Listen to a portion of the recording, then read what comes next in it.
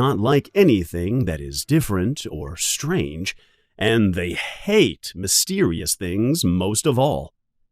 They prefer a life that is calm, ordinary, and without any surprises.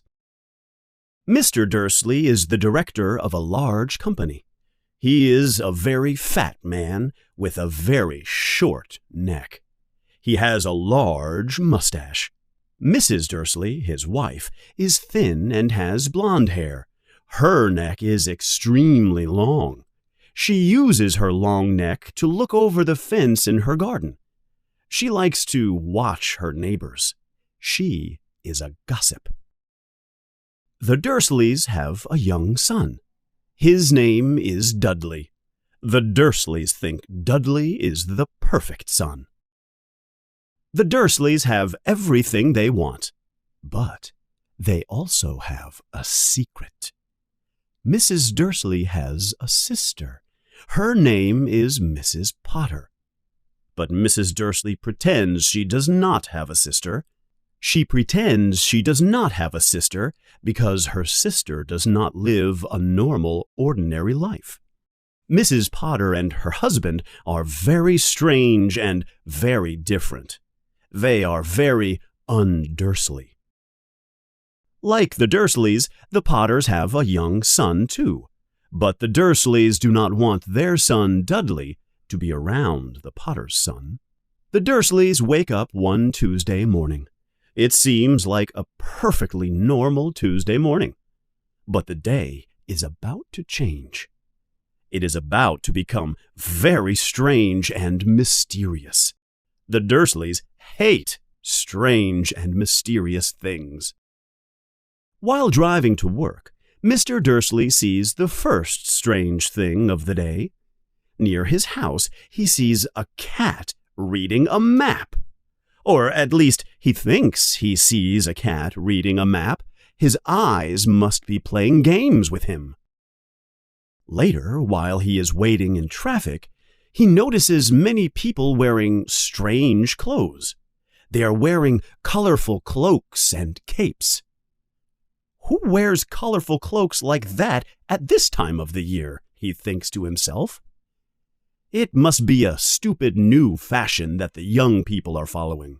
But he notices that some of the strange people are not young at all. They are very old. But the traffic moves forward, and Mr. Dursley forgets about all the strange people he sees. His day at work is very normal.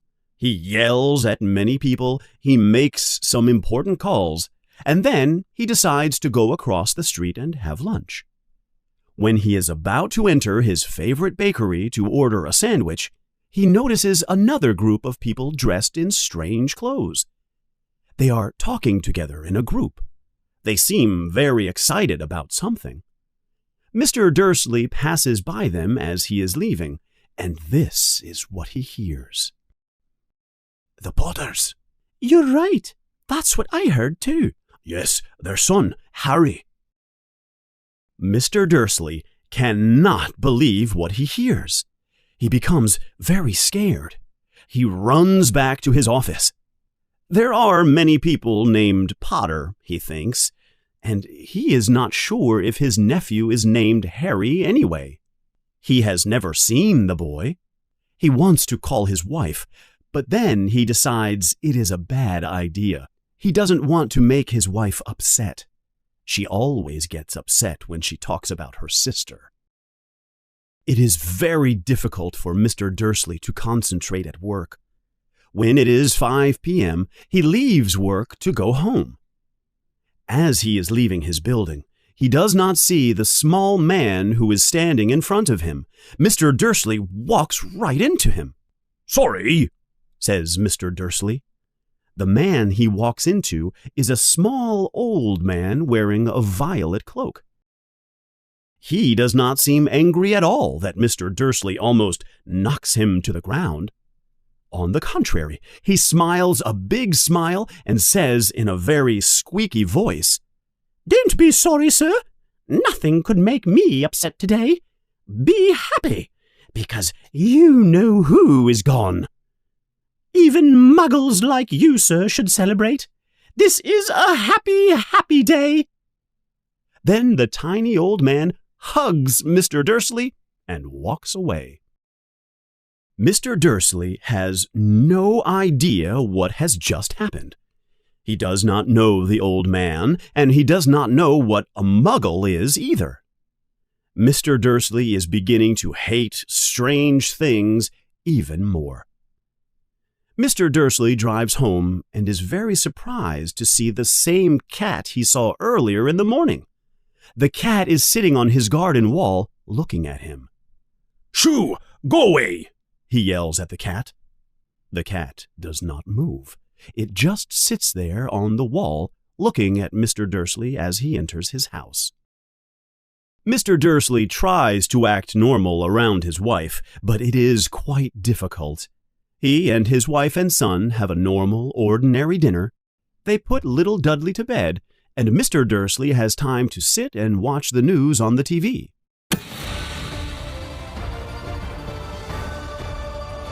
What a strange thing. Bird watchers have noticed very strange behavior by owls all over the country today. Owls are normally only active at night, but today many owls have been seen flying in every direction since this morning. Experts cannot explain this strange behavior. Very, very odd behavior indeed. And now the weather with Jim. Is it going to rain owls later tonight? "Well, Ted," answers the weatherman, "I certainly hope not. But that is not the only strange thing happening today. People from all over the country have been calling me and telling me they have been seeing falling stars, thousands and thousands of shooting stars falling from the sky." Mr. Dursley sits frozen in his chair. Shooting stars all over Britain? Owls behaving strangely? Mysterious people wearing strange clothes and talking about the Potters? At that moment, Mrs. Dursley comes into the living room with 2 cups of tea. Mr. Dursley thinks he has no option. He must say something to his wife. Petunia, dear, have you spoken to your sister recently?" As expected, Mrs. Dursley looks shocked and angry. Remember, she normally pretends she does not even have a sister. "No," she says angrily. "Why?" "Oh, nothing. Just the strange things happening on the news. Owls, shooting stars. And there were funny-looking people in town today. I just thought maybe it had something to do with, people like her." Mrs. Dursley has an angry look on her face. "Their son," continues Mr. Dursley, "would be around Dudley's age now, right? What's his name again? Howard, isn't it?" "His name is Harry. What a nasty, common name that is," answers Mrs. Dursley. "Of course, Harry." Mr. Dursley's heart begins to beat very quickly.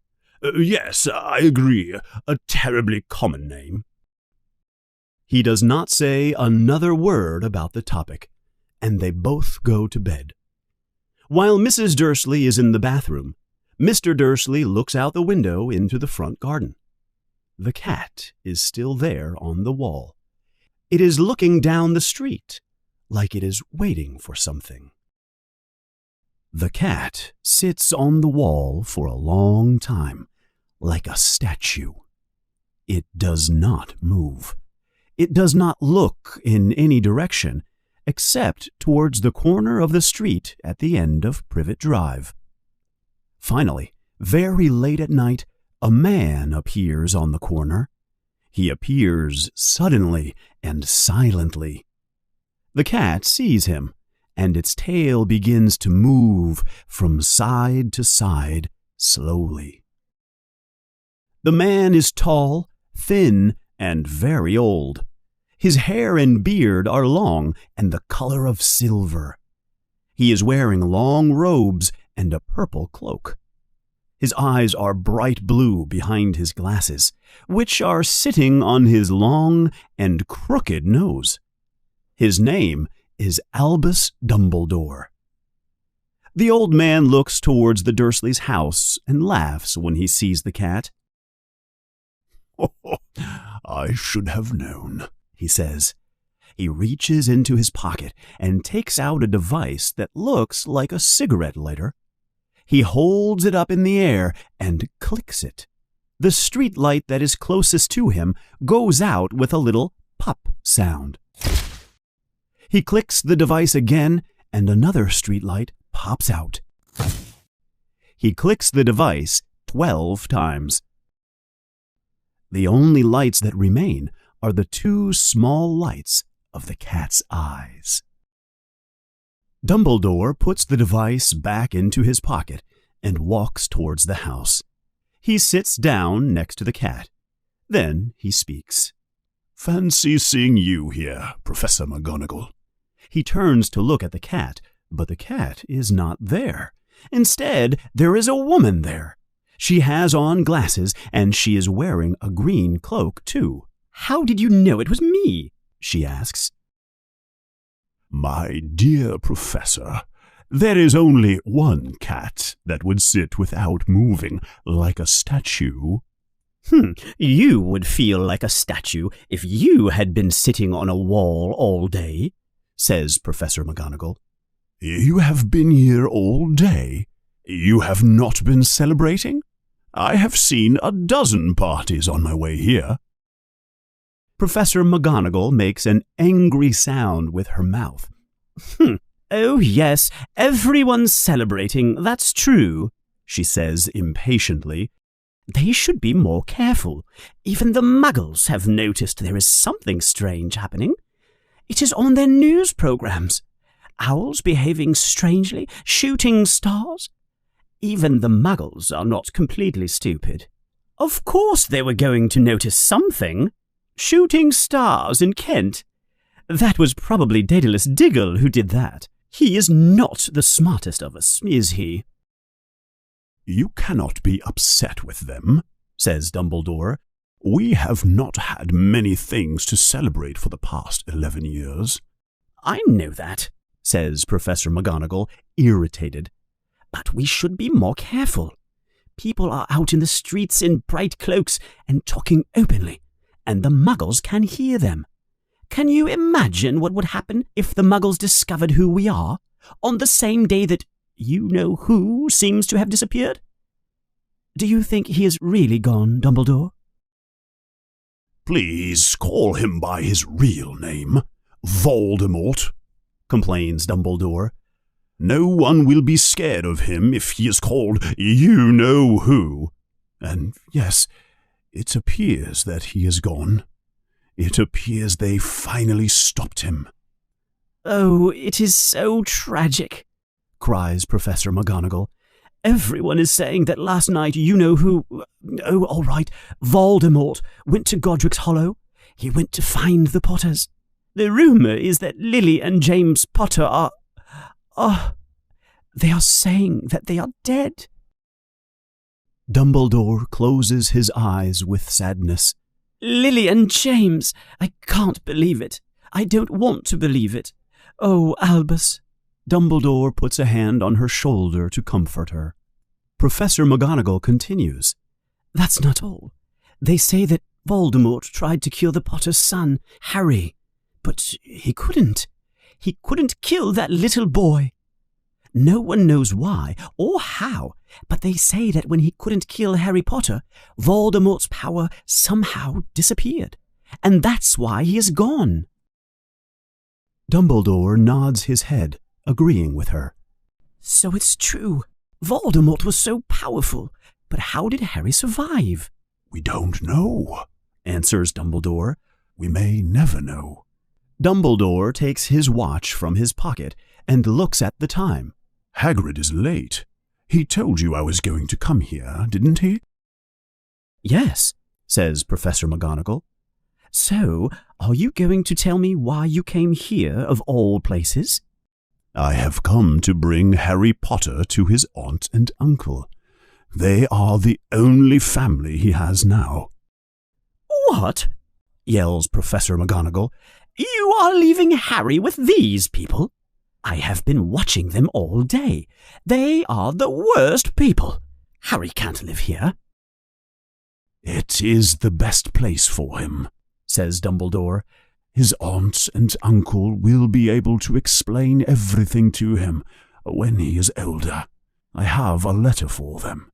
"A letter?" says Professor McGonagall, complaining. "Do you think a letter will be able to explain everything? These people do not understand him. Harry will be famous, you know. He will be a legend. Every child in our world will know his name." "Exactly," says Dumbledore seriously. "He will not remember any of this. He is too young. It will be better for him to grow up away from all of this until he is ready." Professor McGonagall thinks for a moment. "Yes, you're right, of course. But how is Harry getting here?" "Hagrid is bringing him." "Can you trust Hagrid with something as important as this?" "I would trust Hagrid with my life," answers Dumbledore. Suddenly, from a distance, they can hear a low sound. The sound grows louder and louder until there is a loud roar in the sky. A huge motorcycle falls out of the air and lands on the road in front of them. The motorcycle is huge, but the man riding the motorcycle is twice as tall as a normal man and 5 times as wide. His hair is wild, bushy, and black. His beard covers most of his face.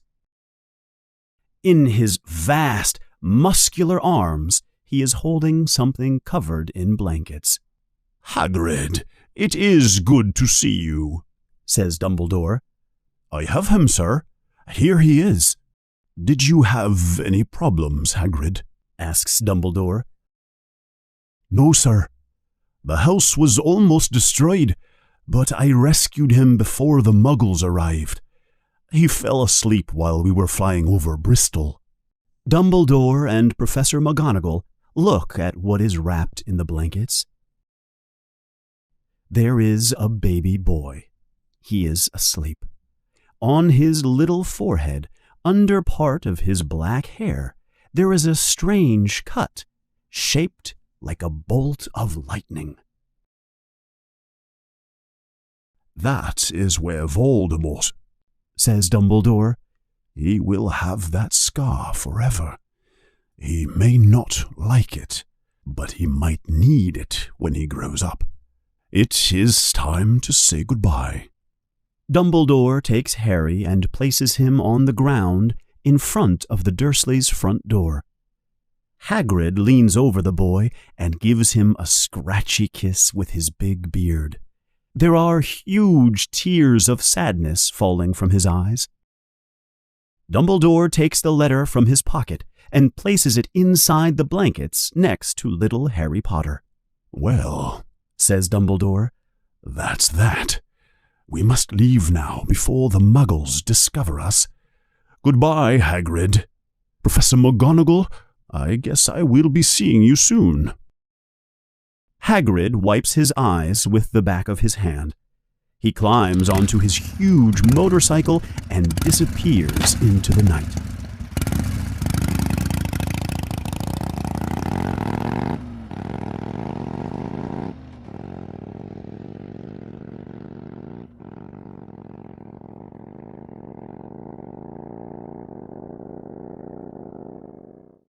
Professor McGonagall blows her nose. She is crying too. Dumbledore walks to the end of the street. He takes out his device and presses the button. 12 balls of light fly back to the street lamps. Before he walks away, he can see a cat walking around the corner of a house across the street. And in front of number 4 Privet Drive, he can see a small pile of blankets. "Good luck, Harry, until we meet again," says Dumbledore. He turns around and Harry does not exist. There are no photos of him anywhere, but Harry Potter is still there. Up, up, up! Wake up! Now, let's go! Harry wakes up suddenly.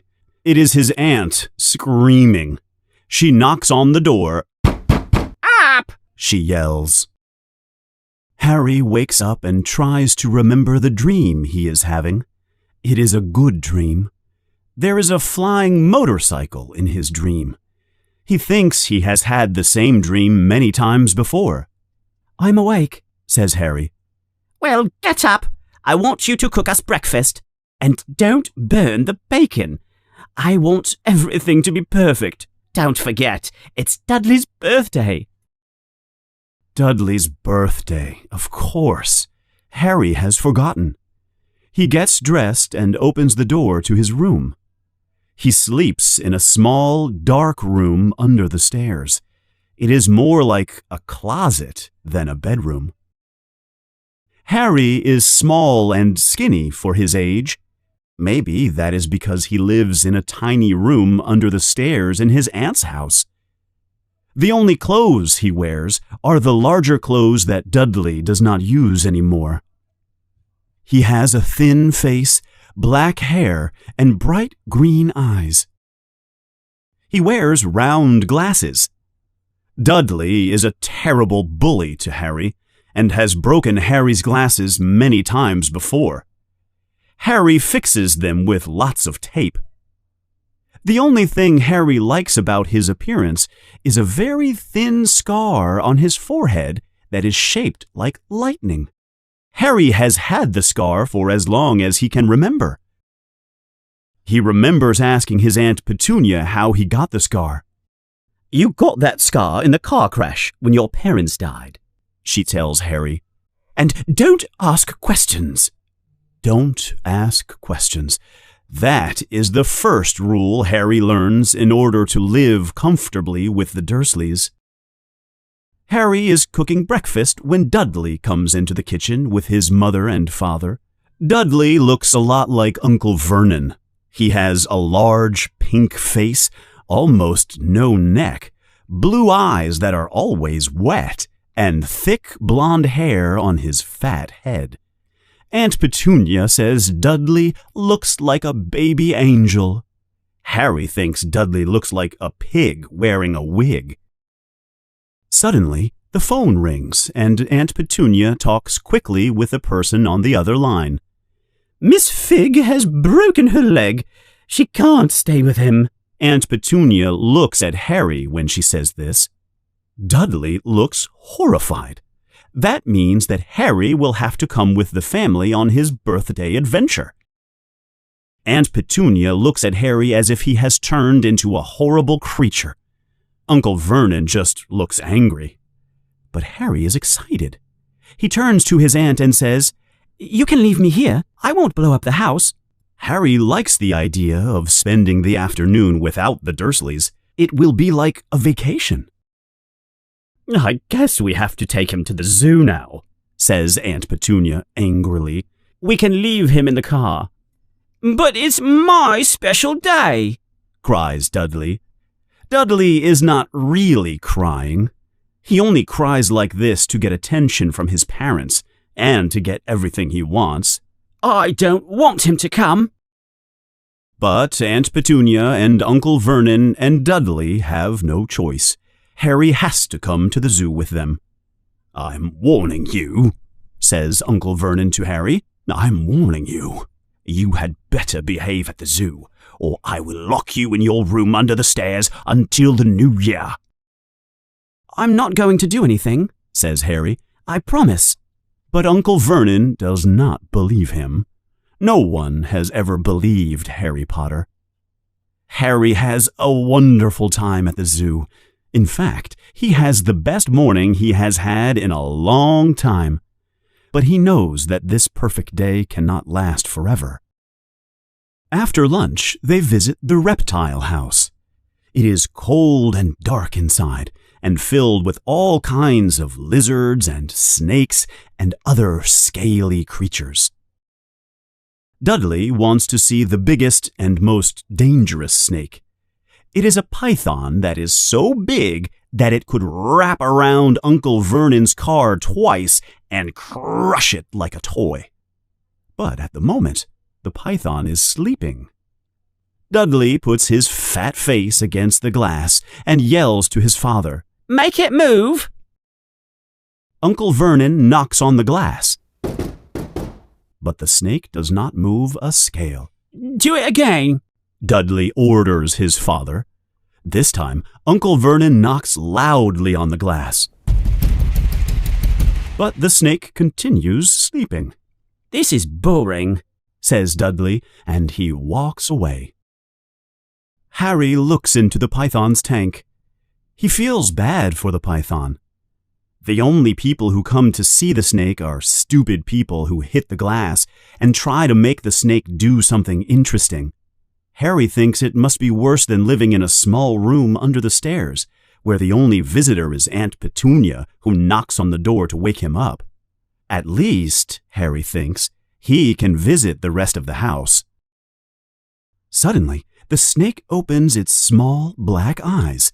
It raises its head very, very slowly until it is looking straight into Harry's eyes. Then it winks. Harry looks closely at the snake. Then he looks around quickly to see if anyone is watching.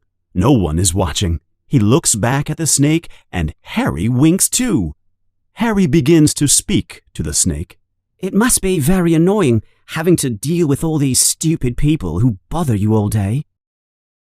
The snake nods its head up and down quickly.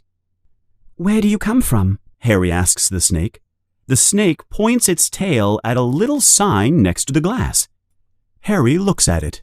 "Boa constrictor. Brazil. Was it nice in Brazil?" asks Harry. The snake points its tail at the sign again, and Harry reads, "This snake was born in the zoo."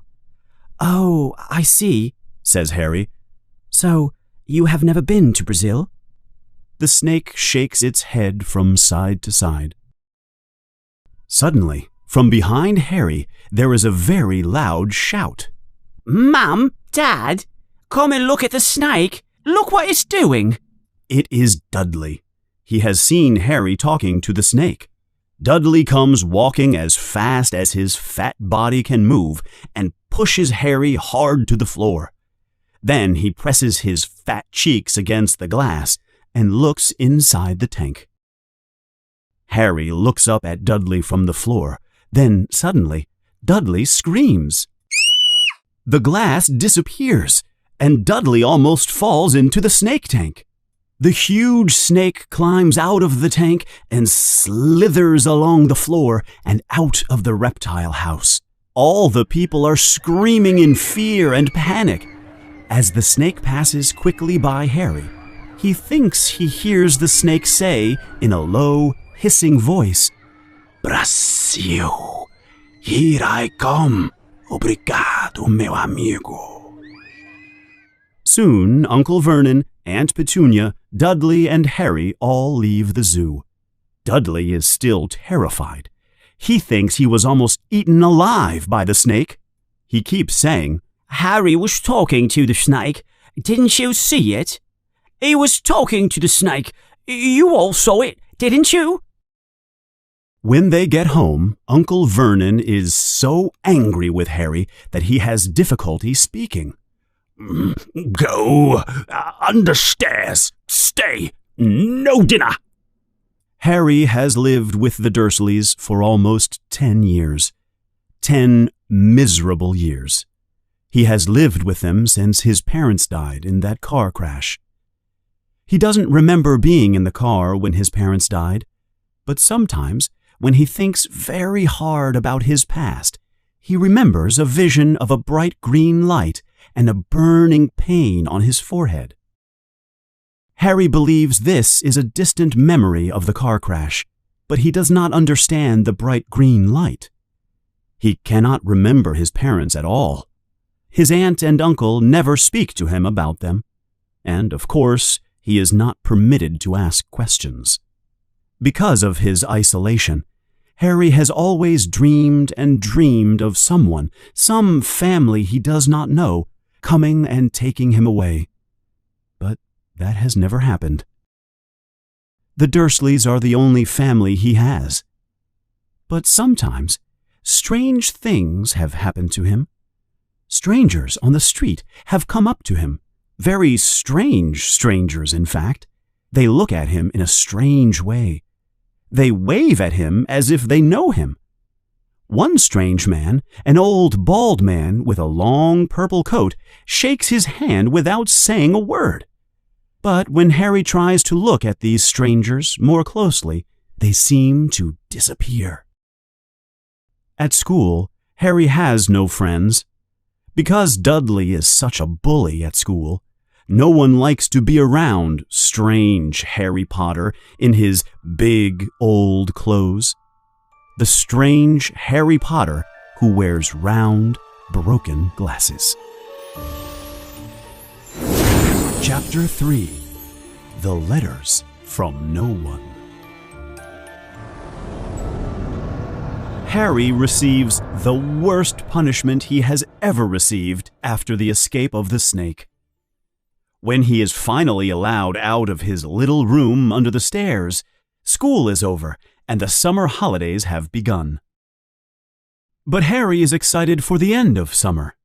When school begins in the fall, for the first time in his life, he will be going to a different school than Dudley. Harry will be going to Stonewall High, and Dudley will be going to the same private school Uncle Vernon went to, Smeltings. One day during the summer, Aunt Petunia goes into London to buy the uniform Dudley must wear at Smeltings. Later that evening, Dudley puts on his brand new uniform and shows his mother and father. Boys who go to Smeltings must wear a maroon jacket, orange shorts, and a straw hat called a boater. They also must carry a stick, like a cane. They use the stick to hit each other in class while the teacher is not looking.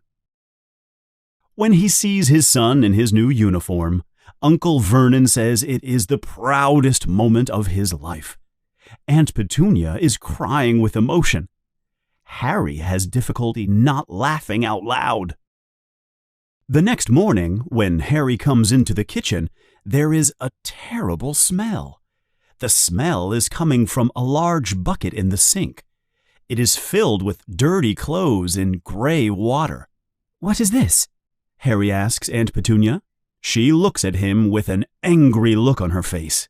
It is never a good idea to ask questions in the Dursley house. "It is your new school uniform. I'm colouring some of Dudley's old clothes for you.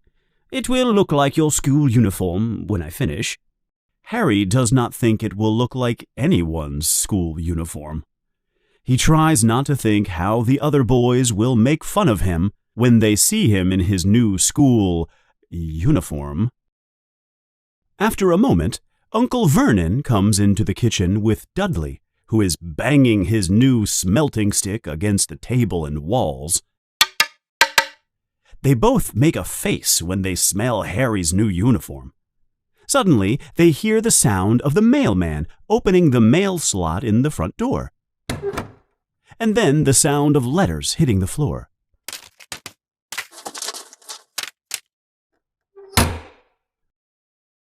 "Get the mail, Dudley," says Uncle Vernon. "Make Harry get it," answers Dudley. "Get the mail, Harry," says Uncle Vernon. "Make Dudley get it," answers Harry. "Go ahead and hit him with your smelting stick, Dudley." Harry jumps out of the way and runs to get the mail. There are 3 things on the floor at the door: a postcard from Uncle Vernon's sister, Marge, a brown envelope that looks like an electricity bill, and a letter for Harry. Harry picks it up and looks at it. His heart begins to beat very rapidly. No one ever in his whole life has ever written a letter to him. Who would write him a letter? He has no friends. He has no other relatives. But here it is, a letter. The envelope is thick and heavy. The address is written in bold emerald green ink, and it is clearly addressed to him, Mr. H. Potter, The Cupboard Under the Stairs, 4 Privet Drive, Little Whinging, Surrey. There is no stamp on it. When he turns the envelope over, he sees a purple seal made of wax. On the seal there is a lion, an eagle, a badger, and a snake, all around a large letter H. "Hurry up, Harry! Bring the mail in here!"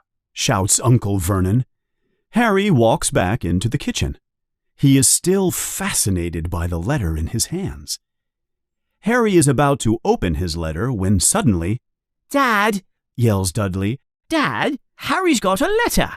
Uncle Vernon pulls it from his hands. Hey, that's mine, says Harry, trying to get it back. "Who would be writing a letter to you?" Uncle Vernon says. Then he opens it and looks at it. His face changes color from red to green faster than a traffic light. Soon it turns gray, like the color of asphalt on the street. "Petunia!" he yells. Aunt Petunia takes the letter and reads the first line. It looks like she will faint. She has difficulty talking. She coughs and says, Oh, Vernon! Oh, my goodness, Vernon! They look at each other with scared faces. They completely forget that Harry and Dudley are still in the room. Dudley does not like to be ignored, and he says very loudly, I want to read that letter. I want to read it, Harry says furiously. It is my letter. "Out!" yells Uncle Vernon. "Both of you!" He pushes Harry and Dudley out of the kitchen and closes the door. Harry and Dudley fight to see who has the best position to listen at the door. Harry loses and has to lay on the floor and look under the door. Dudley listens through the keyhole. They know he's here, says Aunt Petunia. But how do they know where he lives? Under the stairs? They might be following us, spying on us, Uncle Vernon says in a scared voice. What should we do, Vernon? asks Aunt Petunia. We must ignore it. If they don't get an answer, yes, we won't do anything.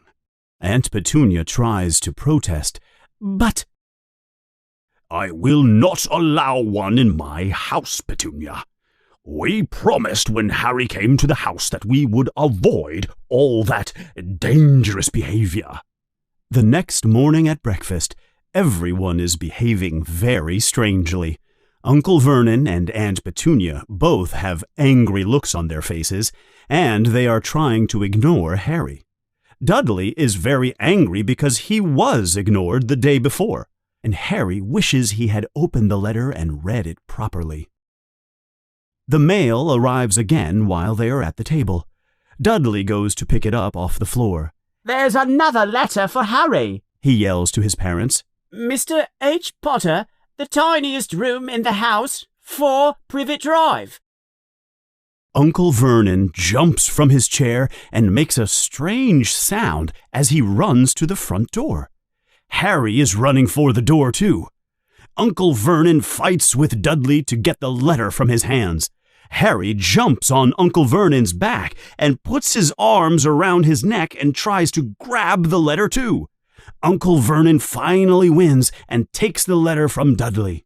Go to your closet, Harry. To your room. Uncle Vernon is scared. Someone powerful knows where Harry lives.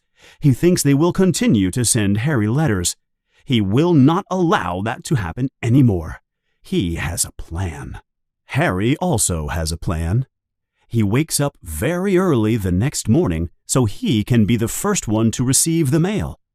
His plan is to wait for the mailman outside on the corner of Privet Drive and get the letters first. Harry is walking down the corridor towards the door.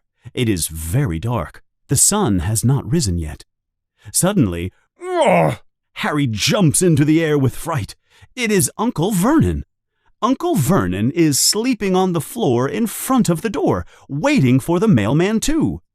Harry has just stepped on Uncle Vernon's face. Harry is told to go back to his closet again. Soon Harry can hear the mail slot opening and closing, and the letters fall into Uncle Vernon's hands. Harry looks out of his little room and sees there are 3 letters for him, but Uncle Vernon is tearing them into little pieces. Uncle Vernon does not go to work that day. He is too worried about what is happening. The next day, he is waiting at the door for the letters. 12 letters arrive for Harry that day.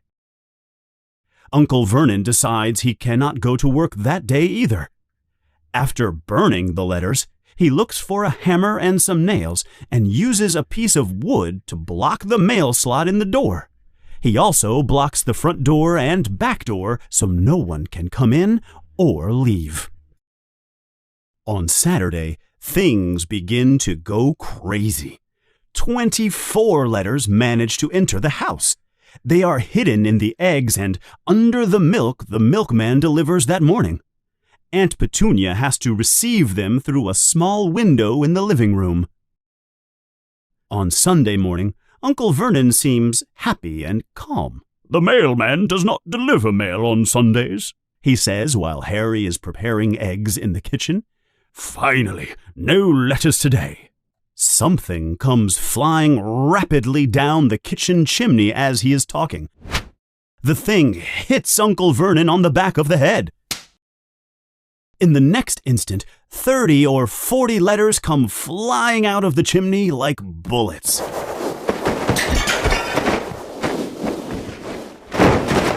Uncle Vernon pushes everyone out of the kitchen and shuts the door behind him. "That's it," he says. "We are leaving. Right now. I want all of you back here in 5 minutes, ready to leave. Pack some clothes and let's go. No arguments." They all pile into the car. Uncle Vernon and Aunt Petunia look scared. Dudley is sad because he cannot bring his VCR and video games. They drive and drive and drive. It seems like Uncle Vernon doesn't know where he is going, and no one has the courage to ask him. They do not stop to eat or drink all day. Dudley was almost crying from hunger. It is the worst day of his life so far.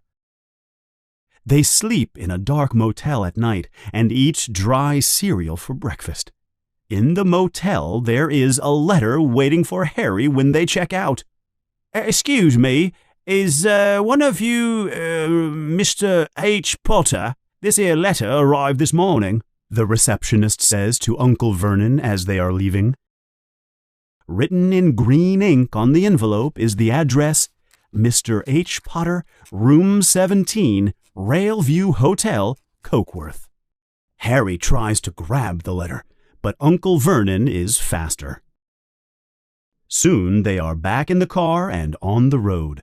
They drive for hours. No one knows what he is looking for. They drive through forests and fields. Uncle Vernon stops in the middle of a long bridge and looks around, but he obviously does not like what he sees. He gets back into the car and drives away. "Daddy has gone crazy, hasn't he?" Dudley asks Aunt Petunia as they stop in a parking garage near the sea. "It's Monday. I want to watch the new episode of The Great Umberto," he continues. Monday, thinks Harry. Then he remembers. Tomorrow is his 11th birthday. His birthdays are never fun, but turning 11 only happens once in your life. Uncle Vernon returns to the car after going into a shop near the parking garage. He is carrying something long and thin in a paper bag. "Out, everyone out. I found the perfect place. Let's go," he says. Uncle Vernon is pointing into the distance, out into the sea. He is pointing at a little cabin on a rock far into the water. For sure there is no television on that island, thinks Harry. They walk down to the pier and get into a little boat with oars. "All aboard!" yells Uncle Vernon. It is very cold in the boat. The wind is beginning to blow very hard, and it starts to rain. A storm is coming. They row for hours until they reach the rock island. They climb an old path up to an old, broken-down house. It is horrible inside. It smells like old seaweed and fish. The wind and the rain come through holes in the walls and ceiling. There are only 2 rooms, and Harry has to share a wet and uncomfortable room with Dudley. As night comes, the storm begins to blow stronger and louder. Uncle Vernon and Aunt Petunia go to sleep in one dirty bed, and Dudley sleeps in the other bed in the other room. Harry has to find the softest place on the hard floor. He has only a dirty old blanket filled with holes to keep him warm. Harry cannot sleep. He waits excitedly as his birthday comes closer and closer. Just before midnight, he begins to hear strange sounds from outside. Something hard hitting a rock. Noises that sound like footsteps. 30 seconds to go. 20, 10, 9. Harry thinks about waking Dudley up just to annoy him. 3, 2, 1. Boom! The whole house shakes. Harry sits up in surprise. He looks at the door. There is someone outside. They want to come in. Chapter 4. The Keeper of the Keys.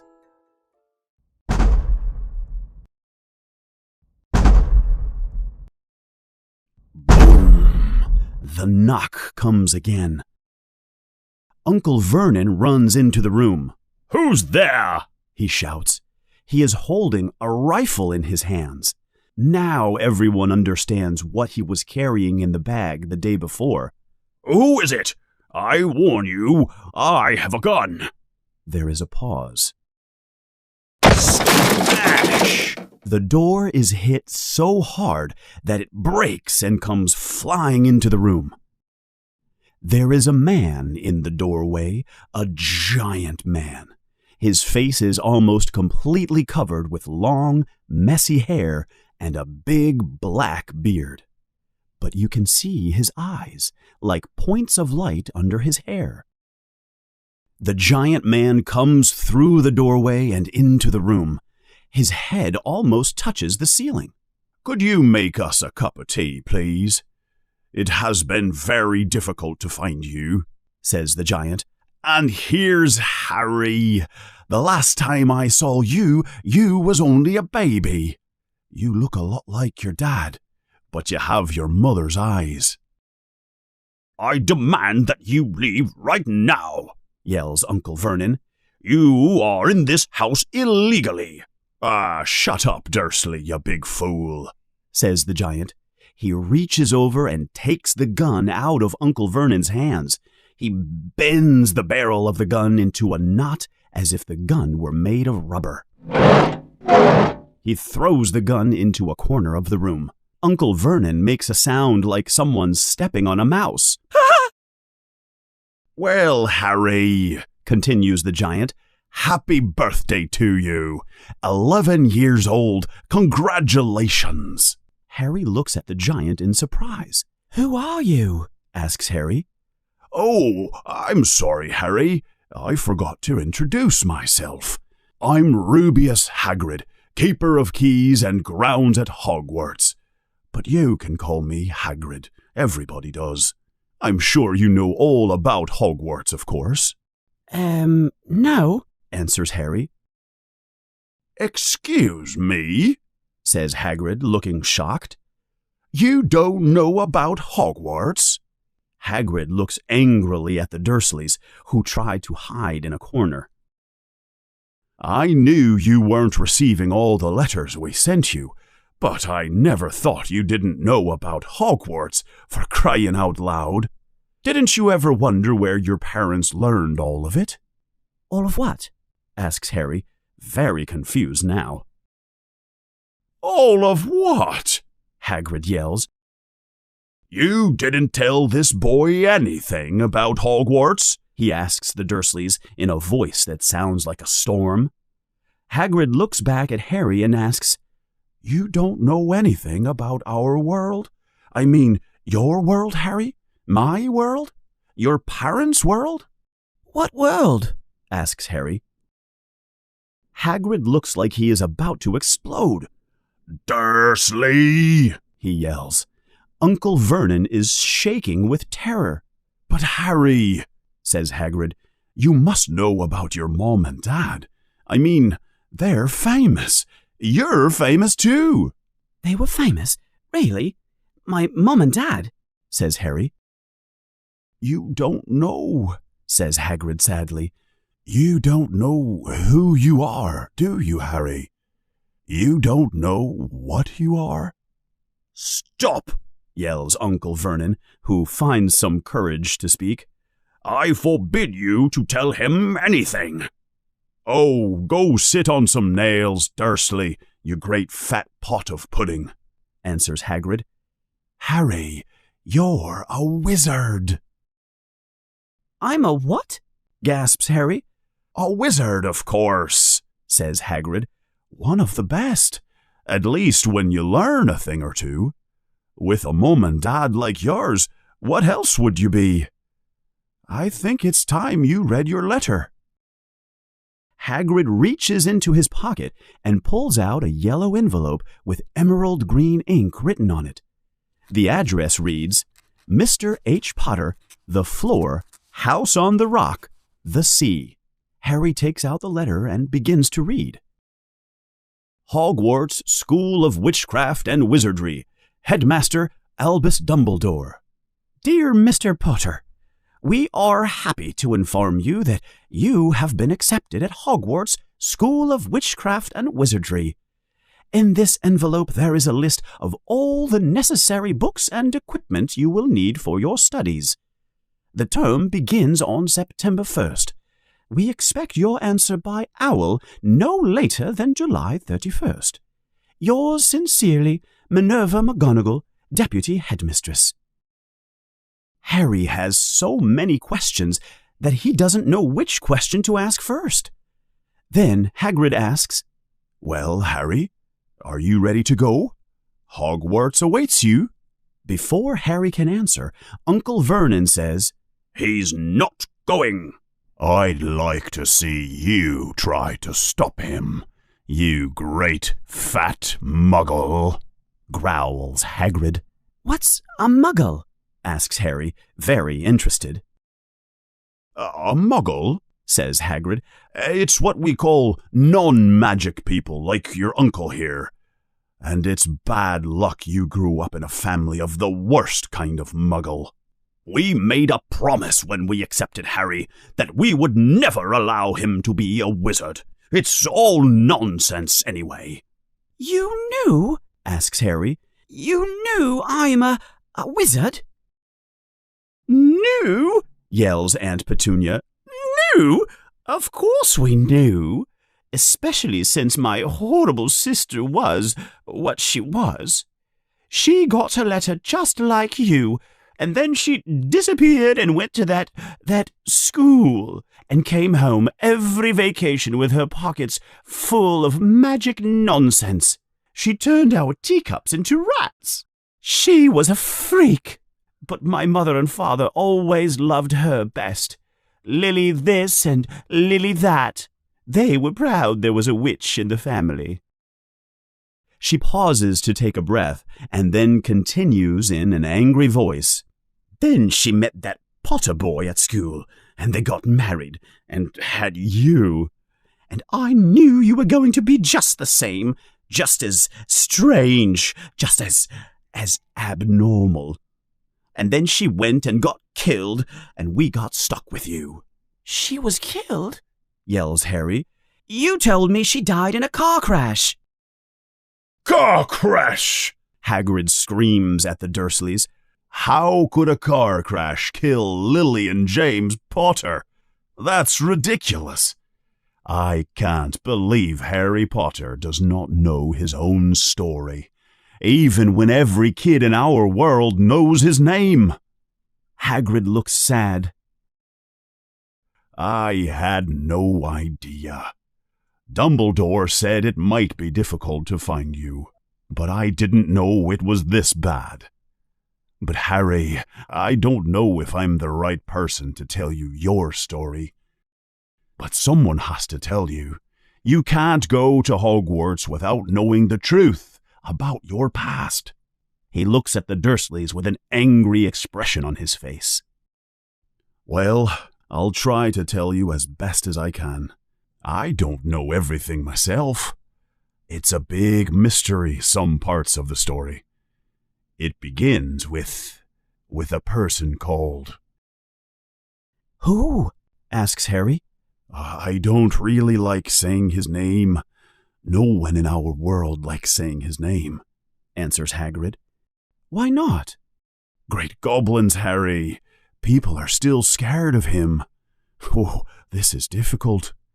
Well, there was this wizard who turned bad as you could be. Worse than worse. His name was—" Hagrid cannot finish. Finally, he says slowly in a low voice, "His name was Voldemort. I can't say it again, Harry.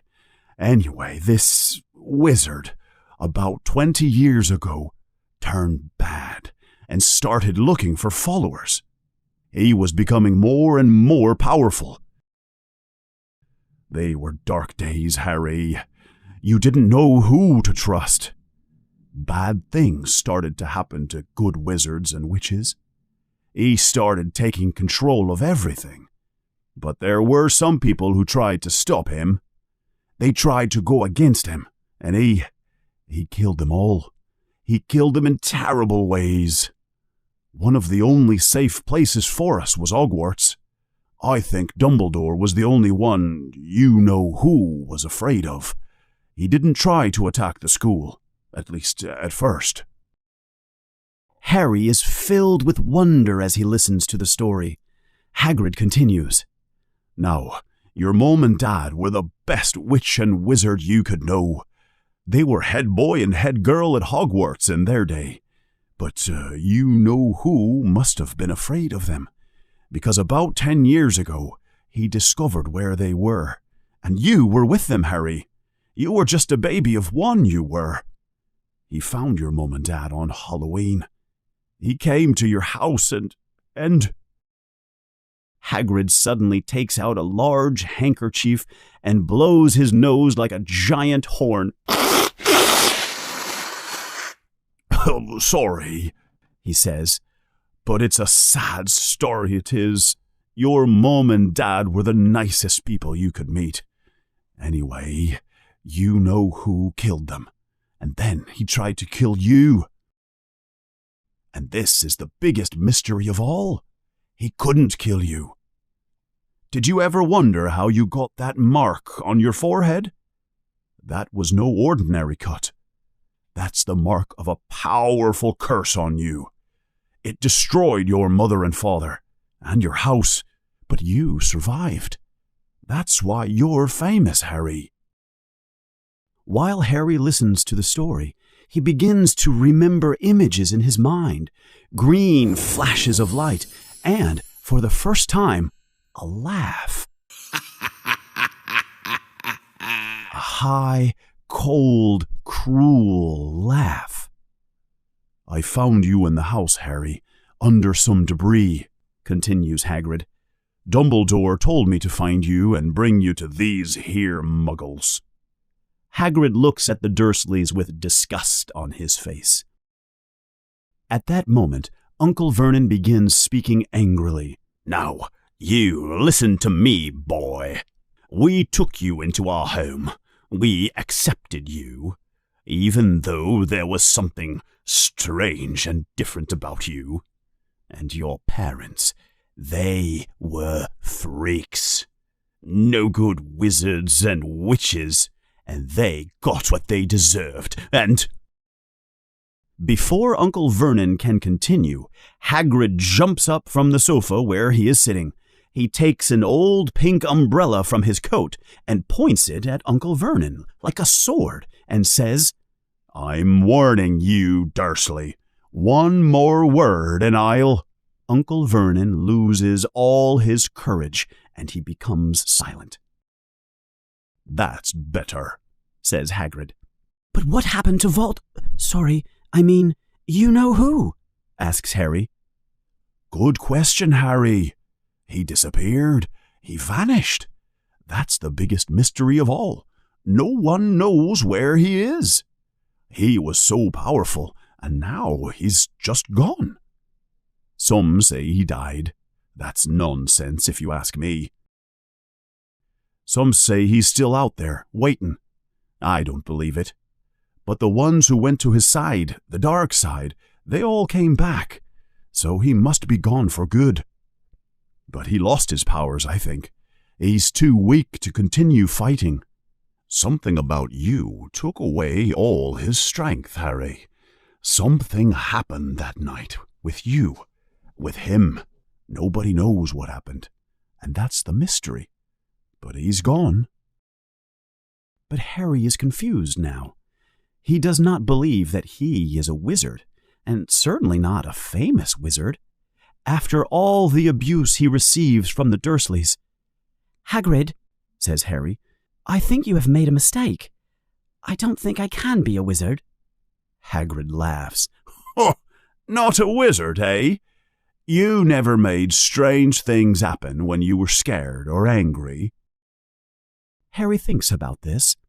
All the things that have made the Dursleys angry with him have happened when he was angry or upset, especially at the zoo a few days ago. He made the glass disappear, and he let the boa constrictor free, right? Harry looks back at Hagrid and smiles.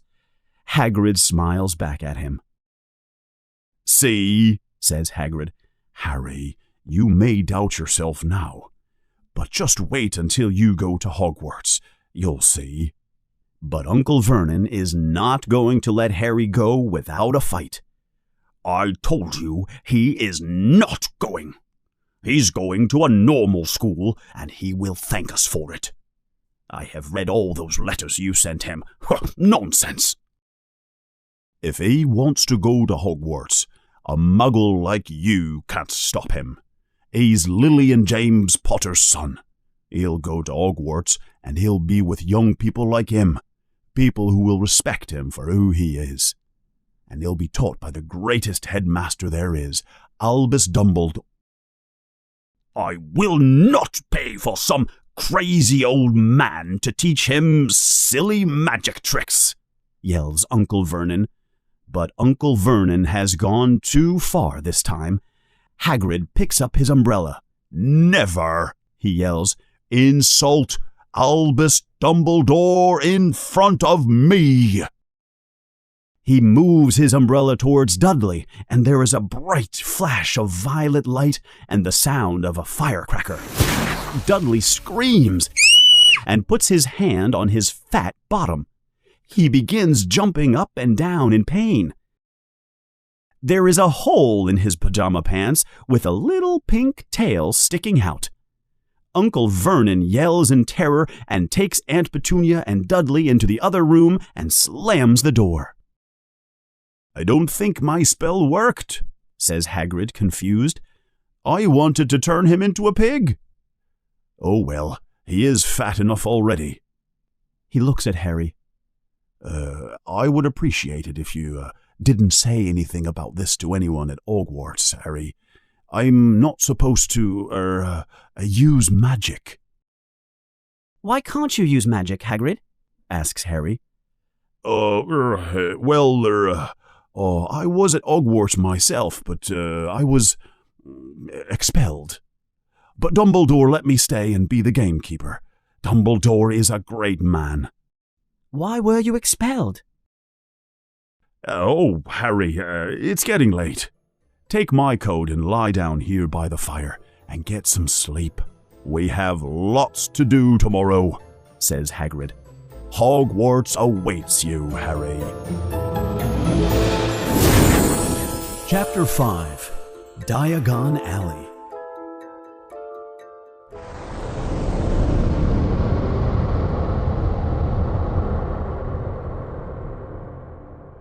Harry wakes up early the next morning. He tells himself that everything is just a dream. There is no giant named Hagrid. There is no school for wizards. I am still in my room under the stairs, he thinks. But it is such a good dream that he keeps his eyes closed. But he finally sits up and opens his eyes. To his surprise, he is not in his little room under the stairs. He is in the old, broken-down house on the rock in the middle of the ocean. And there, on a sofa in front of him, is a sleeping giant. It is Hagrid. Harry cannot believe it. He is so happy, he feels like he will explode. Hagrid opens his eyes, yawns with a huge open mouth, and stretches. Good morning, Harry. I hope you slept well, says Hagrid. He looks up at the sun coming through the window and says, It's time to go, Harry. We've lots to do today. We have to get to London to buy all your things for school. Harry suddenly feels sad again. Hagrid, he says, I don't have any money to pay for anything. You heard Uncle Vernon. He won't pay for the school. Don't worry, Harry, says Hagrid as he stands up. Your parents left you something at Gringotts. It's a bank for wizards. Wizards have banks? Just the one, Gringotts. It's operated by goblins. Goblins? Harry asks. He can't believe his own ears. That's right. It's the safest place in the world to keep your important things. I have to visit Gringotts anyway, for Dumbledore, Hagrid explains. Do you have all your things? Good. Let's go then. Outside on the rock, the sky is clear. The storm is gone. But the little boat is there waiting for them. Harry, says Hagrid, I'm not supposed to use magic outside of Hogwarts, but we can go a lot faster in the boat with some magic. I won't say anything, Hagrid, says Harry. He is excited to see some more magic. Hagrid takes out his pink umbrella and taps the side of the boat twice. The boat speeds away back to land. They leave the boat and finally arrive at the train station in the little town. Luckily, there is a train leaving in 5 minutes for London. On the train, Hagrid asks, Harry, do you still have your letter? Harry takes the letter out of his pocket and shows it to Hagrid. Good. It has a list of everything we need to buy for you. Harry looks at the paper. There is a long list of things he needs to buy, including things for his uniform. 3 sets of plain black robes, a pointed hat, some gloves made of dragon skin, and a winter cloak. Then there is a list of books about spells and the history of magic, a beginner's guide to transfiguration, a book on herbs and fungi, a book on potions, one about beasts and where to find them. Then there is a book on the dark forces. The list also includes a wand, a cauldron, a telescope, and a set of scales and a set of glass cups. Harry reads out loud from the paper. Students may also bring an owl or a cat or a toad, but no broomstick. Can we buy all this in London, Hagrid? If you know where to go, answers Hagrid. Soon they arrive at the London train station. They walk for some time down the narrow streets until they arrive at a small, dirty-looking bar. This is it, says Hagrid. The Leaky Cauldron. It's a famous place. Harry and Hagrid enter. It is dark and dirty. There are a few people sitting at the bar and sitting at tables, and they all stop and stare when they see Harry. Good Lord, says the bartender, looking closely at Harry. Can it be? Well, I cannot believe it. It is Harry Potter. What an honor. The bartender, who is a little old bald man, comes quickly towards Harry and shakes his hand. There are tears in his eyes. "Welcome back, Mr. Potter. Welcome back." Everyone is looking at Harry. Then they all get up and come say hello. A young man with a very pale face comes towards Harry. "Professor Quirrell," says Hagrid. "Harry, Professor Quirrell will be one of your teachers at Hogwarts." "Mr. Potter," stammers Professor Quirrell, "I am so happy to finally meet you." "What kind of magic do you teach, Professor Quirrell?"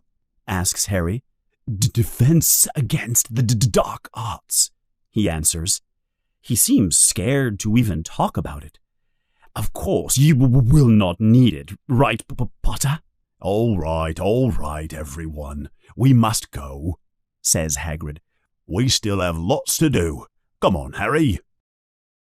As they leave, Hagrid looks at Harry and says, "See, Harry, I told you you're famous." They soon arrive at a small courtyard. There is nothing there but a stone wall. "Now, where's my umbrella?" Hagrid asks himself. "Oh, here we go. 3 stones up, 2 stones across." He taps the wall with his umbrella, and suddenly the stones begin to move and shift. In front of Harry, a large archway appears out of nowhere. There is an old stone street that twists this way and that, then disappears into the distance. "Welcome to Diagon Alley," says Hagrid. Harry is filled with amazement. They walk through the arch, and then Harry looks behind him. The opening they have just walked through begins to close.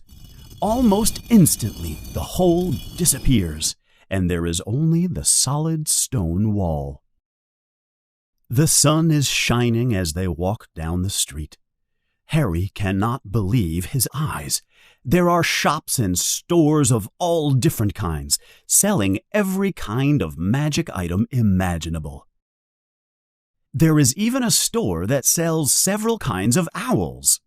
There are broomstick shops and cauldron vendors, robe makers, and potion sellers.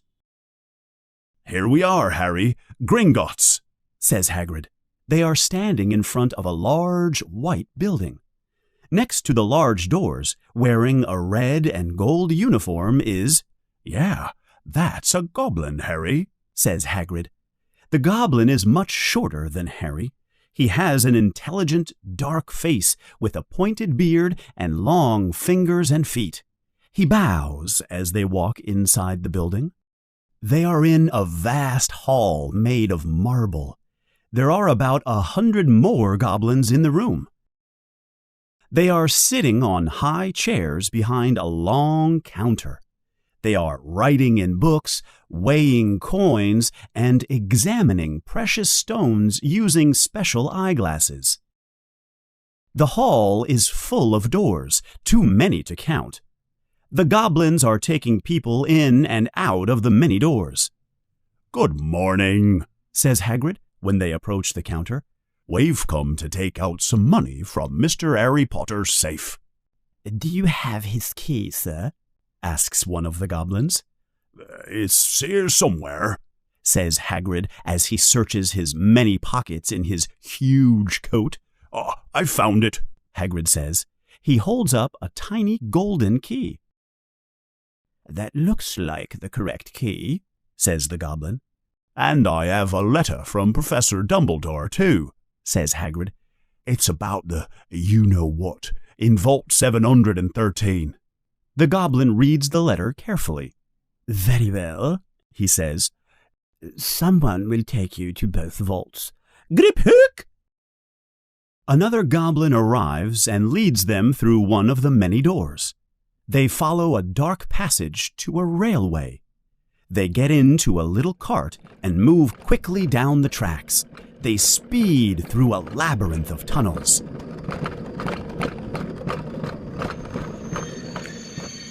Finally, they arrive at a small door in the passage wall.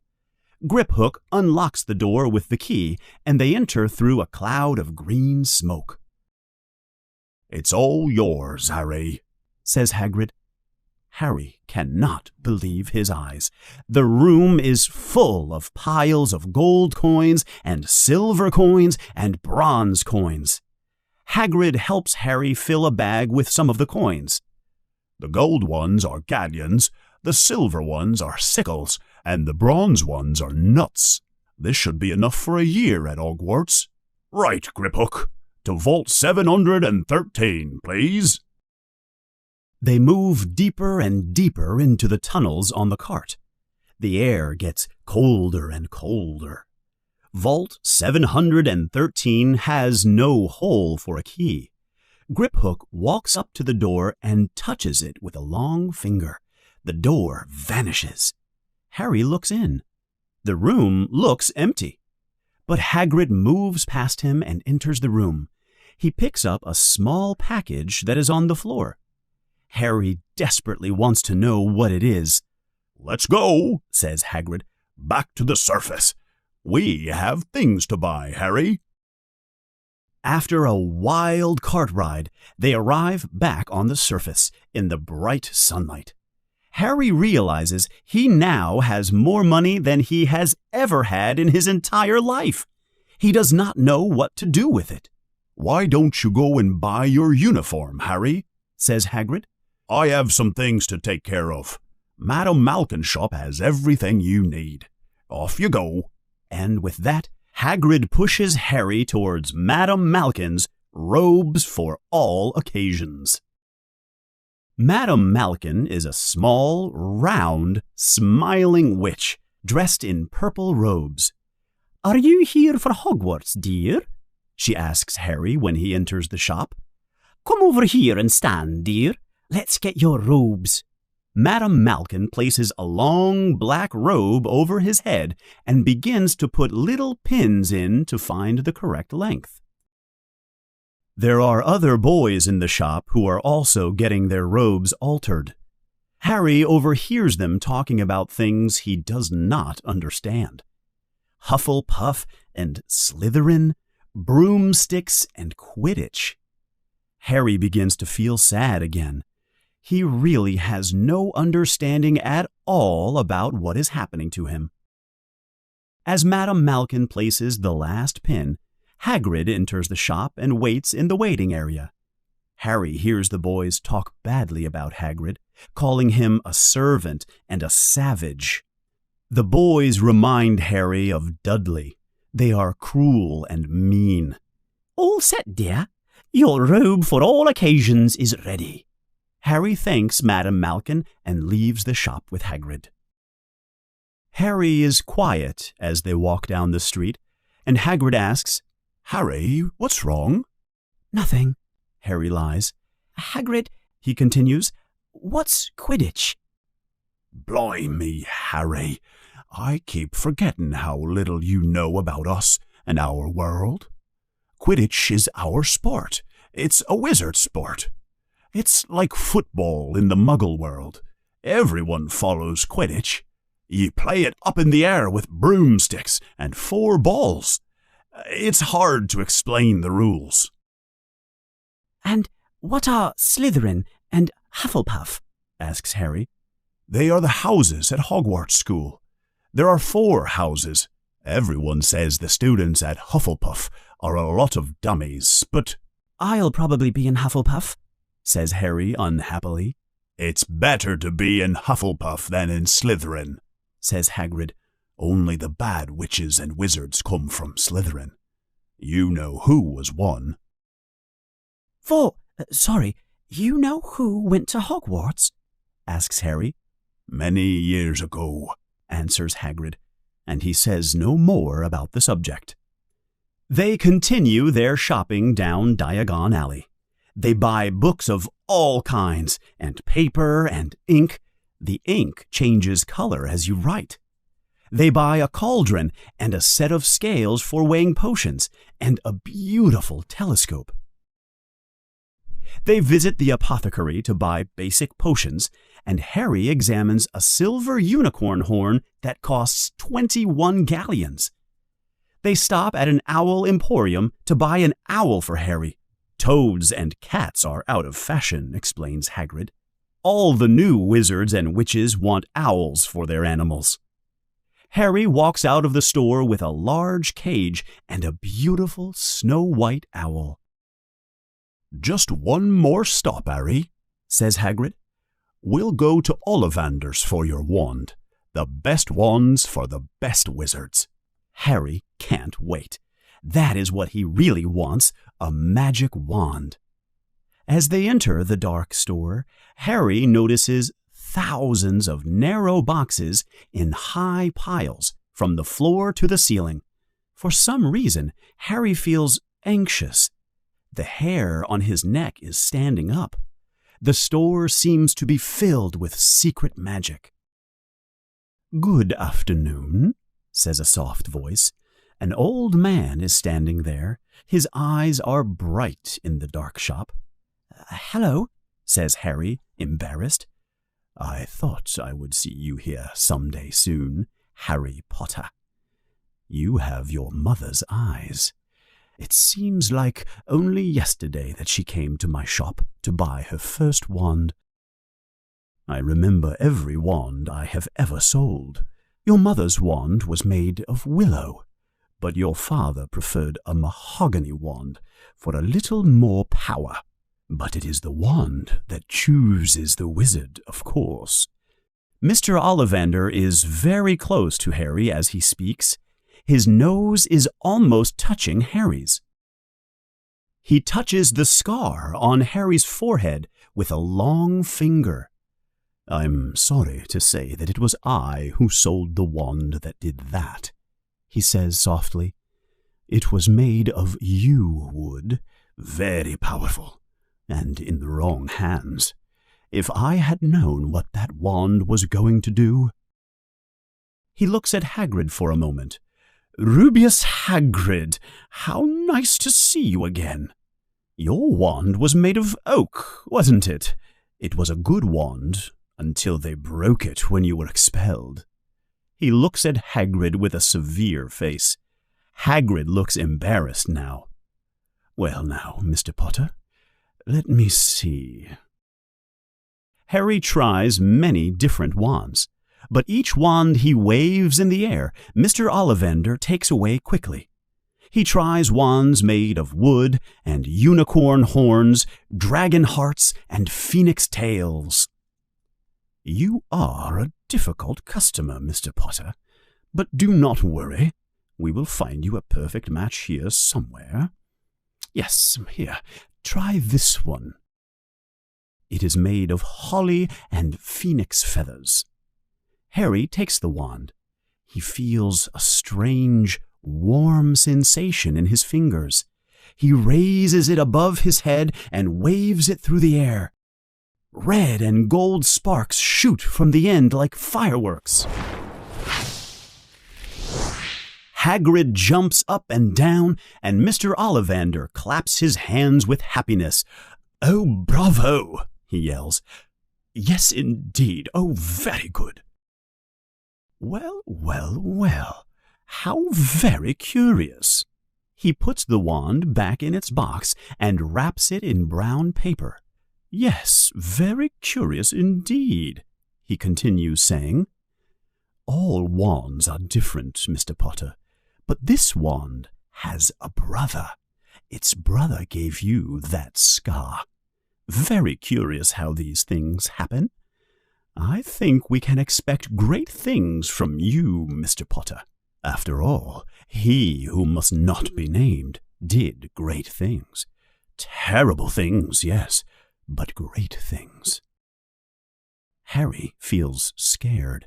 He is not sure if he likes Mr. Ollivander very much, but he pays the 7 gold galleons for his wand and leaves the shop. They make their way back down Diagon Alley, through the arch in the stone wall, all the way back to the train station. Harry has a ticket back home to the Dursleys. Before the train leaves, he says to Hagrid, "Everyone thinks I'm special.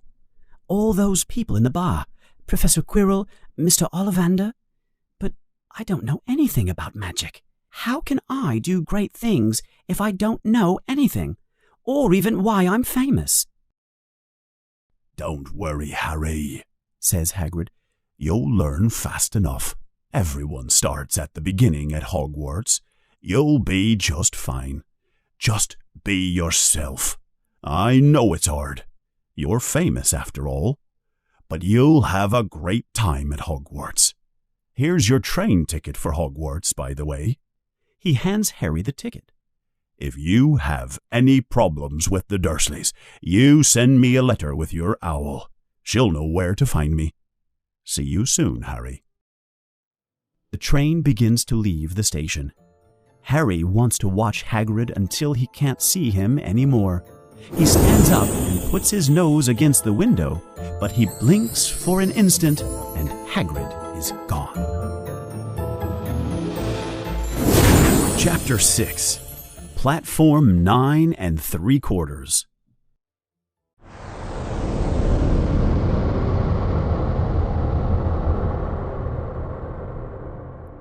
Harry spends the next month with the Dursleys. Dudley is now afraid of Harry, and Uncle Vernon and Aunt Petunia pretend Harry does not exist. It is a very depressing month for Harry, but he stays in his room with his new owl for company. He names her Hedwig, a name he discovers in his book, A History of Magic. Each lonely day, Harry checks off a box on his calendar. He can't wait until September the 1st, the first day of school at Hogwarts. On his last night with the Dursleys, he convinces Uncle Vernon to take him to the train station the next day. He seems very happy to take him there. It is obvious that the Dursleys do not want him in their house any longer. The next day, when they arrive at the train station, Harry has no idea what to do or where to go. There is no platform 9 3/4. He asks several guards, but they laugh at him and think he is crazy. Harry begins to feel desperate. He tries not to panic when the large clock in the train station says he only has 10 minutes before his train leaves. Has Hagrid forgotten to tell him something about the train? Or the platform? He thinks. Do I have to tap something with an umbrella? At that moment, a group of people pass by Harry, and he hears some of their conversation. "The station is full of muggles, of course." Harry looks quickly at the woman who is talking. She is talking to 4 boys. All of them have red hair the color of fire. Each of them has a trunk like Harry's, and there is an owl with them. Harry begins to follow them, pushing his cart with his trunk. When they stop, he stops and listens to what they are saying. "Now, boys, what's the platform number again?" asks the mother. 9 3/4. Answers a small girl who is holding her mother's hand. Mummy, I want to go too. You're not old enough yet, Ginny. All right, Percy, you go first. A tall boy, probably the oldest of the 4, walks towards a barrier between platforms 9 and 10. Harry watches and tries not to close his eyes. He does not want to miss anything. The boy is about to reach the barrier, and suddenly a group of tourists walks in front of him. When they are gone, the boy is gone too. "Fred, your turn," the mother says. "I'm not Fred, I'm George," says the boy. "I can't believe you call yourself our mother. I know we're twins, but you still can't tell us apart." "Sorry, George, dear." "I'm just joking, Mother. I am Fred," says the boy as he walks with his twin brother towards the platform barrier. One moment the boys are there, and then suddenly they are not. They have disappeared completely. But Harry cannot see how they do it. He finds some courage and approaches the mother. "Excuse me," Harry says to the woman. "Hello, dear," she says. "Is this your first time at Hogwarts? Ron is new too. She points to her last and youngest son. He is tall and thin, with freckles, big hands and big feet, and a long nose. You don't know how to find the platform, do you, dear? It's easy enough. Just walk through the barrier between 9 and 10. Don't stop and don't be scared. You can run through if you're nervous. That might help you. Go ahead, go before Ron. Harry looks at her, a bit confused. Okay, he answers. Pushing his cart with his trunk on it, he walks towards the barrier. People around him bump into him as he walks. The barrier gets closer and closer. He will hit the barrier for sure, he thinks. He begins to run. The cart is out of control now. He closes his eyes. The barrier is right there. Then it is not.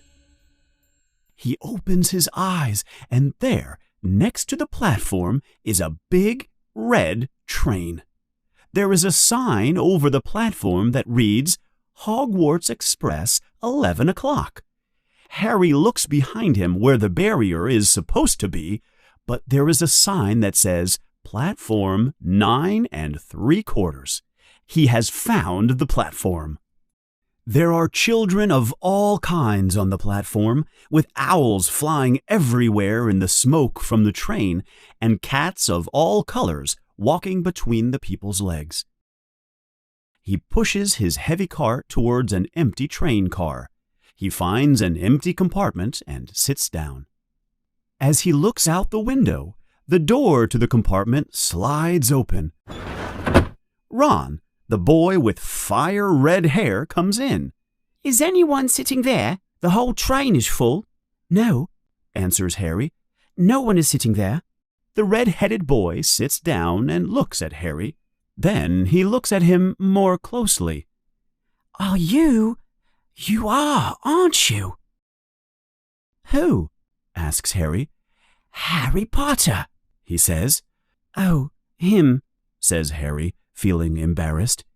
Yes, I'm him. Is that the scar? Wow! So that's where you know who did you know what? Yes, says Harry.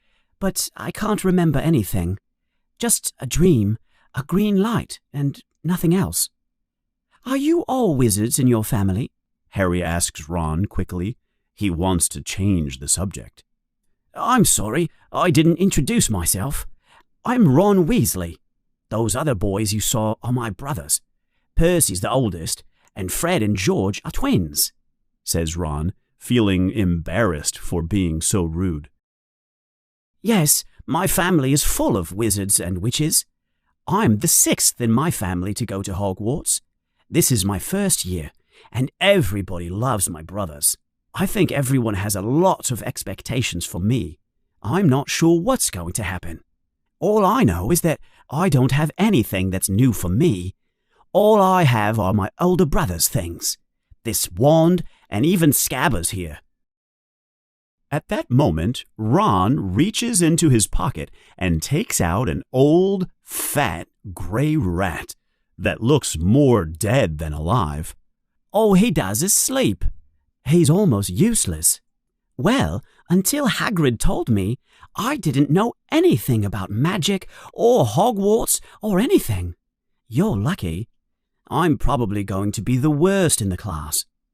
You won't be, Harry. There are lots of new students, and you'll learn quick, I'm sure. Harry doesn't know if he believes Ron, but he feels a little better.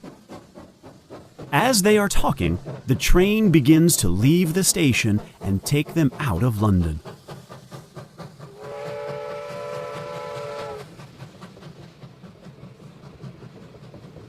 After some time, Ron says, "Watch this." He takes out the old wand his older brother has given him. I've been practicing a magic trick. I've been trying to turn my rat yellow, but I've been having some difficulty. He waves his wand and is about to say some magic words when the compartment door slides open. There is a girl in the doorway. She is already wearing her new Hogwarts robes. Has anyone seen a frog? One of the other boys has lost his. She has lots of bushy hair and a very bossy voice. We haven't seen one, answers Ron, holding his wand in the air. Are you doing magic? The girl asks. Let's see it then. She comes in and sits down without asking. Ron is shocked. All right, he says. He clears his throat and begins. Sunshine and daisies and buttermellow. Turn this stupid fat rat yellow. He waves his wand over the rat, but nothing happens. The rat is still asleep, it is still fat, and it is still gray. That's not a very good spell, is it? Asks the girl in her bossy voice. I've tried a few spells, just to practice, and they have all worked for me, and nobody in my family is magic at all. I'm Hermione Granger, by the way. Who are you? She says all this very fast. I'm Ron Weasley, Ron answers in a low voice. Harry Potter, says Harry. Are you really? Says Hermione. I know all about you, you know. I bought some extra books just to be prepared, and you're in modern magical history, and in the rise and fall of the dark arts, and in great wizarding events of the 20th century. Am I? Asks Harry in amazement. Of course you are. Do either of you know what house you'll be in? I hope I'm in Gryffindor. It sounds like it is the best house. They say Dumbledore was in Gryffindor when he was studying at Hogwarts. But Ravenclaw sounds good too. Anyway, we need to look for Neville's frog that he lost. And you two should change into your Hogwarts clothes. We'll be there soon. Hermione stands up quickly and leaves. Ron leans over towards Harry and says, Whatever house I'm in, I hope she's not in it. Harry and Ron both laugh loudly. What house are your brothers in? Asks Harry. Gryffindor, answers Ron. My whole family was in Gryffindor. I'm afraid what they will think if I don't get in too. What if they put me in Slytherin? At that moment, the door to the compartment slides open. Harry recognizes the boys. They are the boys he has seen on Diagon Alley, the ones saying mean things about Hagrid in Madame Malkin's robe shop. Is it true? The pale boy in the middle says. He appears to be the leader. They are all saying that Harry Potter is in this compartment. It is you, isn't it? Yes, says Harry. Harry is looking at the two other boys, who are very big. They look like bodyguards. Oh, this is Crabbe, and this is Goyle, says the pale boy. And my name's Malfoy, Draco Malfoy. He looks at Ron with a mean look on his face. Then he says to Harry, You'll soon discover who the best wizard families are, and it is certainly not the Weasleys with their red hair and freckles. You don't want to make friends with the wrong kind of people. I can help you there. He puts his hand out for Harry to shake it, but Harry does not take Malfoy's hand. I can tell who the wrong kind of people are myself, thanks, Harry says with more confidence than he feels. I'd be careful, Potter, if I were you, Malfoy says slowly and meanly. You should be more polite, or the same thing that happened to your parents might happen to you. They didn't know what was good for them. If you hang around the losers like the Weasleys or Hagrid, you may learn some bad habits. Harry and Ron both stand up. Say that again, Ron says. His face is as red as his hair. Why? Do you think you are going to fight us? Asks Malfoy with a mean look in his eyes. We'll fight you unless you get out of here now, says Harry. He does not feel like he can win a fight against Malfoy and his bodyguards. We were leaving anyway, says Malfoy, but we're hungry. Goyle. Goyle reaches for some of the chocolate frogs that are still on the seat, and then screams very loudly. Scabbers the rat has bitten Goyle's finger. Goyle swings his hand around and around in pain. Scabbers flies off and hits the window with a thud. The three boys run away in fear. They think there might be more rats in the compartment. I hate Malfoy, says Ron angrily. Have you heard about his horrible family? Harry shakes his head no. They used to be on the side of you-know-who until he disappeared. Then they came back to our side. They say they were bewitched. My dad doesn't believe them. He says Malfoy's father doesn't need an excuse to go to the dark side. At that moment, the train begins to slow down. There is a voice on the train's loudspeaker. Attention! Your attention, please. We will be arriving at Hogwarts in 5 minutes. 5 minutes till we reach Hogwarts. Leave your luggage on the train. It will be taken to the school separately. The boys quickly put on their wizard robes. Ron's robe is too short for him. His sneakers stick out from under the robe. Finally, the train stops. And all the people exit the train onto the dark platform. It is night. The air is cold, and Harry shivers. Then, in the distance, there is a light that comes towards the students, and Harry hears the familiar voice carrying the light. First-year students, over here. First year's with me. Hello there, Harry. Hagrid's big, hairy face appears in the yellow light of the lamp.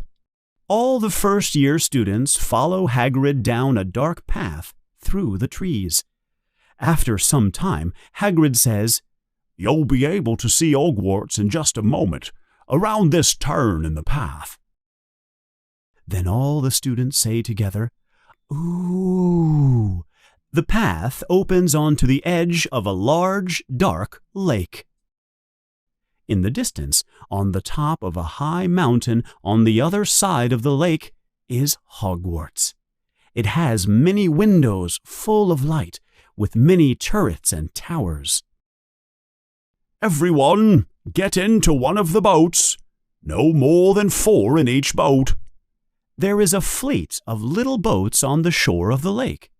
Harry, Ron, Hermione, and Neville, the boy who has lost the frog, get into a boat together. Is everyone in? Asks Hagrid. Okay, forward! The fleet of little boats moves off at the same time across the lake. The lake is as smooth as glass. Everyone is very quiet. No one talks. They look up at the massive castle above. They pass through a dark tunnel and soon come to an underground harbor. It seems like it is underneath the castle. They get out of the boats and wait on a rocky beach. Hagrid is helping the children when they need it. Hey, you there, says Hagrid to one of the boys. Is this your frog? Hagrid has found the frog in one of the boats. Trevor, where have you been? Cries Neville happily. He takes the frog from Hagrid and follows the other children as they move up a long passage. The passage leads to a large grass field in the shadow of the castle. Is everyone here? Asks Hagrid. Right, then. They follow him up a large flight of stairs to a huge front door made of hard oak wood. Hagrid raises a gigantic hand and knocks 3 times on the castle door. Chapter 7. The Sorting Hat.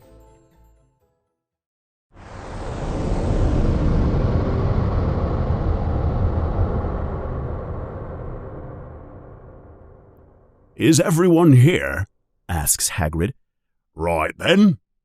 They follow him up a large flight of stairs to a huge front door made of hard oak wood. Hagrid raises a gigantic hand and knocks 3 times on the castle door. The huge oak door opens immediately and loudly. Standing there is a tall witch with black hair, wearing emerald green robes. Her face is very severe. The first thing Harry thinks is, I do not want to make this person angry. "Here are your first-year students, Professor McGonagall," says Hagrid. Thank you, Hagrid. I will take them from here. She opens the doors all the way, and the students enter the hall. The hall is massive. There is a magnificent marble staircase in front of them that goes to the floors upstairs. Up ahead on their right, there is the sound of hundreds of people in conversation. Welcome to Hogwarts, says Professor McGonagall. You will join your classmates in a moment for the opening banquet, where you will be sorted into your houses. Follow me, children. Professor McGonagall continues. The sorting is a very important ceremony, because your new house will become like a family to you here at Hogwarts. You will have classes with your housemates, you will sleep in your house dormitory, and you will spend your free time with the other children from your house in your house common room. There are 4 houses at Hogwarts: Gryffindor, Hufflepuff, Ravenclaw, and Slytherin. Each house has its own important history, and each house has produced great witches and wizards. If you perform well, your house will receive points. If you break the rules, your house will lose points. At the end of the year, the house with the most points will win the House Cup. It is a great honor. I hope each of you will be of help to your house this year. The sorting ceremony will begin in a few moments in front of all the other students. As the group walks through the dark hall, several of the children scream. What's that? Someone yells. Harry looks around and gasps.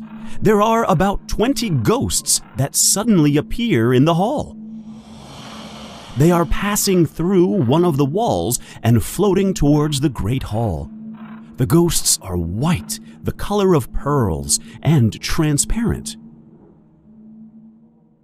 They float in the air across the hall. They are talking to each other. They ignore the group of first-year students who are standing there in shock. Then one ghost, a fat friar, notices them. "Are you about to be sorted?" he asks. The children just nod their heads up and down in shock. They cannot speak. "Let's go, Hufflepuff!" Ha ha! Yells the fat friar ghost as he disappears through the other wall into the great hall. Come along now, children, says Professor McGonagall in a stern voice.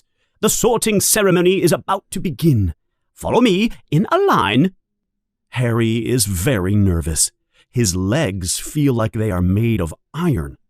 Ron is behind him in line, and they enter the great hall through a large doorway. Harry has never seen or imagined anything like what he sees. It is a strange but splendid place. There are thousands of candles floating in the air, illuminating the room. In front of Harry, there are 4 long tables where all the other students are sitting. The tables are covered with golden plates and cups. At the end of the hall, there is another table where all the teachers are sitting. Professor McGonagall leads the students towards this table. There are hundreds of faces looking at them in the candlelight. Sitting with the students here and there are the ghosts. Professor McGonagall places a 4-legged stool in front of all the first-year students. On top of the stool, there is a pointed wizard's hat. The hat is old and extremely dirty. Harry does not know what is going to happen. Maybe he will have to pull a rabbit out of the hat, he thinks with fear. All of the first-year students are now looking at the old hat. Suddenly, a tear in the hat near the brim opens like a big mouth and begins to speak. "Oh, you may not think I'm pretty, but do not judge on what you see. I'll eat my own self if you can find a hat that is smarter than me. For I am the Hogwarts sorting hat, and I'll tell you where you should be. You might belong in Gryffindor, where live the courageous hearts. You might belong in Hufflepuff, where justice sets you apart. Or maybe in wise old Ravenclaw, if you have an intelligent mind. Or perhaps in Slytherin, where real friends you will find. So put me on, do not be afraid, for I am the thinking cap, and I will come to your aid." All the children in the hall begin to clap and cheer when the hat finishes. "So, all we have to do is put the hat on?" Ron says to Harry. "My brothers told me it was very painful and that I would cry. I'm going to kill Fred. He said it was like wrestling a troll." Harry smiles. Yes, just trying on the hat is much better than casting a spell. But Harry wishes he doesn't have to try the hat on in front of all the other students. Harry doesn't feel courageous or intelligent at the moment. He wishes there were a house for boys who are scared and insecure. That is the house for him, he thinks. Professor McGonagall walks forward and holds a long roll of paper, a parchment scroll. "When I call your name," she says, "you will put on the hat and sit on the stool to be sorted. Abbot Hannah." A young girl with a pink face walks forward. She picks up the hat, sits down, and then puts the hat on her head. It falls right down over her eyes. There is a pause that lasts only a moment, and then the hat yells, "Hufflepuff!" All the children at the table on the right begin to clap and cheer. Hannah walks over to the table. The fat friar ghost is at the table. He floats over to Hannah and shakes her hand. "Bones, Susan!" yells Professor McGonagall. "Hufflepuff!" The hat shouts again. Susan follows Hannah, and the table begins to cheer again. "Boot, Terry!" "Ravenclaw!" Another table erupts with cheers and clapping. Several children from Ravenclaw stand up and shake hands with Terry as he sits down with them. "Bulstrode, Millicent!" Millicent is the first child to be sorted into Slytherin. Harry has heard about Slytherin, but when he looks at all the children sitting at the long Slytherin table, they do not look like very nice children. Harry hopes he is not chosen to be in Slytherin. Then suddenly he has an even more terrifying thought. What if he is not chosen at all? What if the sorting hat doesn't say anything, and Professor McGonagall has to make him leave Hogwarts in front of all the other children? Harry finally returns to reality when he hears, "Granger, Hermione!" Hermione runs quickly to the stool and pushes the hat hard onto her head. Almost instantly, the hat screams, "Gryffindor!" Ron makes a groaning sound. Oh. When Neville Longbottom, the boy who keeps losing his frog, is called, he trips on the stool and almost drops the hat. The hat takes a long time to decide. Finally, it yells, "Gryffindor!" and Neville runs off to the table, still wearing the sorting hat on his head. Professor McGonagall has to go after him to get it. "Malfoy, Draco!" Malfoy walks forward full of confidence when his name is called. The hat barely touches his head when it screams, "Slytherin!" Malfoy joins his other friends, Crabbe and Goyle, at the Slytherin table. He seems very happy with himself. Soon, the moment Harry fears the most arrives. Potter, hurry! Harry walks forward nervously. The whole room becomes silent. Then everyone begins whispering to each other. Potter, the Harry Potter? The children say quietly. The last thing Harry sees before the hat covers his eyes is the great hall full of children, all looking at him. There is a low voice in his ear. Difficult, very difficult. You have great courage, I see. Your mind is good too. There is lots of talent. And, oh, yes, you have a strong desire to prove yourself. That is interesting. So, which house do you belong in? Harry closes his eyes tightly and thinks, Not Slytherin, not Slytherin. Not Slytherin? The voice says. Are you sure? You could be great, and Slytherin can help you find greatness. But if you're sure, if that's where you really want to be, Gryffindor!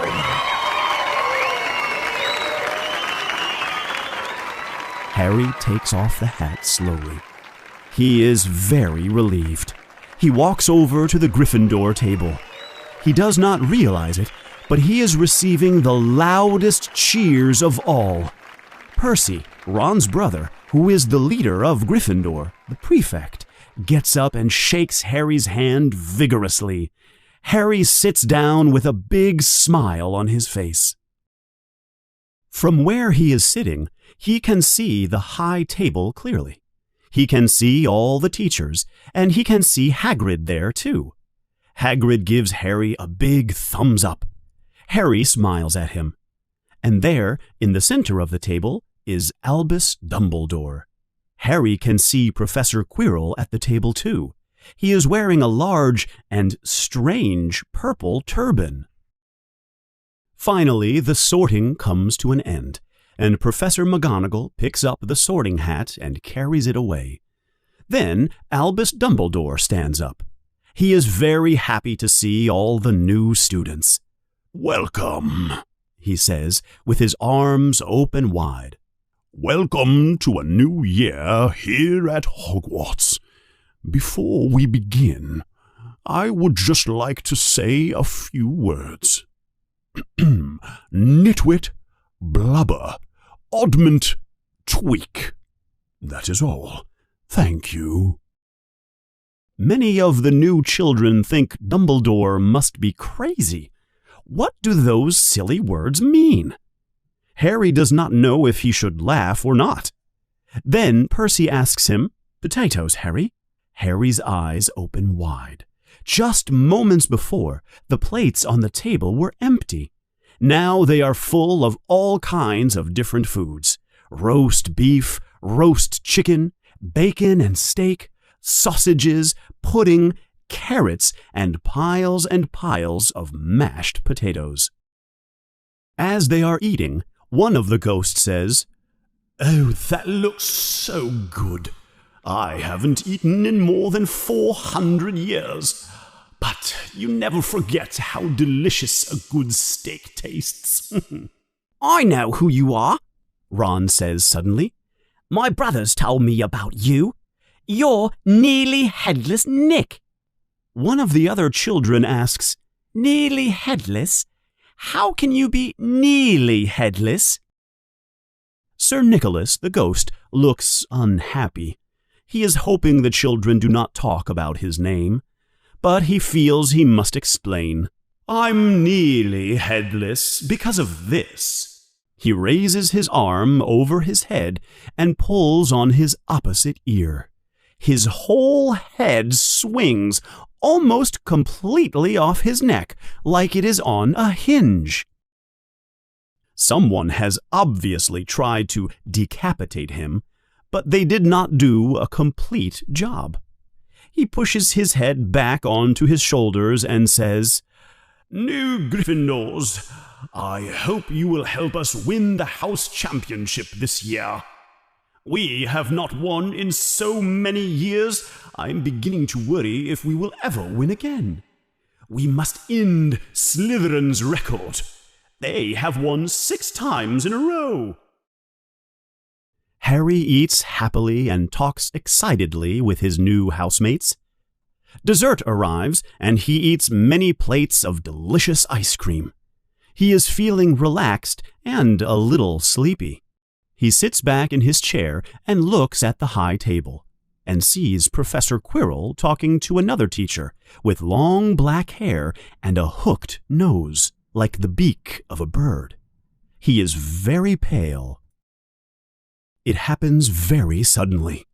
The teacher with the hooked nose looks over Quirrell's shoulder straight into Harry's eyes. Harry feels a sharp, hot pain across the scar on his forehead. Ouch! Harry covers the scar with his hand.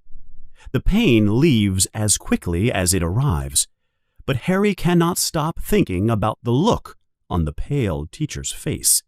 It seems like the teacher does not like Harry at all. Who is the teacher talking to Professor Quirrell? He asks Percy. That's Professor Snape. He teaches potions, but everyone knows he wants Quirrell's position. Snape knows a lot about the dark arts. Harry looks at Snape for a while, but Snape does not look at him again. The meal finally comes to an end. The desserts disappear, and all the plates and cups are magically clean and shiny. Albus Dumbledore stands up once again to talk to the students. He warns the new students to avoid the forest. It is full of monsters and very dangerous. He also tells them that they cannot use magic in the corridors between classes. Quidditch trials will begin in 2 weeks, he says, and anyone interested in playing for their house should talk to Madam Hooch. And finally, he tells the new students that this year the corridor on the right-hand side on the 3rd floor is prohibited, unless they want to die a terrible death. Harry is not sure if he should laugh or if Dumbledore is serious. But before he can ask, all the students stand up and the prefects of each house call out to all the new students. Percy, the prefect of House Gryffindor, yells, "Follow me, newbies! Stay close! You don't want to get lost!" They follow him out of the great hall and up the magnificent marble staircase. They go through many passages and up long flights of stairs. They go through hidden doorways and behind hanging tapestries. Harry is beginning to get tired when finally they stop in front of a large painting of a fat woman in a pink dress. She is moving, and then she speaks. Password? "Caput Draconis," says Percy, and the painting swings open like a door. And there, in the wall behind the painting, is a round opening that leads into the common room of House Gryffindor. It is a comfortable, round room with big, puffy sofas to sit on. Percy shows the boys to their side of the house, and then he shows the girls to their side. Their trunks are already waiting for them in their rooms. Each room has 5 large beds with red curtains. The boys are too tired to talk. They put on their pajamas and climb into bed. Harry falls asleep immediately. He has a very strange dream that night. He dreams he is wearing Professor Quirrell's turban, and the turban talks to him. It tells him he must transfer to Slytherin immediately. It is his destiny. Harry tells the turban he doesn't want to be in Slytherin, and he tries to take off the turban. But the turban becomes tighter and tighter. And then he sees Malfoy in his dream, laughing at him. Then Malfoy turns into the hooked-nosed teacher, Snape. He hears that same high, cold laugh and the burst of green light. Harry wakes up suddenly. He is sweating and shaking in fear. He rolls over and falls asleep again. And when he wakes up the next day, he doesn't remember a single thing about his dream. Chapter 8. The Potions Master. There, look. Where? Next to the tall boy with the red hair. Wearing the glasses? Did you see his face? Did you see his scar? From the moment Harry leaves his dormitory the next morning, he hears the other students whispering. People stare at him as he walks down the corridors. Students look through the classroom windows and point at him. Harry wishes they wouldn't do these things. He already feels very nervous about being a new student. He is not even very sure how to find his way to his classrooms yet. Hogwarts is full of strange corridors and moving staircases. Some doors open to nowhere, and other doors are not doors at all. They are just stone walls that look like doors. It is very hard to remember where everything is, because even the people in the paintings move around and visit each other in other paintings. The many ghosts who live in the school also terrorize the students. They appear suddenly, scare the students, then disappear. But the school caretaker, Argus Filch, and his ugly cat, Mrs. Norris, is worse than any ghost. Harry and Ron discover this one day when they are lost in a corridor that is forbidden. Filch finds them and does not believe they are lost. He thinks they are trying to steal something. He says he will put the boys in the dungeons. But they are rescued by Professor Quirrell, who is passing by at the moment. Harry quickly discovers that there are many things to learn in his classes besides waving a magic wand and saying some funny words. Professor McGonagall's class is an interesting one. She teaches transfiguration. She is strict and very severe, and Harry is correct to think it is dangerous to make her angry. Their first challenge in class is to change a matchstick into a pin. Harry and Ron have no luck at all, but of course, only Hermione is able to get close. She is able to turn her matchstick gray. Professor Quirrell's class, Defense Against the Dark Arts, is a silly class, Harry thinks. The students ask him why he wears the purple turban, and Professor Quirrell responds that it is a present from an African prince for helping him defeat a zombie. The students think he is lying. Also, there is a bad smell around the turban. The students think it is full of garlic to protect him from vampires. Harry is very relieved to discover that he is not the worst in his classes. There are many students from Muggle families, like him, who did not know that they were witches or wizards. There is a lot to learn, and even people like Ron are not much more prepared than the other students. One morning, while Harry is having breakfast in the Great Hall, the room fills with flying owls. It is letter day. Since Harry has been at Hogwarts, he has not received a letter, but today is different. His owl Hedwig flies into the hall with a letter in her beak. Harry quickly opens the letter. The handwriting is childish. It is from Hagrid. Dear Harry, I know you do not have classes on Friday. Would you like to come to my house and have a cup of tea with me at around 3? You can tell me all about your first week at Hogwarts. Send your answer back with your owl, Hagrid. Harry quickly takes out a quill and writes a simple sentence on the back of the letter. Yes, please. See you later. Harry is excited about having tea later in the week with Hagrid because he is not excited at all about having potions class with Professor Snape. Harry has the feeling Professor Snape does not like him at all. And by the end of the first lesson, Harry is convinced Snape hates him. You are all here to learn the beautiful art of making potions, Snape says in his first class. He speaks in a very low voice, almost a whisper.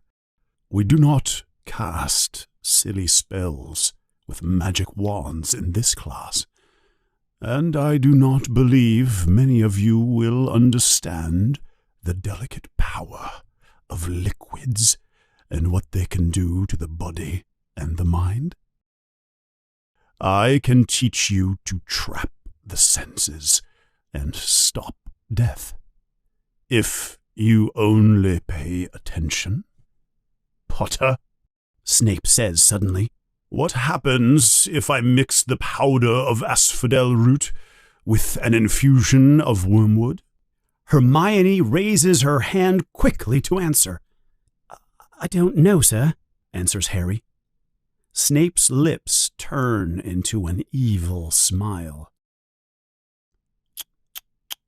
Being famous obviously does not help you, does it? Let's try again, shall we, Potter? Where would you look if I told you to find me a bezoar? Hermione lifts her hand high into the air again. She is almost falling out of her seat.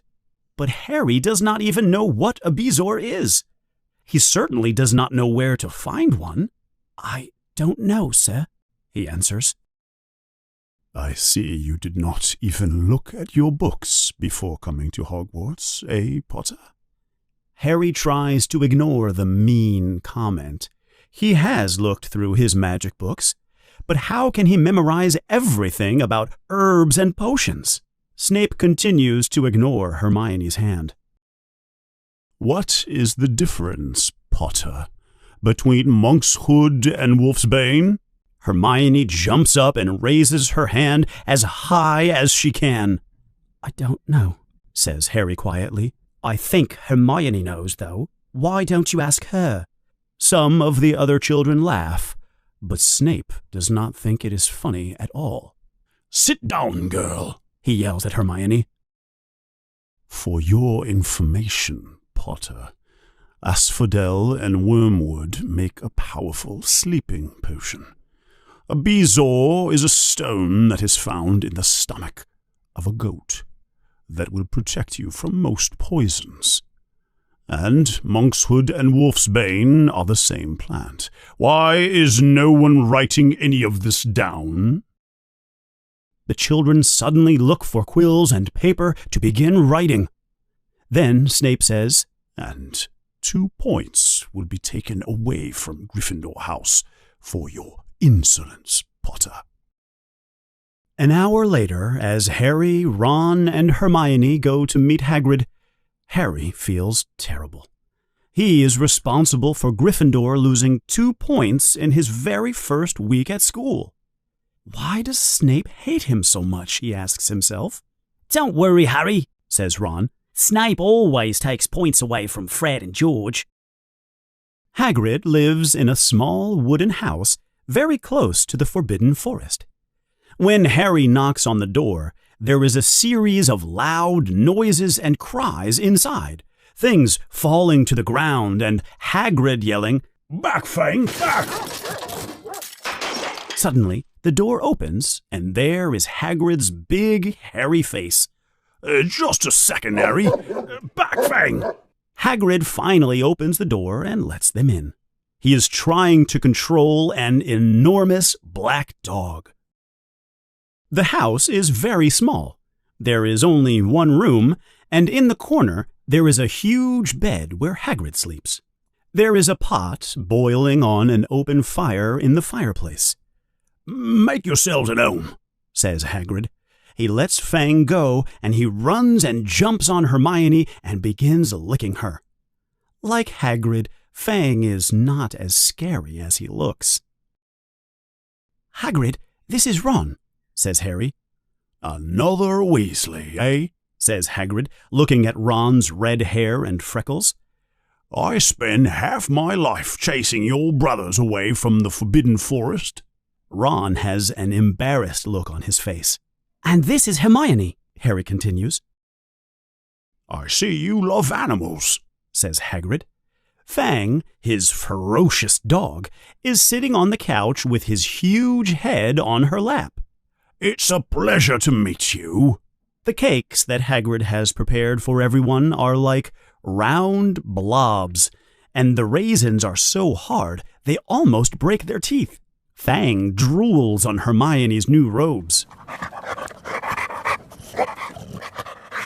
They all talk about the first week of school.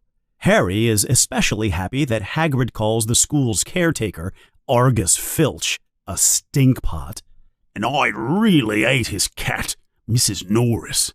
I'd like to introduce Fang to her one day. Filch makes his cat follow me every time I go on to campus, says Hagrid angrily. When Harry and Ron talk about Snape's class, Hagrid tells them not to worry, that Snape doesn't like any of his students anyway. But he seems to really hate me, says Harry. Don't be silly, Harry, says Hagrid. Why would he hate you? Hagrid says this in a strange way.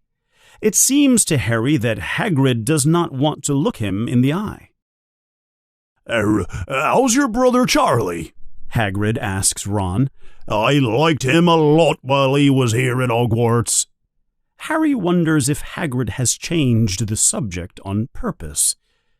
Ron and Hagrid chat about Charlie, and Hermione pets Fang, who is making loud, rumbling noises of pleasure. Harry picks up a piece of paper that is on the table. It is a news story from the newspaper The Daily Prophet. Latest news. Attempted robbery at Gringotts Bank. Investigations continue to try to find the criminals responsible for the attempted robbery of Gringotts Bank on July 31st. Investigators believe that dark wizards and witches are responsible, but no one has been identified.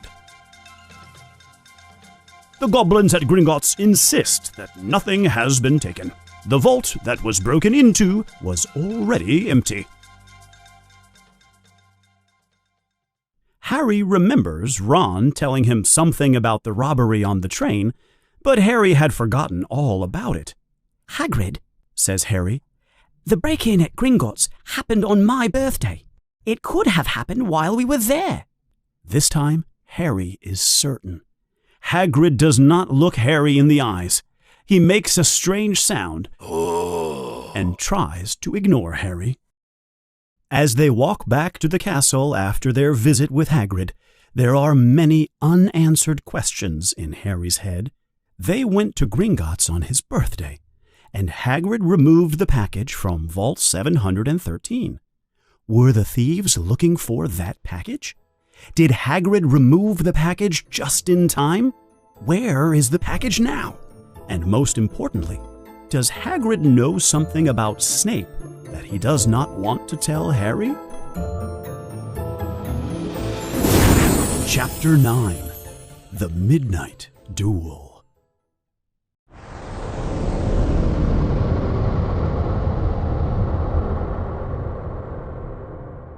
On the day Harry learns that his flying lessons will begin, he also learns Draco Malfoy will be in his class. I can't believe it, Harry complains. I'm going to make a fool of myself on a broomstick in front of Malfoy. You don't know that, Harry, says Ron. Malfoy says he's so good at Quidditch, but I think he just likes to hear the sound of his own voice. But, like Harry, there are other children who are nervous about learning to fly. Neville Longbottom has never been on a broomstick in his life, mainly because he always has accidents. And Hermione is almost as nervous as Neville. Flying on a broomstick is something that she cannot learn from a book. But of course she has tried.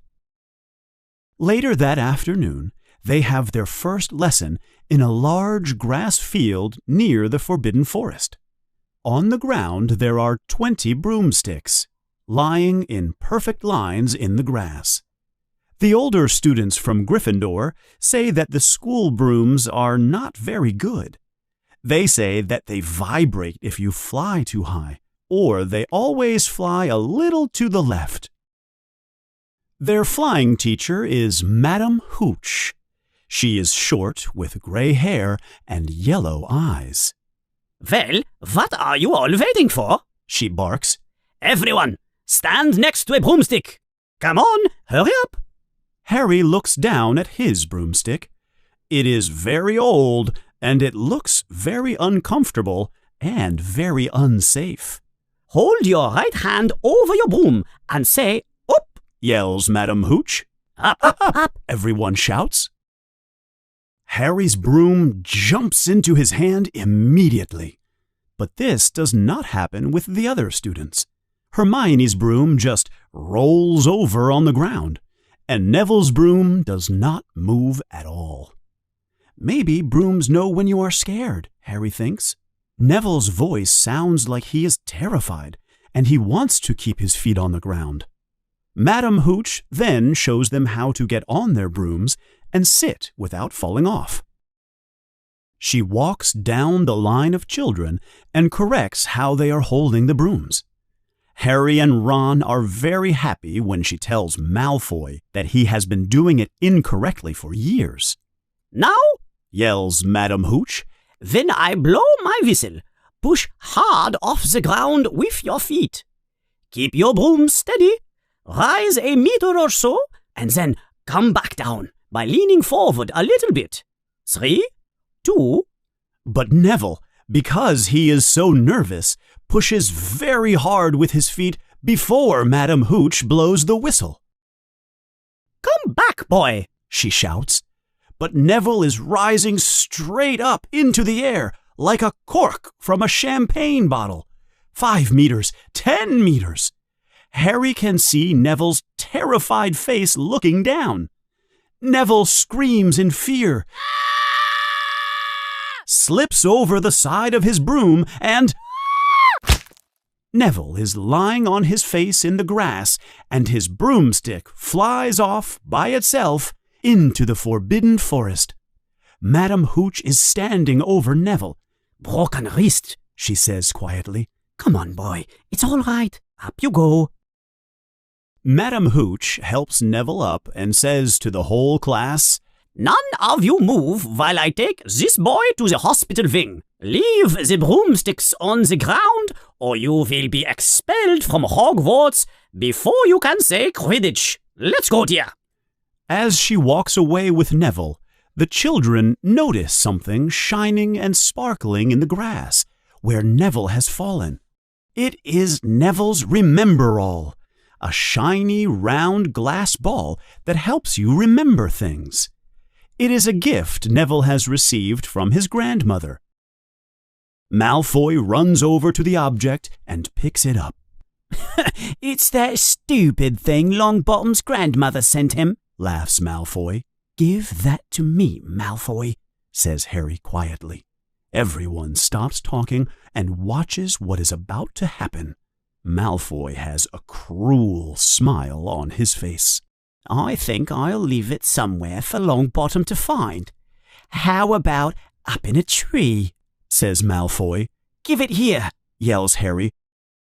But Malfoy jumps on his broomstick and flies away.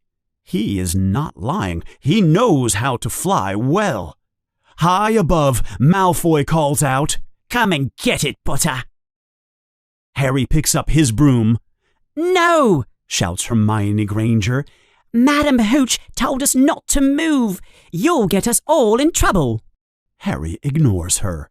He jumps onto his broom and kicks hard against the ground. He flies high into the air. He realizes with great joy that he is naturally good at flying. It is easy and wonderful. He leans back on the broomstick and flies higher into the sky. He can hear the screams and gasps of the children on the ground, and he hears Ron shout in admiration, Go get him, Harry! Harry turns his broomstick to face Malfoy in mid-air. Malfoy is not expecting any of this. He is in shock. Give me Neville's Remember-All, yells Harry, or I'll knock you off your broom. Malfoy begins to look a little worried. Oh, yeah? He answers. Come and get it. Harry does not know how he knows, but he knows what to do. He leans forward and shoots towards Malfoy like a bullet. Malfoy manages to move out of the way just in time. Crabbe and Goyle aren't up here to save you, Malfoy, yells Harry as he turns around to face Malfoy again. Come on, Potter, yells Malfoy. Catch it if you can.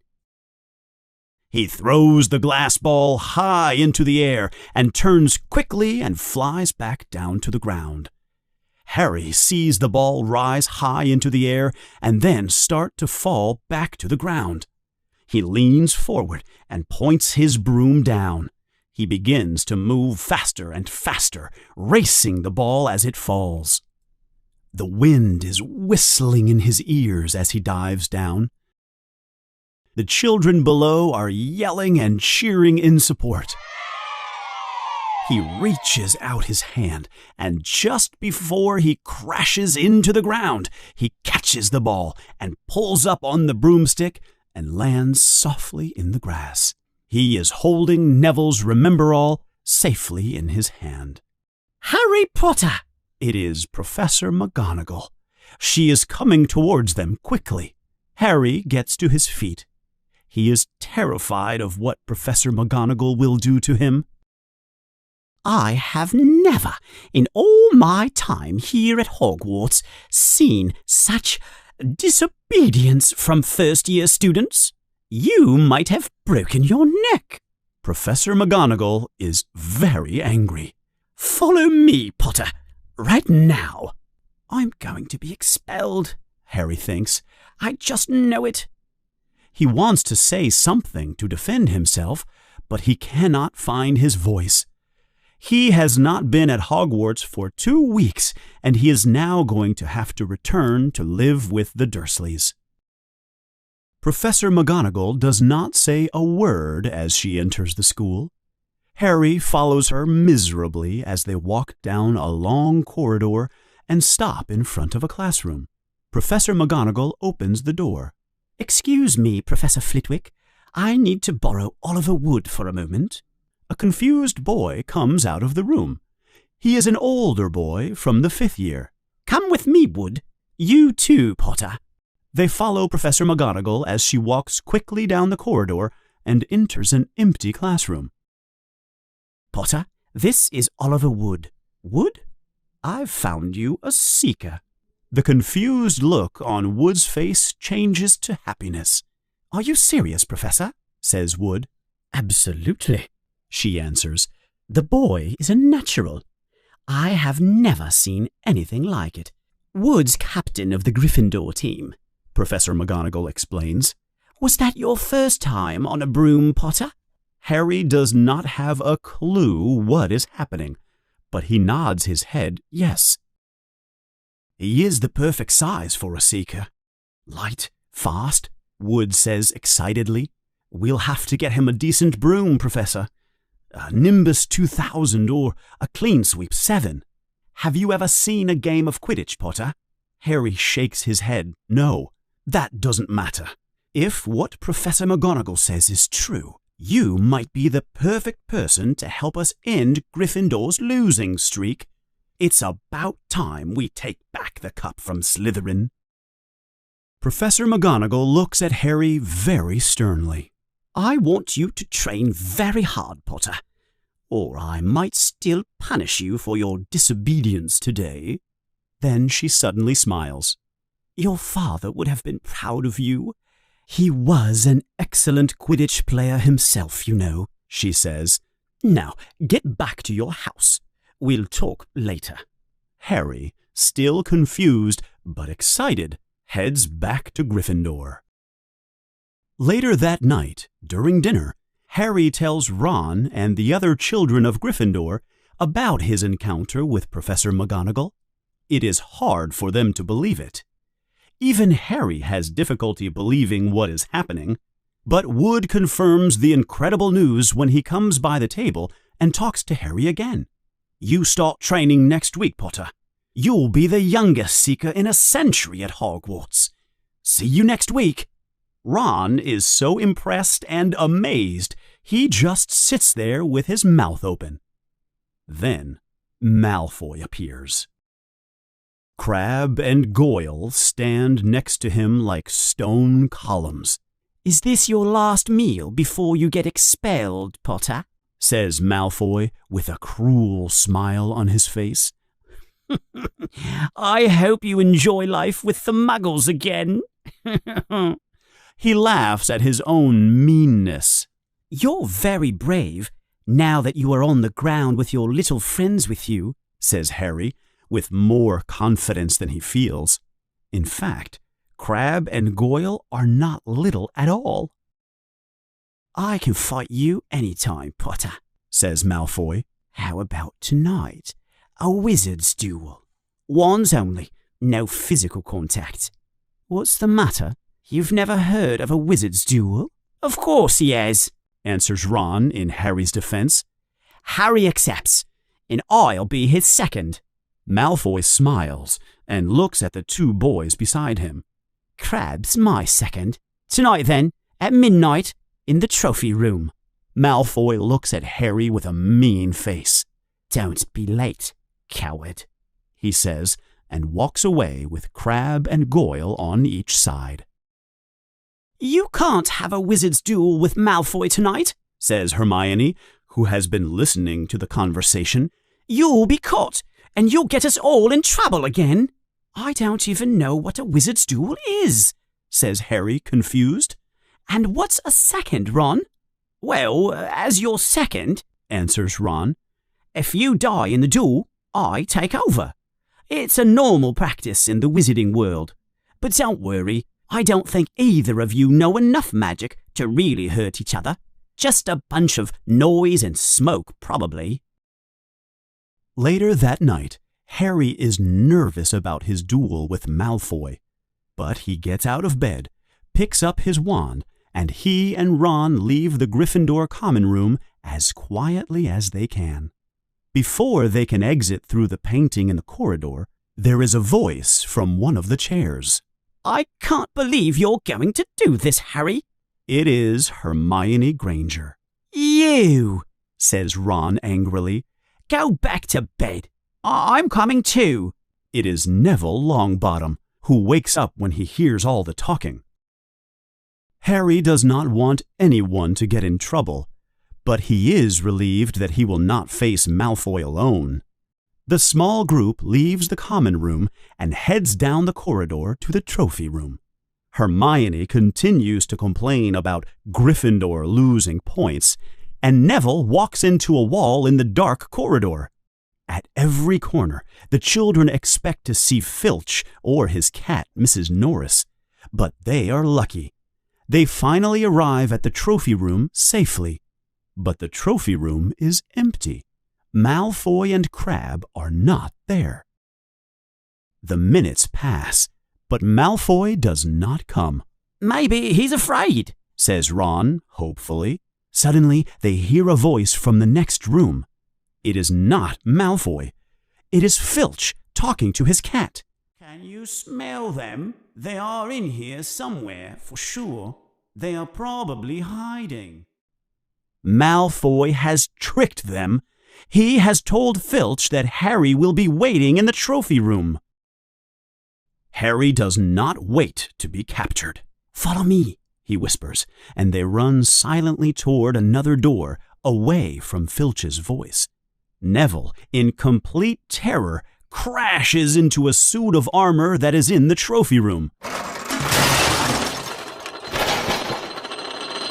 The sound is loud enough to wake all of Hogwarts. "Run!" yells Harry. They run as fast as they can.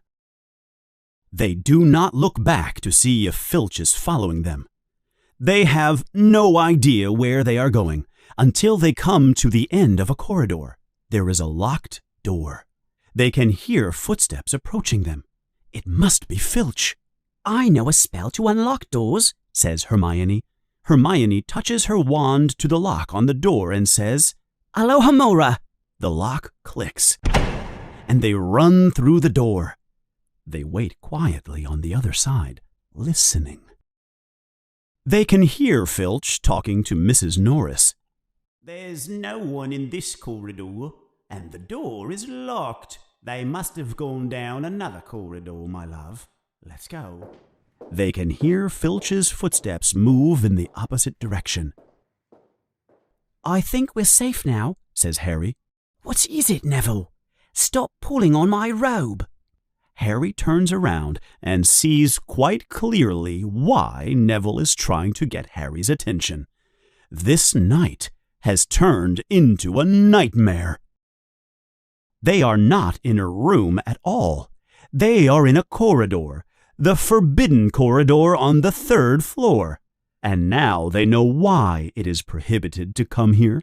They are looking straight into the eyes of a giant dog. A dog that fills the whole space between the floor and the ceiling. The monstrous dog has 3 heads. Looking at the children are 3 pairs of huge eyes, 3 wet noses, and 3 drooling mouths, with saliva hanging down like ropes from giant yellow teeth. The monster is standing perfectly still, just looking at them. And the only reason they are not dead already is that the children surprised the dog. But the dog is recovering quickly from its surprise. Harry reaches desperately for the doorknob and turns it. If he has a choice between Filch and being eaten by a dog, he will take Filch. They all run through the door, and Harry shuts it quickly behind them. Luckily, Filch is not there anymore. They run back to Gryffindor as fast as their feet can take them, until they are standing in front of the painting of the fat lady that covers the secret entrance. Now, safe inside the Gryffindor common room, Hermione says, Did anyone use their eyes in that corridor? All the children look at her, confused. I used my eyes, and all I saw was a giant dog, says Harry. Didn't you see what it was standing on? The floor, answers Ron. No, not the floor. It was standing on a trap door. It's obviously guarding something. This night has been too much for me. I'm going to bed. All the children agree that the night has been a very exciting one, and as Harry is lying in his bed, he has a lot to think about. The dog was guarding something. Could the dog be hiding something important? Like a package that someone wanted to steal from Gringotts? Hagrid had told Harry the only place safer than Gringotts was Hogwarts. It looks like Harry has discovered where that little package from Vault 713 is. Chapter 10. Halloween.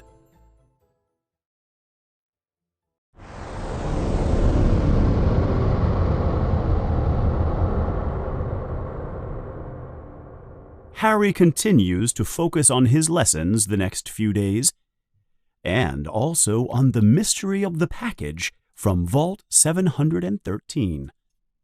Then, one day while having lunch in the Great Hall, hundreds of owls fly in, carrying letters for their owners. Several of the owls are flying in a group, holding a long object in their talons. They fly towards Harry and drop the object onto the table in front of him. The object is long and slim and wrapped in brown paper. It is obviously a broomstick. There is a letter attached to the object. It reads, Do not open this at the table. It is a Nimbus 2000, and I don't want all the other first-year students to know that you have one, or else they will all want one too. Oliver Wood will meet you on the Quidditch field tonight at 7 o'clock for your first training session. Professor M. McGonagall. Ron and the children nearby all look at the broomstick in amazement. Later that afternoon, Harry opens the package in his room. A Nimbus 2000, says Ron, who is very jealous because he knows he will only get one of his older brother's broomsticks. I've never seen one before. The broomstick is beautiful. It is long and thin, and it looks very fast. They all talk excitedly about flying on their broomsticks, and they can't wait to see Harry fly on his. As 7 o'clock approaches, Harry leaves the castle and runs towards the Quidditch field. Inside the stadium, there are rows and rows of seats. The rows of seats go high into the air, so all the spectators can see what is going on during the games. At each end of the field, there are 3 tall poles with round hoops at the top. Harry thinks they look like giant sticks that children use to blow soap bubbles. While he is waiting for Wood to arrive, Harry decides to try out his new broomstick. He gets on and kicks off the ground. What a feeling! He soars up high into the sky and flies back and forth through the hoops. The broomstick responds perfectly to all his movements. Then Harry hears a shout from below. "Hey, Potter, come down!" Oliver Wood is there waiting for him. He is carrying a large wooden box. When Harry gets down, Oliver says, "McGonagall was right about you. You are a natural. I'll just teach you the rules tonight. Then you can begin to practice 3 times a week with the team." Quidditch is easy to understand, really. There are 7 players on each side. There are 3 chasers, 1 keeper, 2 beaters, and 1 seeker. Harry looks confused when he hears all these new words, but he repeats them diligently so he can memorize them quickly. Then Wood opens the large box. There are 4 balls of different sizes inside the box. "This ball is called the quaffle," says Wood. "It is made of red leather and is about the size of a normal football. The chasers throw the quaffle to each other and try to throw it through one of the hoops to score a goal. You get 10 points every time the quaffle goes through one of the hoops." That's kind of like basketball, Harry thinks to himself. He understands basketball well enough. "Now, the keeper," continues Wood. "I'm the keeper for Gryffindor. I have to defend the hoops from the other team's chasers. I make sure no one scores on us." "Okay," thinks Harry. "The keeper keeps the quaffle from going through the hoops. Got it." "What are the other balls for?" asks Harry. "I'll show you," says Wood. "Here, take this." He gives Harry a small stick, like a short baseball bat. Then he shows Harry 2 identical balls. They are black and a little smaller than the quaffle. These 2 balls are called bludgers. Harry notices the bludgers seem to be moving and trying to escape from the box, but there are strong straps that are holding the balls down. "Stand back," warns Wood. He unstraps one of the bludgers, and it zooms high into the air and then speeds straight at Harry's face. Harry swings the bat to protect himself, and the ball flies away into the air in crazy zigzags. It turns quickly back towards Wood and flies right at his face, but Wood is able to catch it and hold it on the ground. "The bludgers," says Wood, having difficulty holding the ball down, "fly around and try to knock players off their brooms. The beaters protect the other players from the bludgers. The Weasley twins are the beaters on our team." Harry looks worried. Wood has a bit of difficulty putting the bludger back into the box. Have the bludgers ever killed anyone?" Harry asks. "There have been a bunch of bruises and a couple of broken noses, but nothing serious at Hogwarts. Last of all is the Seeker. That's you. You don't have to worry about the quaffle or the bludgers." He reaches into the box and takes out the 4th and last ball. It is about the size of a squash ball. It is bright gold and has little wings that are flapping up and down rapidly. "This," says Wood, "is the golden snitch. It's the most important ball of all. It's hard to catch because it's so fast and difficult to see. It's the Seeker's job, your job, to catch it. Your main objective is to get it before the other team's Seeker does. The team who catches it wins 150 points, and the game only ends when someone catches the snitch. Any questions, Potter?" Harry shakes his head no. "We won't practice with the snitch yet," says Wood as he puts it back in the box. "We'll start with a few of these first." He takes some ordinary golf balls from his pocket. A few moments later, Harry and Wood fly up into the air. Wood throws the golf balls as hard as he can, one at a time, in every direction, so Harry can try to catch them. Harry does not miss a single golf ball. Wood is very excited. They practice until it becomes too dark to see the golf balls. "We'll win the Quidditch Cup for sure with you on our team," yells Wood as they descend to the ground. Wood puts the golf balls into his pocket, picks up the box, and they head back to the castle. Harry feels very content. For once in his life, he has discovered something that he is good at. Time passes at Hogwarts.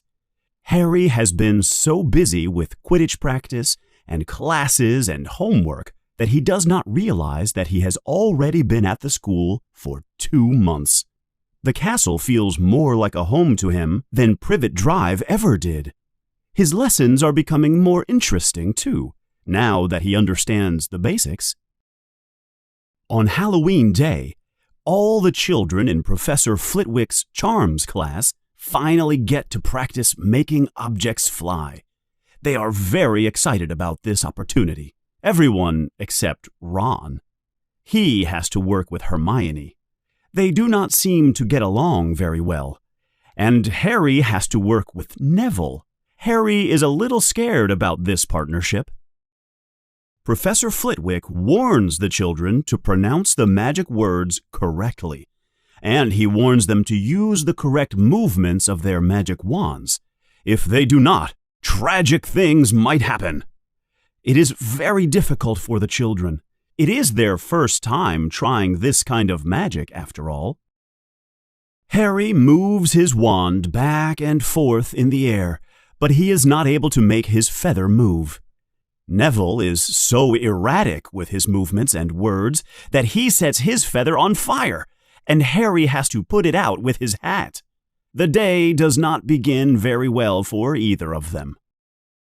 Ron is not having much luck either.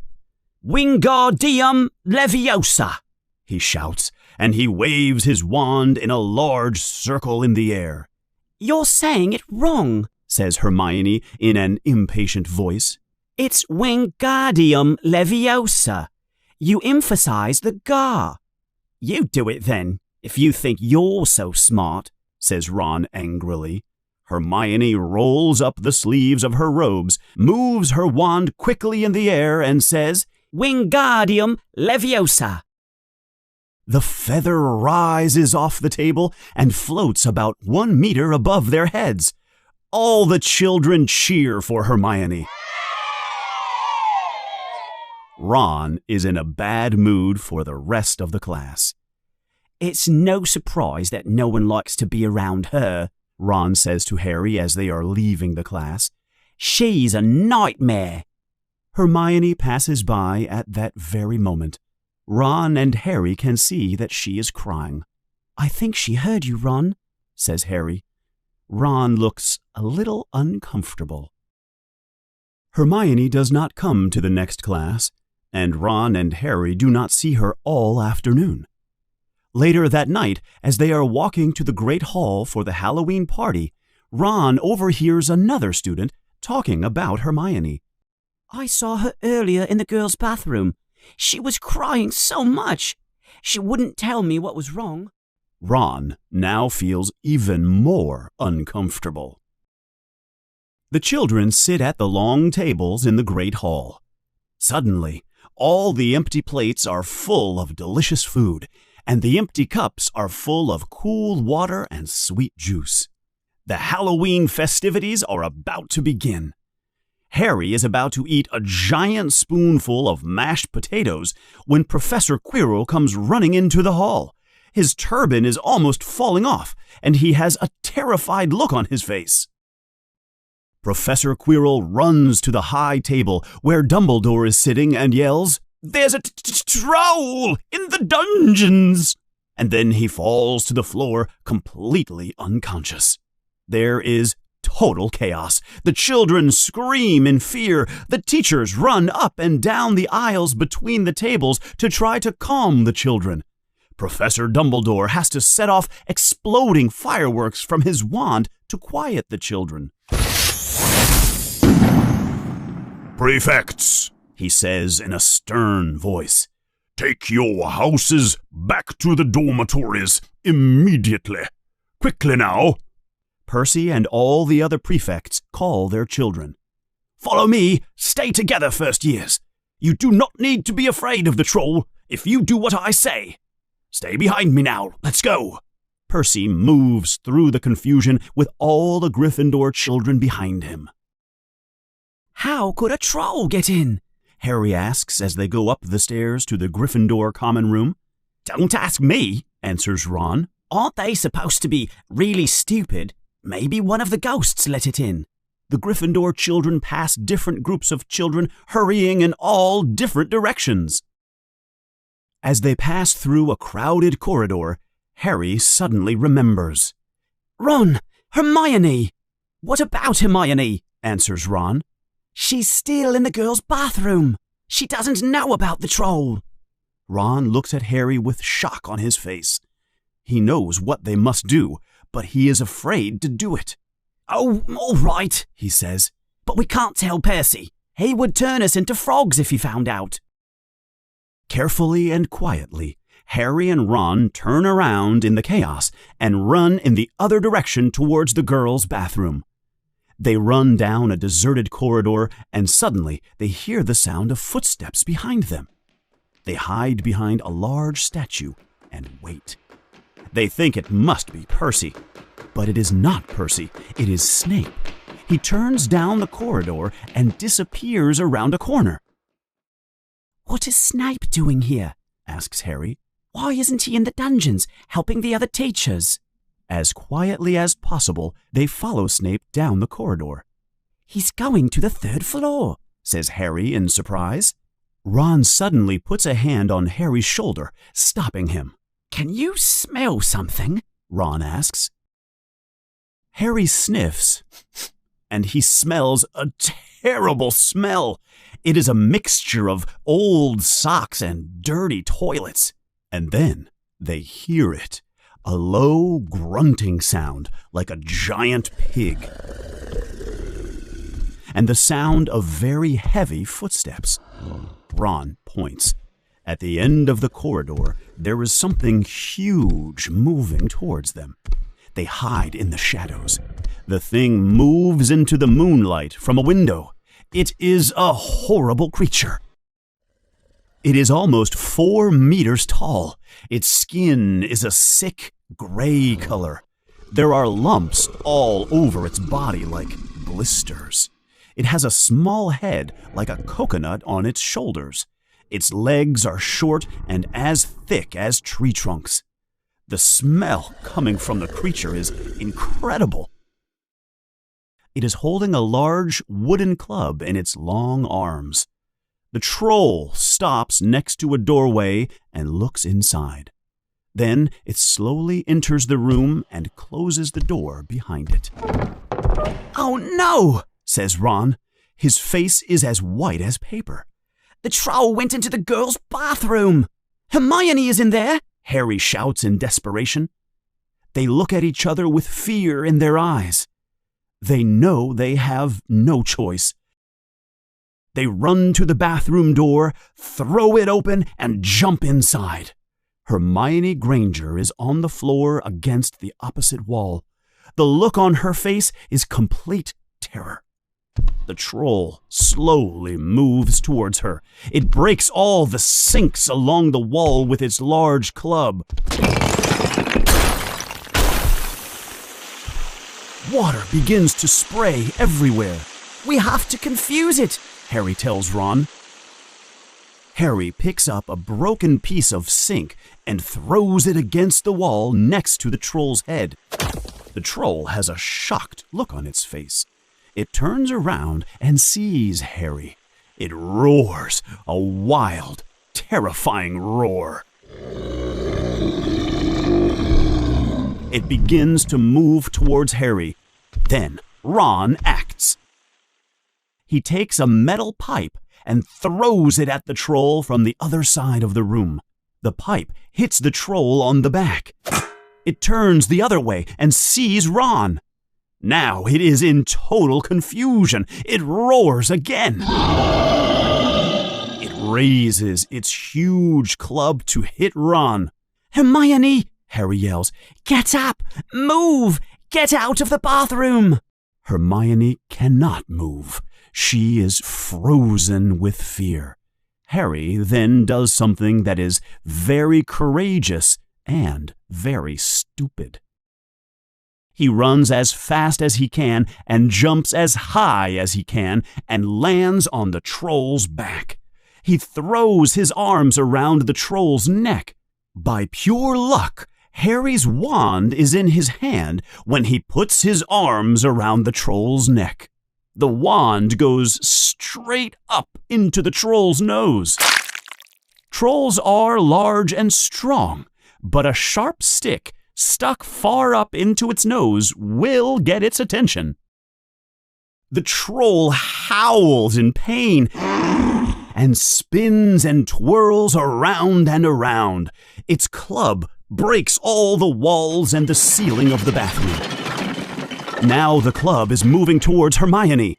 Ron reacts without thinking. He waves his wand quickly in the air and says in a loud voice, "Wingardium Leviosa!" The club suddenly flies out of the troll's hand, rises high into the air, and falls down with a loud crack right on top of its head. The troll's eyes begin to roll in its head. Then it begins to fall forward. Harry jumps off just before the troll hits the ground with its face.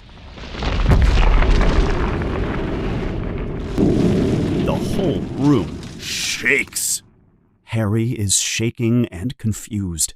Ron is standing near the door. His wand is still raised in the air.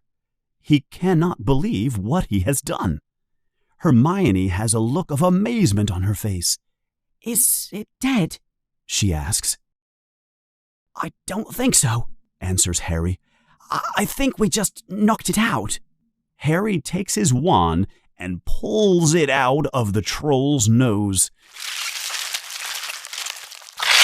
It is covered in disgusting gray slime, like glue. Yuck! Troll boogers! He cleans the wand on the troll's pants. There is a sudden sound from outside the bathroom and the sound of many footsteps coming towards them. A moment later, Professor McGonagall comes into the bathroom. Behind her is Snape and then Quirrell. Quirrell looks at the troll, turns around, and almost vomits into one of the broken toilets.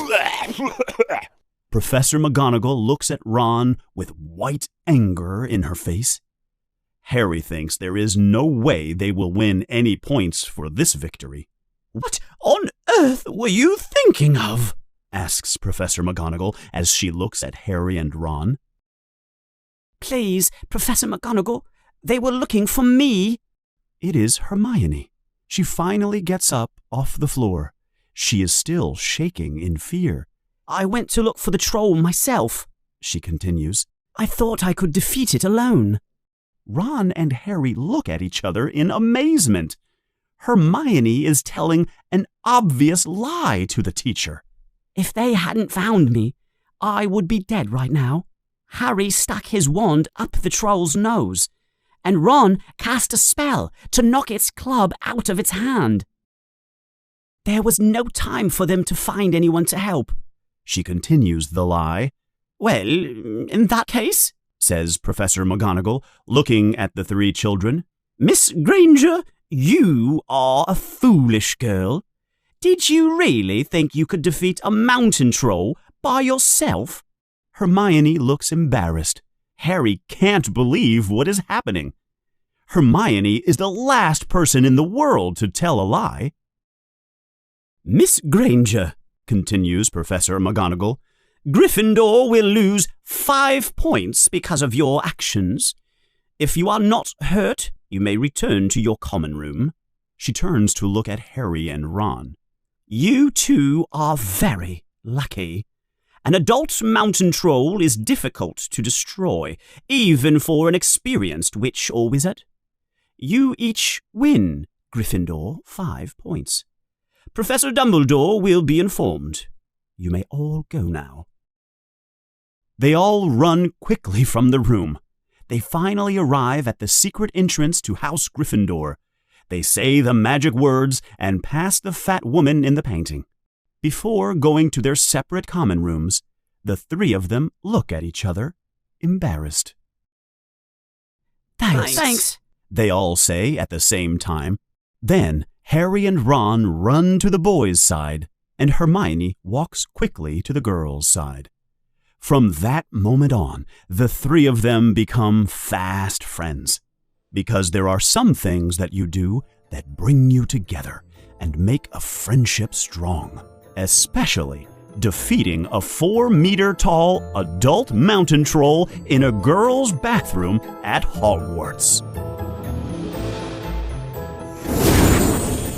Chapter 11. Quidditch.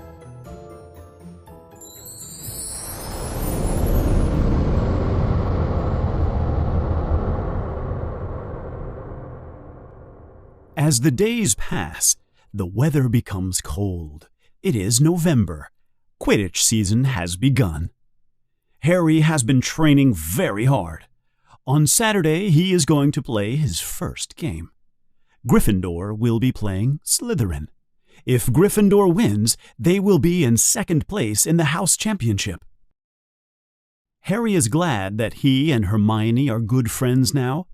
He has very little time during the week to study because of all the extra Quidditch training he has been doing, and she helps him a lot with his homework. But Harry is having difficulty finishing his homework for Snape's class, and the last thing he wants is for Snape to hate him even more. Harry decides he will try to talk to Snape and explain why he is late turning in his homework. Harry decides to go to the teacher's lounge to talk to Snape. Hopefully he will be nicer to Harry if there are other teachers around. Good luck, says Ron, who is relaxing in the common room with him. You're going to need it. Harry goes down to the teacher's lounge and knocks on the door. No one answers. He knocks again. Nothing. Harry thinks it is strange that there are no teachers in the teacher's lounge. It is always full of teachers between classes. He pushes the door open just a little bit and looks inside. Snape is in the room, and he is with Filch. Snape is sitting on a chair and holding his leg out. It is injured and bloody. Filch is putting bandages around it. "I can't believe he bit me," Snape is saying. "How are you supposed to look at all 3 heads at the same time?" Harry tries to shut the door quietly, but "Potter!" Snape's face has an angry look on it as he stands up quickly to hide his leg. Harry is terrified. I just wondered if I could talk to you about my homework. "Get out! Out!" When Harry returns to the common room, he tells Ron and Hermione what he has seen. You know what that means? Says Harry. Snape had an encounter with the 3-headed dog on Halloween. That's where he was going when we saw him, to try to get through the trap door under the dog. And he probably let the troll in too, to make a diversion, says Ron. I wonder what the dog is hiding, asks Harry before they all go to sleep for the night. That night, Harry can't sleep. It's not because Neville is snoring. It's because he has so many questions flying around inside his head. He needs to sleep because his first Quidditch game is in a few hours. But Harry can't forget the look on Snape's face when he saw his leg. Finally, Harry is able to fall asleep. He does not sleep well at all. The next morning is bright and cold. The whole school is excited about the Quidditch match today. And by 11 o'clock, the stadium is full of students and teachers. Many students have binoculars to be able to see all the exciting moments of the match. Ron, Hermione, and Neville find seats on the top row of the stands. They have an amazing view of the whole field. Finally, the two teams come out of the locker rooms and onto the field. The stadium is filled with loud cheers and whistles. Madam Hooch is refereeing. She is considered one of the strictest refs in the sport. She stands in the middle of the field, waiting for the two teams to form around her. She is holding her broom in her hand. As Harry stands on the field with his team, he feels very nervous about his first game. The players on the other team look very big and strong.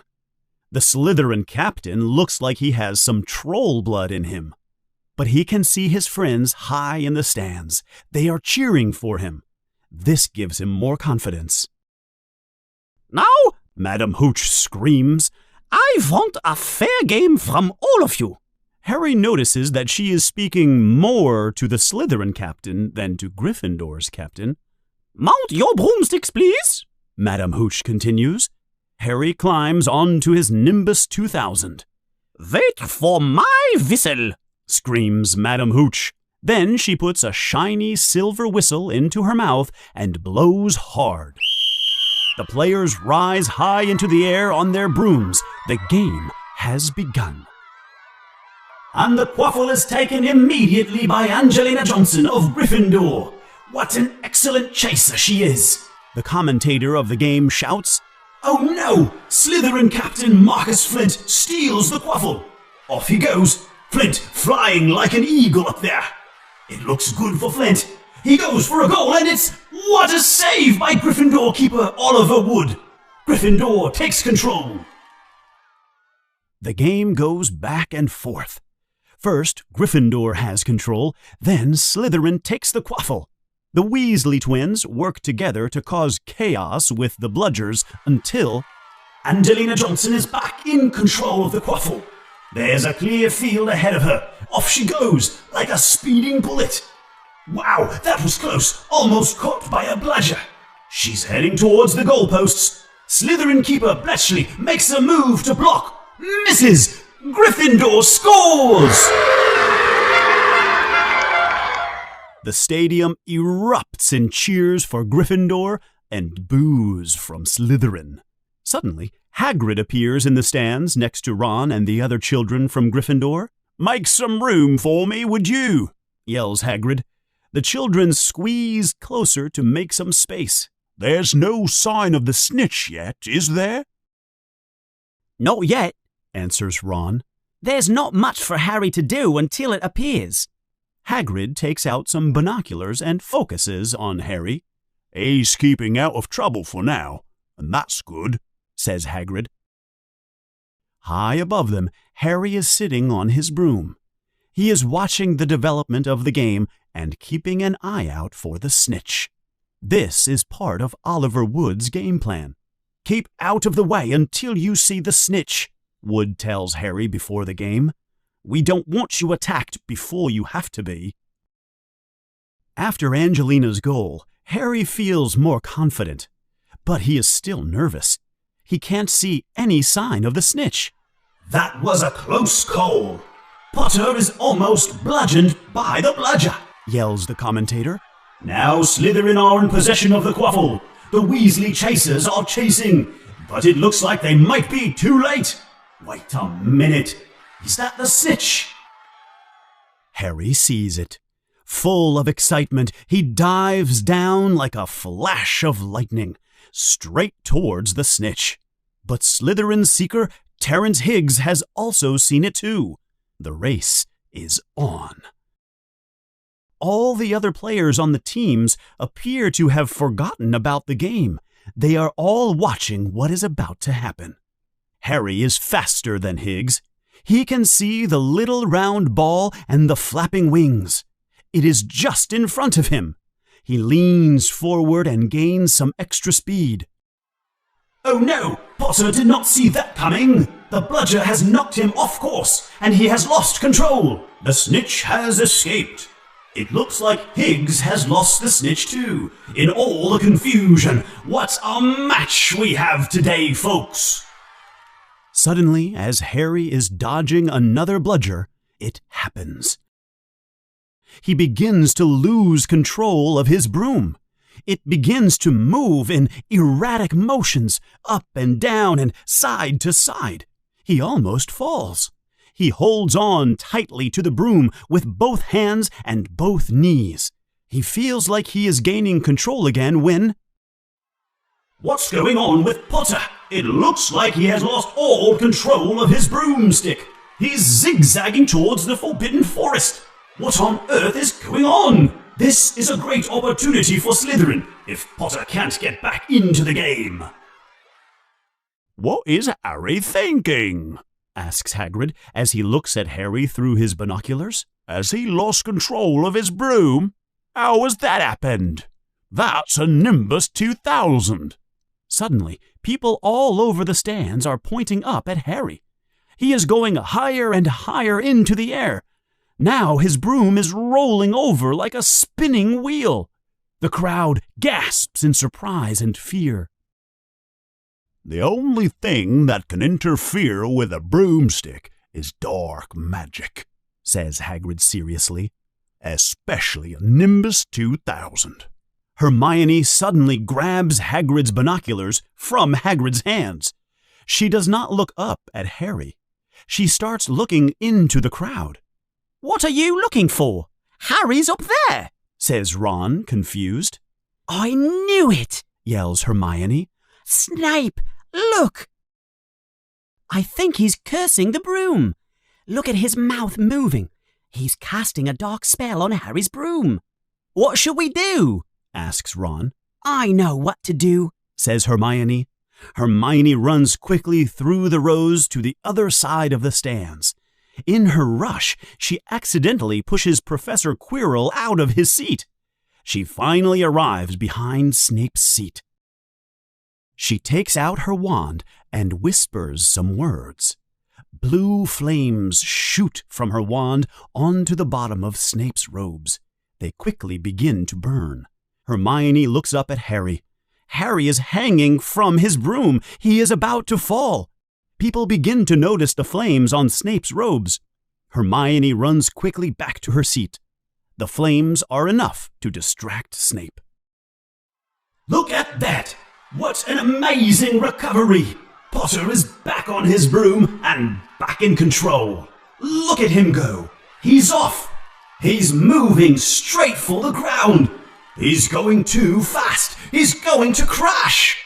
Just before he is about to crash into the ground, Harry suddenly pulls up on his broom.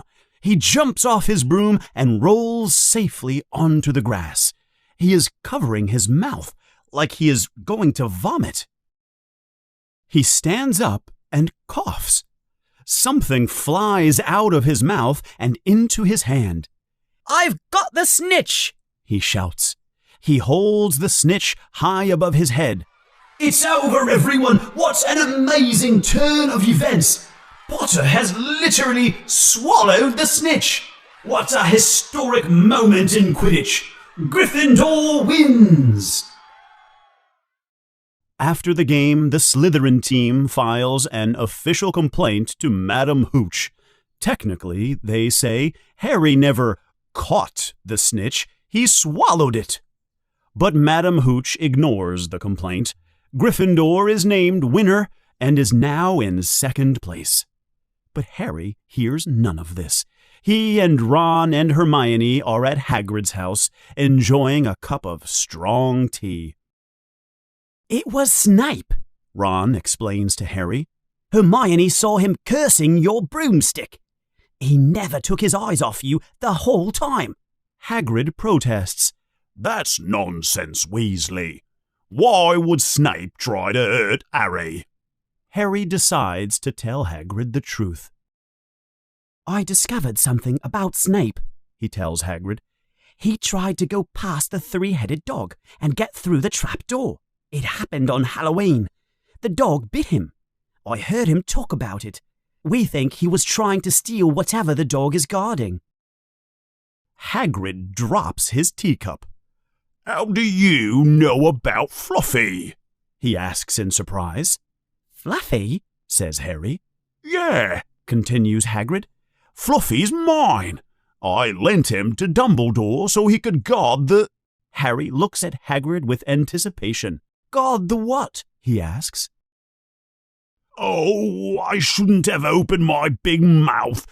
Don't ask me any more questions about anything, Says Hagrid, angry at himself. It's all very top secret, you know. But Snape is trying to steal it, says Harry. I'm telling you, you're all wrong, Yells Hagrid. Snape would never do anything to hurt a student. Now, stop asking questions. Forget about Fluffy and the trapdoor. And anyway, all of that is between Dumbledore and Nicholas Flamel. Hagrid stops talking suddenly. Aha! Says Harry. So, there is more to this story. Hagrid, who is Nicholas Flamel? Hagrid is furious with himself. Chapter 12. The Mirror of Erised.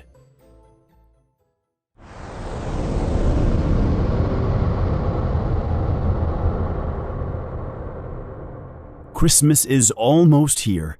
Most of the students will be going home for the holiday season to be with their families, but some students must stay at Hogwarts.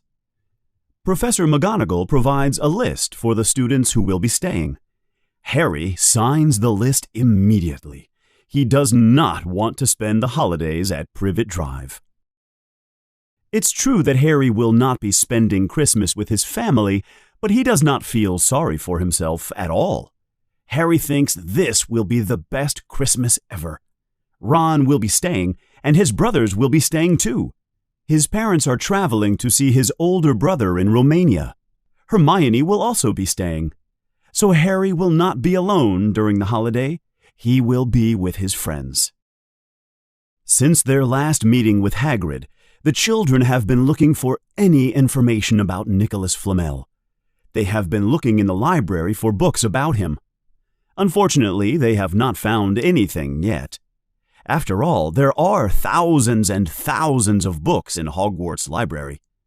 But there is one place they have not searched yet, the restricted section in the library. But in order to check out a book from the restricted area, you need special permission from a teacher.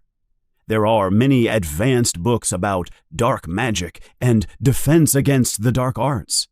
The children know they will never get permission from any teacher. But Harry goes into the restricted area anyway. What are you looking for, boy? It is Madam Prince, the librarian.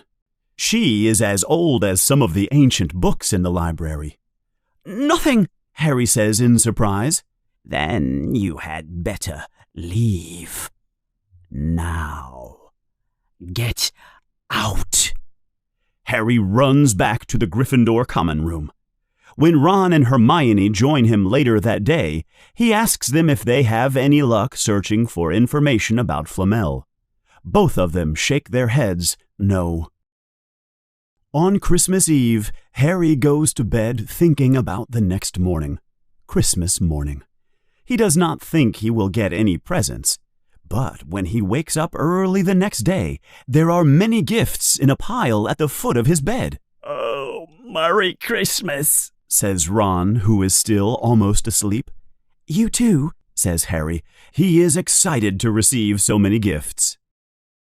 Harry and Ron bring their presents down to the common room so they can open them together with Hermione. Her presents are already there when the boys arrive. Merry Christmas, Ron. Merry Christmas, Harry, she says happily. The boys pile their presents next to hers, and they all begin to open their presents together. Harry gets a beautiful handmade wooden flute from Hagrid, and he also gets a warm hand-sewn sweater from Ron's mother. She always makes a sweater for each of her children at Christmas, says Ron. But for some reason, the ones she makes for people who are not her children are much nicer than the ones she makes for her own children. Ron holds up the sweater he got from his mother. It looks like it was made by a blind cat. You still have one more present, Harry, says Hermione. Harry picks up a small parcel. It is very light. He unwraps it. Something fluid and gray falls out of the wrapping onto the floor. Ron gasps in surprise. Harry, you're so lucky. I've always wanted one of those. Harry looks confused. What is it? He asks. If it's what I think it is, it's very valuable, answers Ron. It's an invisibility cloak. Try it on. Harry feels the material. It is shining and feels strange, almost like solid water. He puts the cloak around his shoulders, and Ron gives a satisfied yell. It is an invisibility cloak. Harry looks down at his body, but it is gone. That's amazing, Harry, yells Hermione. She feels a little jealous that Harry has such a powerful magic item. Harry runs to a mirror to look at himself. All he sees in the mirror is his head suspended in midair. His body is completely invisible. He pulls the cloak over his head and he disappears completely. There is no reflection of him at all in the mirror. There's a note, says Ron suddenly. A note fell out of it. Harry takes the cloak off and picks up the letter. The words are written in beautiful cursive. Your father left this with me before he died. It now belongs to you. Use it well. A very Merry Christmas to you. There is no signature on the note. Harry feels very strange. Who is the cloak from? Did the cloak really belong to his father? Harry, what's wrong? Asks Ron. Nothing, says Harry. Before he can say anything else, Percy, Ron's brother and prefect of Gryffindor, comes in. Come on, everyone, let's go. It's Christmas breakfast. Follow me. The children run after Percy. They are starving. This has been Harry's best Christmas day in his whole life. But something is still bothering him. As he is lying in bed, ready to sleep after a long Christmas day, he can't stop thinking about the invisibility cloak and the person who sent it to him. Harry sits up and reaches under the bed. He pulls out a box with the cloak in it. His father's cloak. This had been his father's cloak. The material feels smoother than silk and as light as air. Use it well, the note says. He has to try it. He gets out of bed silently and wraps the cloak around himself. He looks down at his body, but he can only see the floor of his bedroom and the shadows from the moon. It feels very strange, but exciting. Use it well. Suddenly, Harry feels wide awake. If he wears this cloak, he thinks, he can have access to all of Hogwarts. He can go anywhere. He is filled with excitement at the idea. Harry sneaks out of his dormitory. He goes down the stairs, past the fat lady in the painting. Who's there? She yells, and then he moves quickly down the corridor. Where should he go? He stops for a moment and thinks. His heart is beating very fast in his chest. Of course, the restricted section in the library. Off he goes as quickly and as quietly as he can. The library is as dark as night, pitch black. Harry lights a lamp to help him find his way down the corridors full of books. The lamp looks like it is floating in midair. It makes Harry feel a little scared. He moves carefully towards the back of the library where the restricted section is. He raises his lamp so he can read the titles of the books. Flamel must be in here somewhere, he thinks. The titles of the books don't tell him very much. Many of them have words in foreign languages that he does not understand. Some don't have anything written on them at all. One book is covered with something that looks a lot like dried blood. He feels like the books are whispering to him, as if they know he should not be there. He does not know where to begin looking, so he chooses a heavy silver book and sits on the floor. He opens the book carefully. There is a loud, terrifying shriek that penetrates the silence. The book is screaming in protest. He shuts the book immediately, but the screaming does not stop. He tries to get up to run away, but he knocks over the lamp. He begins to panic. He does not know what to do. Then, suddenly, he hears footsteps coming quickly in his direction. He puts the heavy book back on the shelf and runs for the exit of the library. He passes Filch in the doorway. Filch is looking straight at him, right in his eyes, but he does not see Harry. Harry manages to pass Filch without being discovered. He can still hear the screaming behind him. He runs and runs until he finally stops. He listens for any footsteps that might be following him. He looks around him and he has no idea where he is. Then, suddenly, Harry hears voices. You asked me to come to you if I found anyone in the corridors at night. Somebody was in the library, in the restricted section. It is Filch's voice. It is getting closer. Then he hears Snape's voice. The restricted section, eh? Well, they can't be far away. We'll catch them. Then Harry sees them come around the corner and walk towards him. There is an open doorway next to him. He enters the dark room. The voices pass by outside the room and move down the corridor. Finally, they disappear. Harry looks around him. The room looks like an unused classroom. The desks and chairs are pushed against the walls, but there is something in the room that does not look like it belongs there. Leaning against one of the walls is a large mirror. The mirror is magnificent. It is as tall as the ceiling. There is a beautiful gold frame around the mirror. It is standing on 2 feet with claws. There is an inscription above the mirror. It is carved into the wood of the frame. It reads,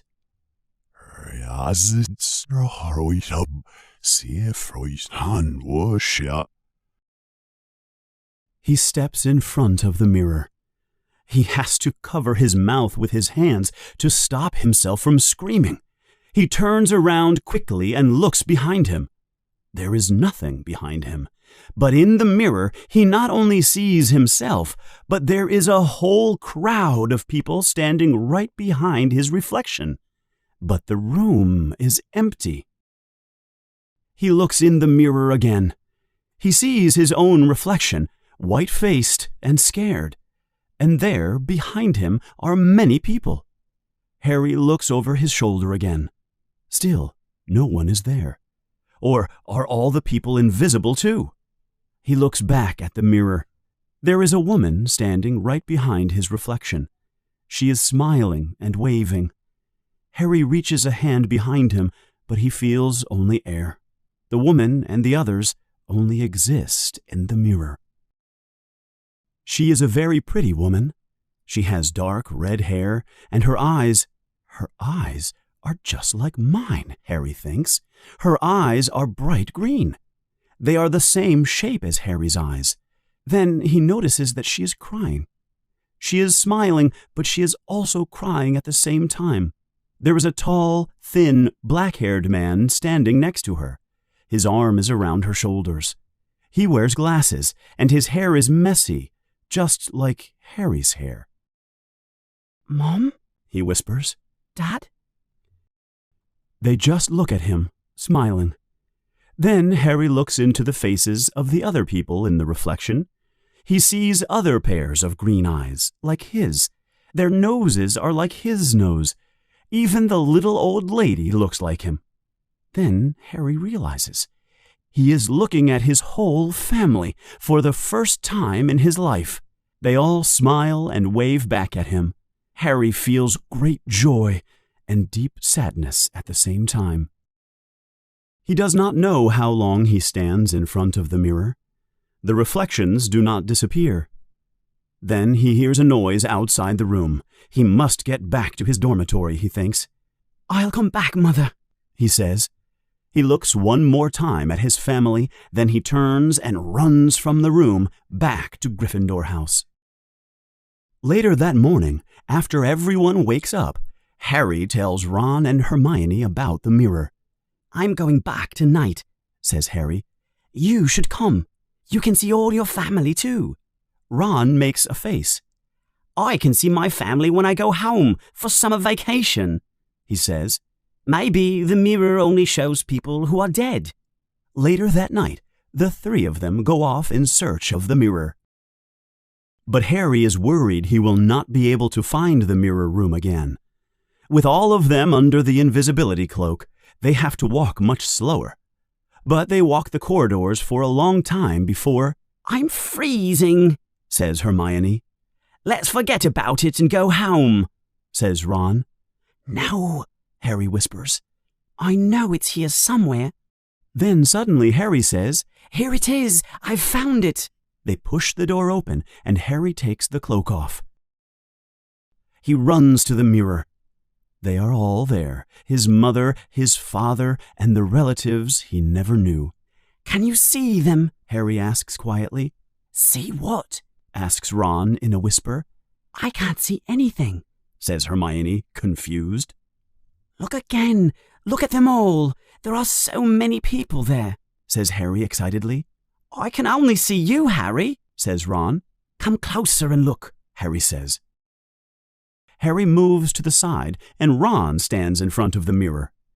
Harry and Hermione can only see the reflection of Ron in his pajamas, but Ron is staring straight into the mirror with an expression of joy and fear on his face. "Can you see all your family around you?" asks Harry. "No, I'm alone. It's just me. But I look different. I'm older, I think. And I'm a head boy." Ron smiles. "What?" asks Hermione. "I'm holding the house cup and the Quidditch cup. I'm Quidditch captain too." Ron looks excitedly at Harry and Hermione. "Do you think the mirror shows the future?" he asks. "I don't think so. It only showed my family, and they are all dead," Harry says. "Hermione, do you want to look?" Ron asks. "No, thank you," she answers. She looks at the mirror suspiciously. "Let me look again," Harry says. "You had all last night to look. I want to look a little longer," Ron says, a little angrily. "I think we had better leave," Hermione whispers. "This mirror is making you both crazy."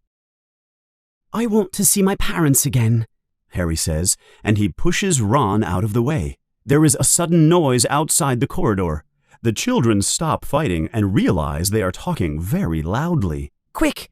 Hermione throws the cloak over all of them just as Mrs. Norris walks silently into the room.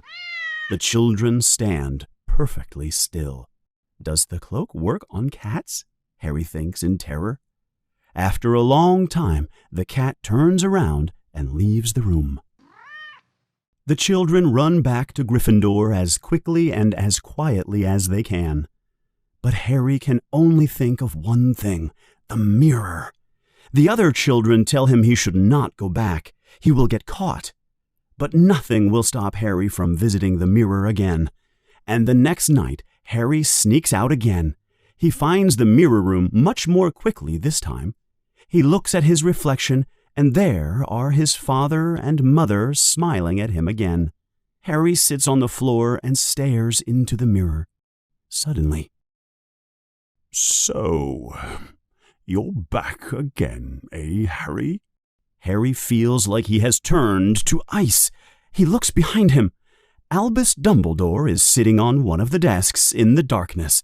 Harry must have walked right past him when he entered the room. I didn't see you, sir." It is interesting how being invisible can distract your attention, Dumbledore says. Harry is relieved. Dumbledore is smiling. So I see you have discovered the wonders of the Mirror of Erised, Dumbledore says. I didn't know it was called that, sir. Dumbledore looks closely at Harry. But I imagine that by now you know what the mirror does? It shows my family, Harry responds. And it showed your friend Ron as head boy and Quidditch captain, continues Dumbledore. How did you know? Harry asks. I do not need a cloak to become invisible, says Dumbledore kindly. Now think, what does the Mirror of Erised show all of us? Harry thinks for a moment. It shows us what we want to see. Dumbledore smiles. Yes and no. It shows us nothing more or less than the deepest, most desperate desire of our hearts. You have always wanted to see your family. Ronald Weasley has always wanted to be better than his brothers. But this mirror does not give us knowledge or truth. Men have died by wasting their lives staring into the mirror. They become entranced or have gone crazy. They do not know if the mirror shows them what is real or even what might be possible. The mirror will be moved tomorrow, Harry, and I ask that you not look for it again. If you do ever see it, you will now be prepared. Now, let's get back to bed. Chapter 13. Nicholas Flamel.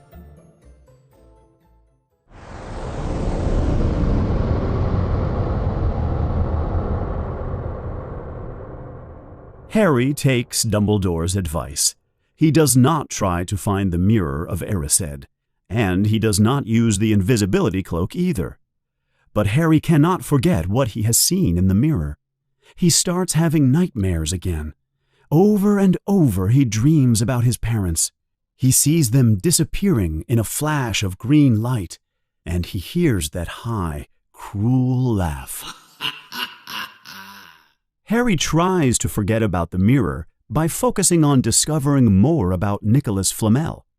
He and Ron and Hermione and Neville spend as much time as they can between classes searching in the library.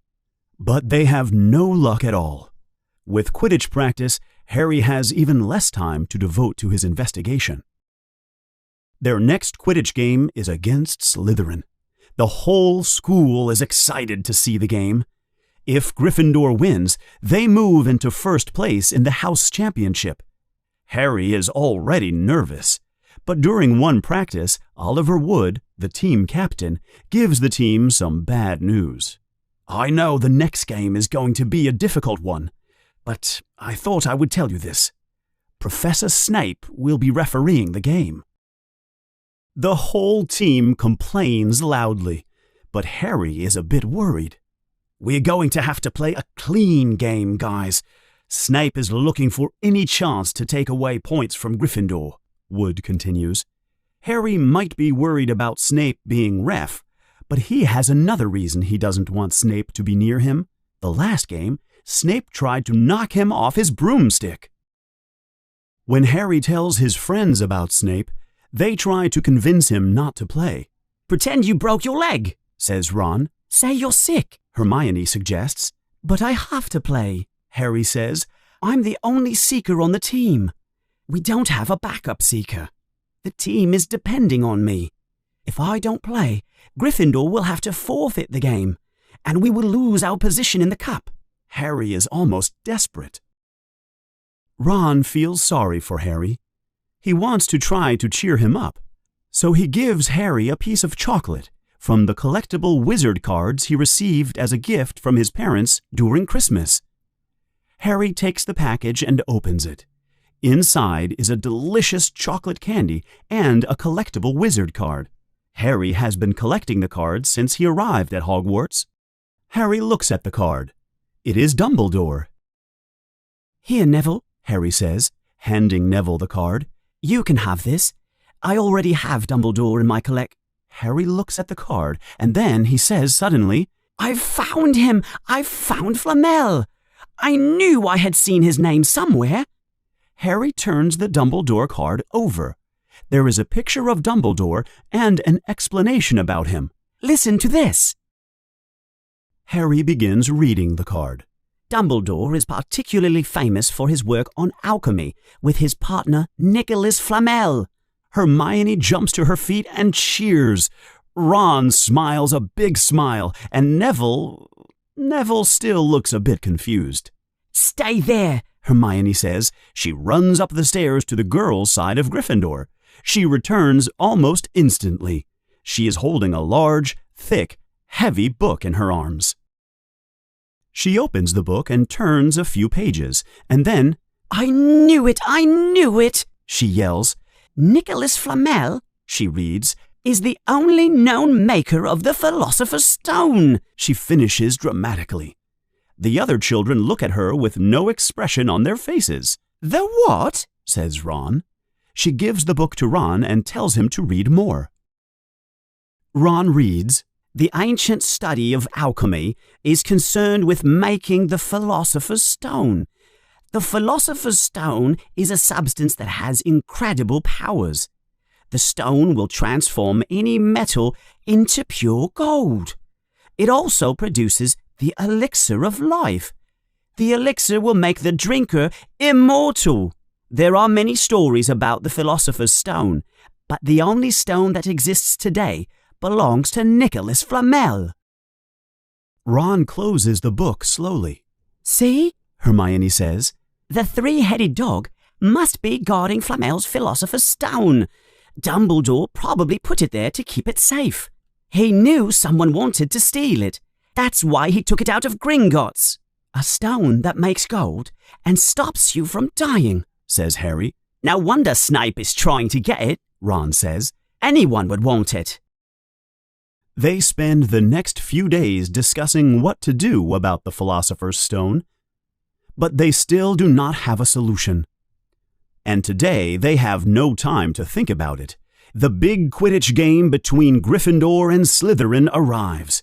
Harry is very nervous, and his friends worry that they will not see him alive after the game. I don't want to worry you, Oliver Wood tells Harry, but this is your most important game. We're all counting on you. Everyone's here to watch, even Dumbledore. Dumbledore is here, thinks Harry. If he's here, then I'll be safe. There's no way Snape will try anything while Dumbledore is watching. Harry's friends are not as certain. They are in the stands, watching Snape carefully. Look, yells Ron, the game is starting. Ouch! Someone has hit Ron in the back of the head. It is Malfoy. Oh, sorry, Weasley, Malfoy says. I didn't see you there. I wonder how long Potter will be able to stay on his broomstick. Does anyone want to make a bet? How about you, Weasley? Ron does not answer. Hermione is watching the game closely. She is keeping one eye on Harry and the other on Snape, and she is trying to ignore Malfoy. High above the other players, she can see Harry circling the sky, looking for the snitch. Do you know how they choose people for the Gryffindor team? Asks Malfoy. The team chooses people they feel sorry for. See, there's Potter. He has no family. And there are the Weasleys. They don't have any money. You should be on the team, Longbottom. You don't have any brains. Neville changes color from white to red to purple almost instantly. He turns around and faces Malfoy. I may not have any brains, Malfoy, but at least I have real friends, he says. Malfoy and the ever-present Crabbe and Goyle all laugh. You tell them, Neville, Ron says in solidarity. Longbottom, if brains were gold, you would be poorer than Weasley here. Ha ha, continues Malfoy, laughing again at his own cruelty. I'm warning you, Malfoy, Ron threatens. One more word from you and— Ron, look! yells Hermione. What is it? Where? Harry suddenly falls down from the sky in a spectacular dive. The crowd cheers and gasps. Hermione stands up. She is covering her mouth with her hands. Harry moves faster and faster towards the ground, like a speeding bullet. "Looks like Potter has found some money on the ground," says Malfoy. Ron cannot stand it anymore. Before Malfoy even knows what is happening, Ron is on top of him, punching and pinching and hitting him. Hermione hesitates, but Neville jumps over his seat and joins the fight to help Ron. Hermione looks back to the game. "Come on, Harry!" she screams, jumping up and down. Harry is speeding down towards Snape. Snape turns just in time. Harry misses Snape by centimeters. The next second, Harry pulls up from his dive and raises his hand in triumph. He is holding the snitch tightly in his hand. The crowd goes crazy. It is a new school record. No one can even remember the last time the snitch was caught so quickly. "Ron, Neville, the game's over. Harry has won. We've won. Gryffindor is in the lead." She is dancing up and down on her seat. She does not even see the pile of kids behind her. Malfoy has a big black eye. Ron's nose is bleeding heavily, but he has a big smile on his face. And Neville is on top of Crabbe and Goyle. All of them are unconscious. All three had hit their heads together at the same time and fell in a big pile, completely knocked out. The game lasted less than 5 minutes. Harry cannot believe it. Snape looks furious at Harry, but then suddenly Dumbledore is there, congratulating him. "Well done, Potter," says Dumbledore quietly. "It's nice to see you have not been spending your time looking for the mirror." Snape walks away angrily. Harry stays in the locker room after the game. He is alone, and he is happy. He has never been happier. He has done something that he can be very proud of. As he leaves the locker room, the sun is setting behind the castle. It is getting dark. He is thinking how angry Snape will be when, suddenly, Harry sees a dark shape coming quickly down the front steps of the castle. The person is wearing a dark cloak and a hood over his head. He obviously does not want to be recognized. But Harry recognizes the person from the way he walks. It is Snape. He is sneaking into the Forbidden Forest while everyone else is at dinner. What is he doing? Harry climbs onto his Nimbus 2000 and flies quietly into the air. As Harry climbs higher and higher, he can see Snape entering the forest far below. He follows him. It is difficult to see Snape because of the trees, but soon Snape appears in an open space in the woods. Harry can hear voices in the darkness below him. He slows his broomstick down and he climbs quietly onto a tree branch to watch and to listen. Below in the clearing, he can see Snape. He is not alone. Professor Quirrell is with him. Harry listens, but he cannot hear everything. "Don't know why you wanted to meet here in the forest, Severus," stutters Quirrell. "Oh, I wanted this to be very private," Snape replies in a cold voice.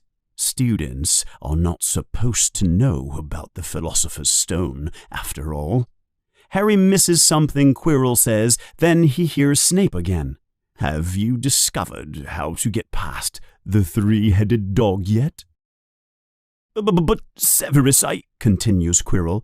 "You don't want me as your enemy, Quirrell," says Snape. Snape moves closer to Quirrell in a threatening manner. "I don't know what you—" Quirrell says. "You know exactly what I mean," responds Snape. "I'm running out of patience, Quirrell." You need to decide where you place your loyalties. Snape quickly covers his head with his dark hood and walks quickly back towards the castle. Quirrell stands there as if he were a petrified tree. When Harry finally gets back to Gryffindor, he calls all his friends to a quiet corner and tells them everything he has seen and heard. So, we were right. It is the Philosopher's Stone, and Snape is trying to force Quirrell to help him get it. He asked Quirrell if he knew how to get past Fluffy. Harry continues, But if Snape needs Quirrell's help, there are probably other enchantments guarding the stone. Quirrell is an expert in the dark arts, after all. Hermione has a concerned look on her face. So, she says, the stone will only be safe as long as Quirrell refuses to do what Snape tells him to do. But what are we supposed to do in the meantime? Harry responds, That's what we have to decide. Chapter 14. Norbert the Norwegian Ridgeback.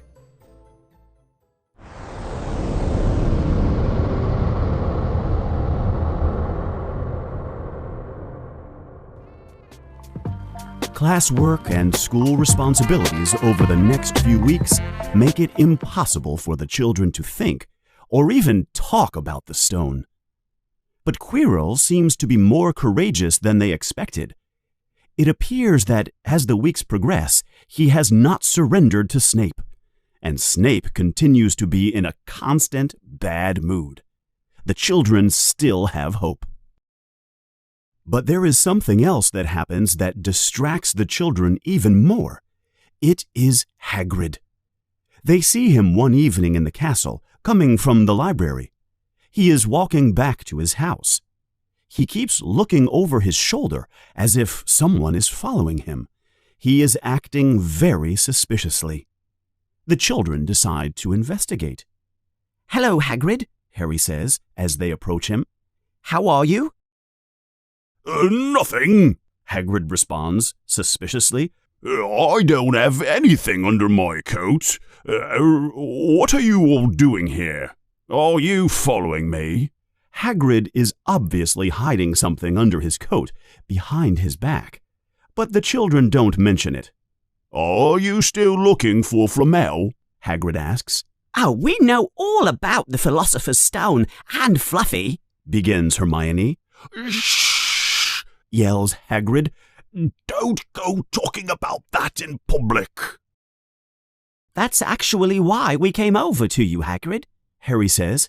We'd like to ask you a few questions about him. Listen, just come over later. I can't promise anything. No one is supposed to know anything, anyway. They will think I told you, Hagrid says, with a worried look on his face. Okay, we'll see you later, Harry says. Hagrid gives one more suspicious look at the children and walks towards his house. They knock on Hagrid's door later that night, but something is strange. The house is very quiet, and all the curtains are closed. Who is it? Hagrid asks cautiously. He opens the door slowly and quickly rushes Harry, Ron, and Hermione inside. It is extremely hot inside. Even though it is a warm night, there is a huge fire in the fireplace. Hagrid makes them some tea, and Harry decides there is no reason to wait. Hagrid, we know about the stone. But what else is protecting the stone besides Fluffy? Hagrid makes a frown. You know I can't tell you, Harry. Dumbledore has his reasons. Harry persists. But Hagrid, we need to know about the teachers.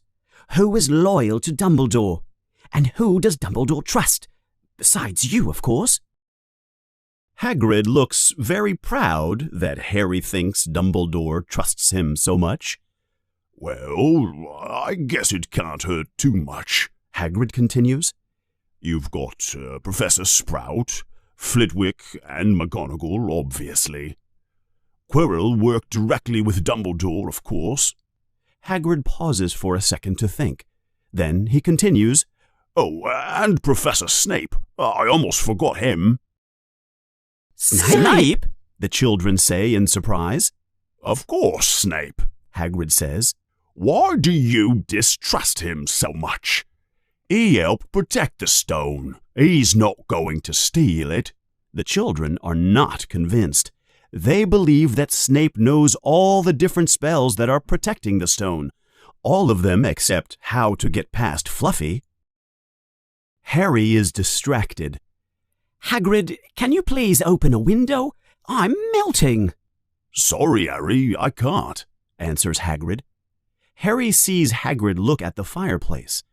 There, in the middle of the fire, Harry sees something he cannot believe. An egg. A huge black egg. Hagrid, what's that? Harry asks. Hagrid begins. That's... Hermione looks closer at the egg. That's a dragon egg, Hagrid. What are you doing with a dragon egg?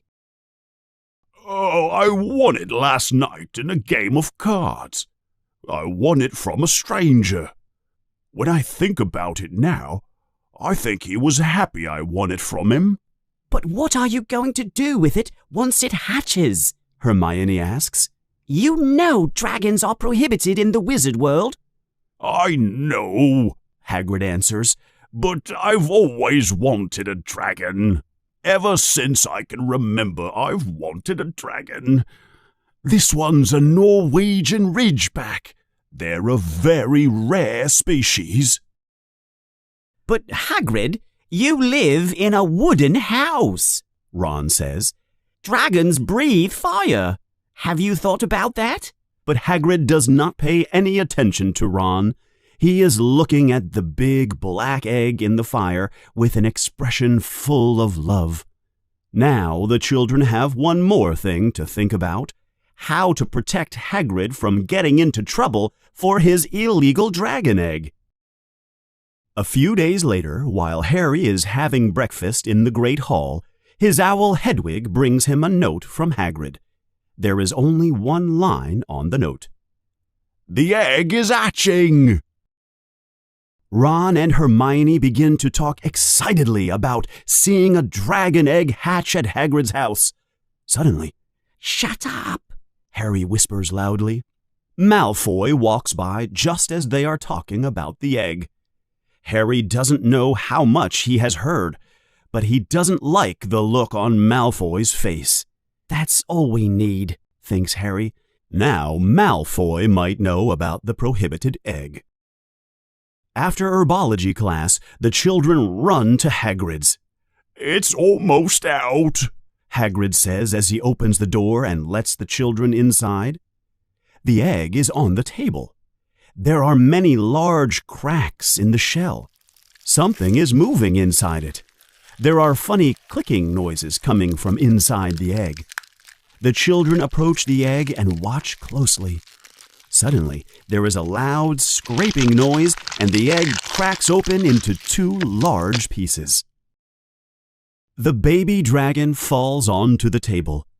Harry thinks it looks like a broken black umbrella. Its black wings are very large compared to its small black body. Its face is very long, and it has very wide nostrils at the end of its snout. There are teeny tiny horns on top of its head, and it has large orange eyes. It sneezes suddenly, and there is a small flame that flies out of its mouth. Isn't he beautiful? Hagrid says. He reaches his hand out to pet the dragon's head. The dragon tries to bite his fingers. It has long, sharp teeth. Look, he knows who his mummy is, says Hagrid, full of love and affection. Hagrid, asks Hermione, how fast do Norwegian Ridgebacks grow? Hagrid is about to answer, then suddenly he jumps up and runs to the window. What's the matter? Asks Harry in surprise. There was someone looking in the window, Hagrid answers. It was a kid. He's running back to the school. Harry runs to the door and looks out. Even from a far distance, Harry can see him clearly. There is no mistake. It is Malfoy. He has seen the dragon. The way Malfoy smiles at Harry, Ron, and Hermione over the next weeks makes them all nervous. But they have more important things to think about, like trying to convince Hagrid to give up his dragon. But they are unable to convince him. Hagrid is so full of love and caring for his new pet that the children can do nothing to change his mind. Hagrid even names the dragon Norbert.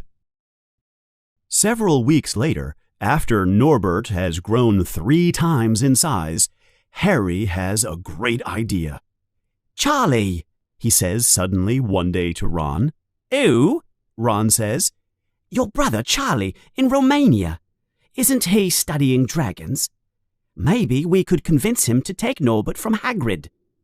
Ron has a big smile on his face. That's a brilliant idea, Harry. I'll send him an owl to ask him.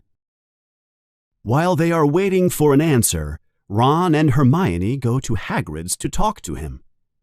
When they come back to Gryffindor, Ron's hand is covered in a bloody cloth. He bit me, yells Ron. I won't be able to write for a week. And it scratched me, Hermione says. I was just trying to help Ron, and it scratched me. Just at that moment, there was a tap, tap, tap at the window. It is Ron's owl with a note from Charlie. Ron reads the letter. I don't think we'll have to wait much longer to get rid of that dragon, he says. Listen to this. Dear Ron, how are you? Thanks for the letter. I'd be glad to take the Norwegian Ridgeback, but it won't be easy getting him here. Some friends of mine are visiting me from Hogwarts next week. I think the best thing is to send the dragon in a crate with them. But I don't want them to get into trouble, since dragons are illegal after all. Put the Ridgeback in a crate and carry it up the tallest tower at midnight on Saturday. They can meet you there and take him away while it's still dark. Send me an answer as soon as possible. Love, Charlie. We can use the invisibility cloak, says Harry. We can use the cloak to cover us and the crate. I think it's big enough. They all agreed. All they want to do is to get rid of Norbert. But there is a problem in their plan. The next day, Ron's hand begins to swell from the dragon bite, and Hermione's scratch begins to hurt terribly. They think the bite and scratch might be poisonous. They decide to go to the infirmary. Harry goes to visit them later. When he enters the infirmary, Harry sees several areas separated by curtains. They must have patients who need some privacy. He finds Hermione and Ron towards the back of the infirmary. They are sitting in their own beds. How are you, Ron? Hermione? Asks Harry. Hermione smiles.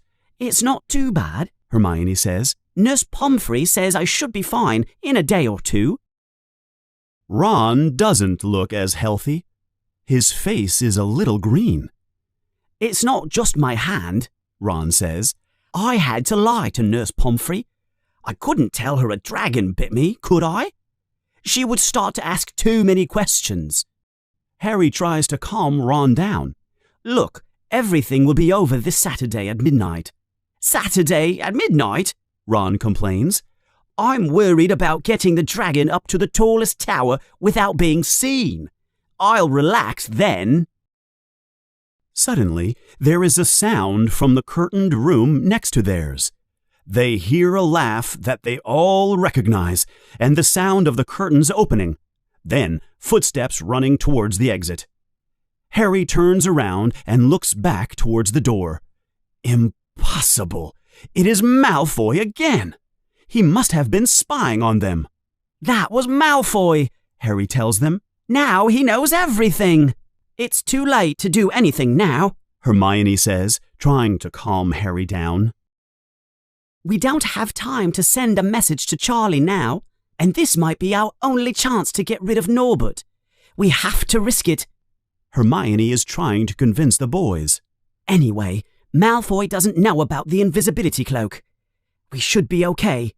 We need to get to Hagrid's and tell him about the plan. I won't let you do it, Hagrid cries when the children tell him about their plan. But Hagrid doesn't have much choice, the children explain. Norbert has grown very large. He has bitten Hagrid and Fang many times. He is becoming too dangerous to keep. And anyway, having a dragon is illegal at Hogwarts. Hagrid could be expelled again. Okay, I'll do it, Hagrid yells. There are huge tears falling into his bushy beard. On Saturday night, the children arrive a little late to Hagrid's. They have difficulty avoiding the ghosts in the corridors as they are leaving. When they arrive at Hagrid's, they find him crying next to a wooden crate.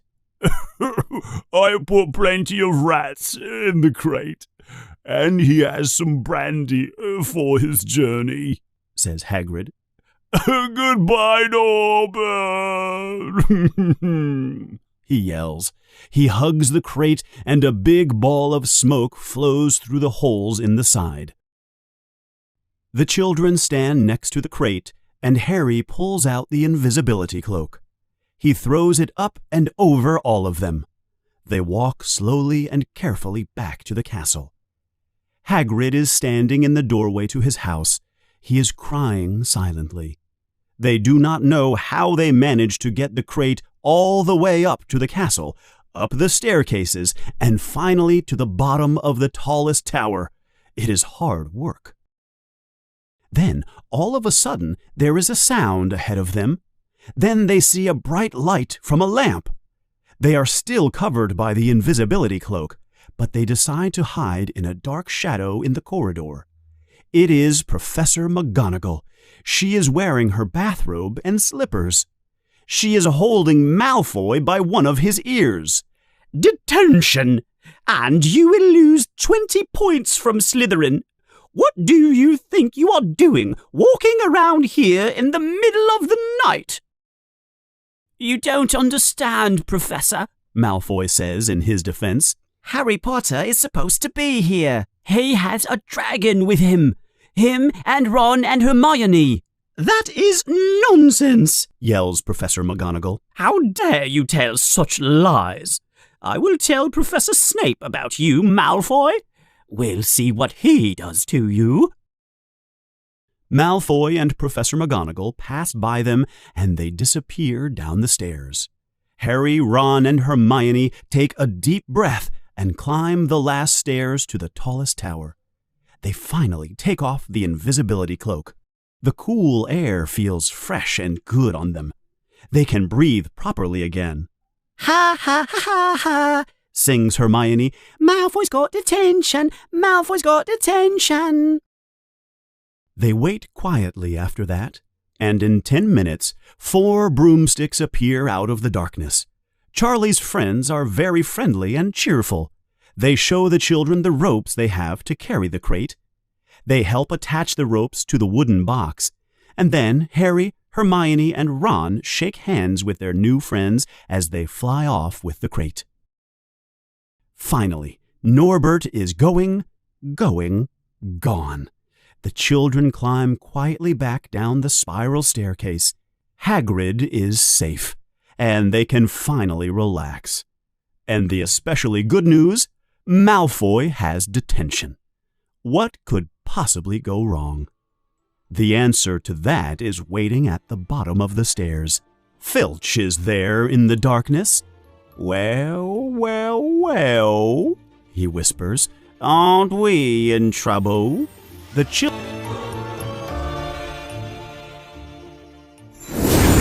Chapter 15. The Forbidden Forest.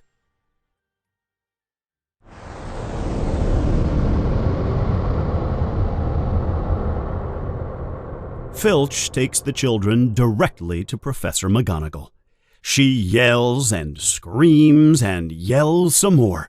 She cannot believe the level of disobedience demonstrated by first-year students. She has no choice, she says, but to take away points from Gryffindor. 50 points for each child. They are lucky, she says, that she does not expel them right then and there. When the other children of Gryffindor House wake up the next morning, they see the house point counter. They have lost 150 points in one day? At first, they cannot believe it, but then they hear the stories. In one night, Harry goes from one of the most popular and admired students at Hogwarts to the most hated. Even children from Slytherin make fun of him. They thank Harry for putting them in first place. The only good thing that comes out of this whole situation is that Professor McGonagall thinks it is only a plan to give Malfoy detention. She still does not know anything about Hagrid and his dragon, or the invisibility cloak. If he wants to remain at Hogwarts and not be expelled, Harry thinks, he decides to mind his own business from now on. He focuses the next few days on preparing for his exams. Then, one day while he is at breakfast, Harry receives a letter. Hermione and Ron also receive the same letter. Your detention will take place at 11 o'clock tonight. Meet Mr. Filch at the entrance to the castle.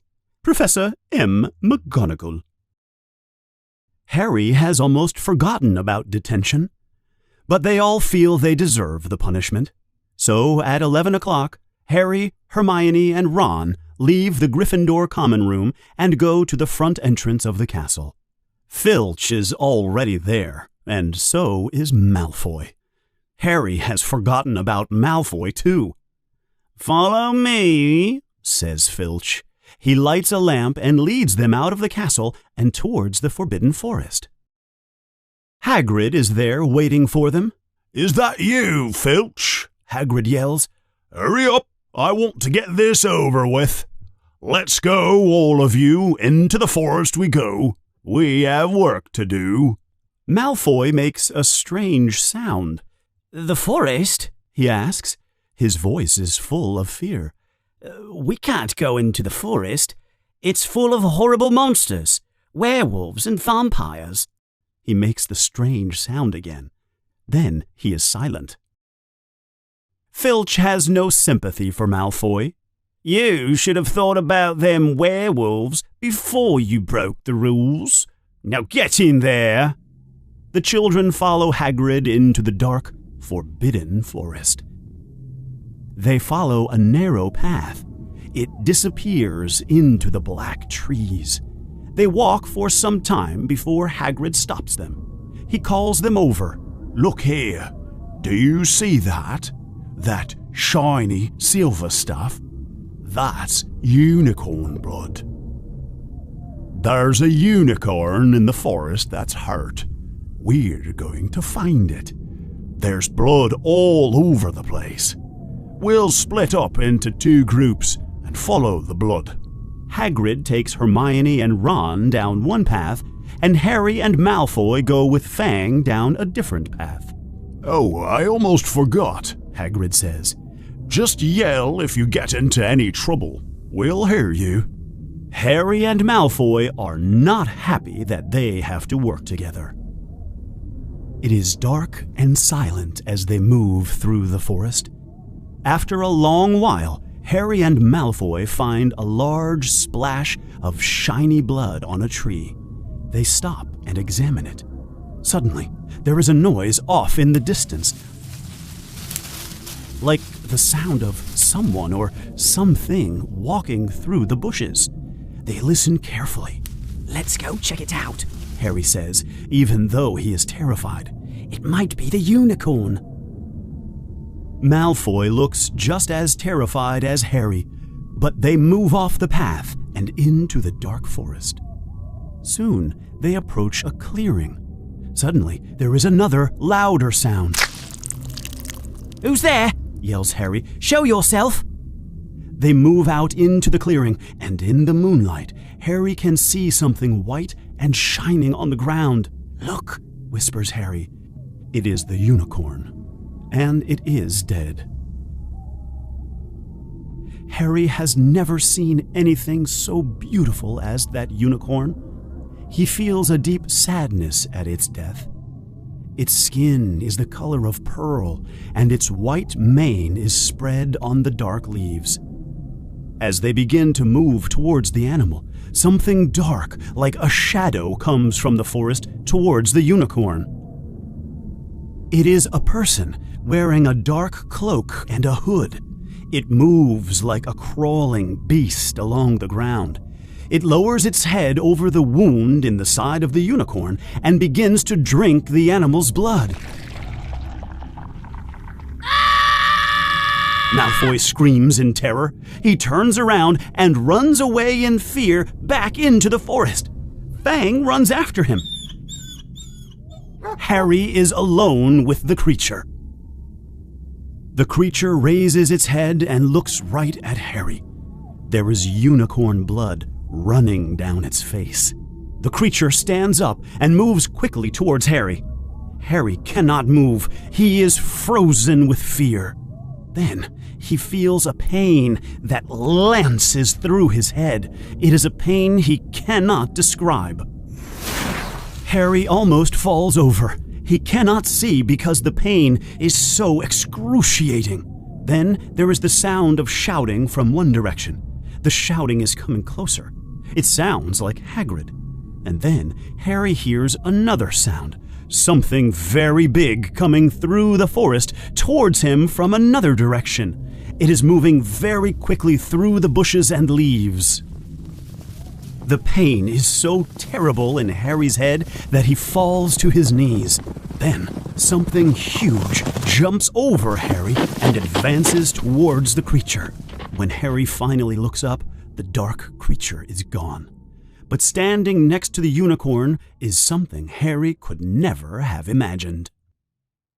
From its head to its waist, the creature is a man. His hair is long and blonde, almost white. But below, he has the body of a horse. Its skin is smooth and the color of gold in the bright moon. His tail is a deep yellow color. Harry cannot believe his own eyes. It is a centaur. Then, suddenly, from the other side of the clearing, Hagrid appears. He is with all the other children, and Fang. Hagrid does not look surprised to see the centaur. "You are the Potter boy," says the centaur. "You must return to the castle. The forest is not safe at this time, especially for you." The centaur looks up and sees Hagrid and the children. "Hagrid, I will take him back." The centaur looks back at Harry. "Can you ride? It will be quicker if you can ride. My name is Firenze," he says. "Go with him, Harry," Hagrid says. "He'll get you back to Hogwarts safely." Still in pain, Harry moves towards Firenze. The centaur lowers himself so Harry can climb onto his back. "Hold on!" yells Firenze. He bolts away into the forest. Harry has to hold on to his mane tightly so he does not fall off. "My kind does not concern itself with your kind," Firenze says as he rushes through the trees. "But we have seen your future in the stars. It is a dark future, Harry Potter. But that creature that you saw tonight is a great danger to all of us. If we do not fight it together, we will surely lose everything." Harry is confused. He does not know what Firenze is talking about, but he holds on tightly for dear life. After some time, Firenze suddenly begins to slow down. They are coming to the edge of the forest. "Harry Potter, do you know what unicorn blood is used for?" he asks. "No," says Harry, confused even more by the question. "It is the most barbaric thing to kill a unicorn," Firenze continues. "Only someone with nothing to lose would kill a unicorn. The blood of a unicorn will keep you alive, even if you are close to death. But you must pay a terrible price. The blood will keep you alive, but only in a half-life, a cursed life. almost dead, but never fully alive. But who would be so desperate to do that? Asks Harry. Firenze does not answer for a long time. Then, if you only need something to keep you alive until you can drink something else that will restore your full life, something that will make you immortal. I think you know who and what I am talking about, Harry Potter. Harry understands now. The Sorcerer's Stone, the elixir of life, Voldemort. This is where I leave you, says Firenze. You are safe now. Make your way back to the castle. Stay out of the Forbidden Forest. Stay with your friends. Harry slides off his back. Good luck, Harry Potter. The stars are bright tonight. We have read your future in them, but we have read the stars incorrectly before. He turns and bolts off into the dark forest. The sound of his hooves quickly fades into the distance. Harry turns and walks out of the forest. He walks slowly back to Hogwarts. He has so many questions in his head. When the children arrive back in the Gryffindor common room, Harry explains what he has learned and the conclusions he has come to. It's Voldemort in the forest. Snape wants the stone for Voldemort, and Voldemort's waiting in the forest, drinking unicorn blood to stay alive. Ron has a terrified look on his face. Harry, please stop saying his name, Ron whispers, as if Voldemort might hear him. Harry ignores him and continues his explanation. If Snape steals the stone and gives it to Voldemort, then he'll come after me and kill me for sure, Harry says. Ron looks even more uncomfortable when he hears you-know-who's name. Harry, everyone says Dumbledore is the only one you-know-who is afraid of, Ron says confidently. With Dumbledore around, you-know-who won't try to touch you. Harry is not so sure. As the sun begins to rise, they all go to bed. They are exhausted and scared. But for Harry, there is still one more surprise waiting for him. When he pulls his bed sheets back to climb into bed, he finds the invisibility cloak. It is folded neatly next to his pillow. There is a note attached to it, just in case. Chapter 16. Through the Trap Door.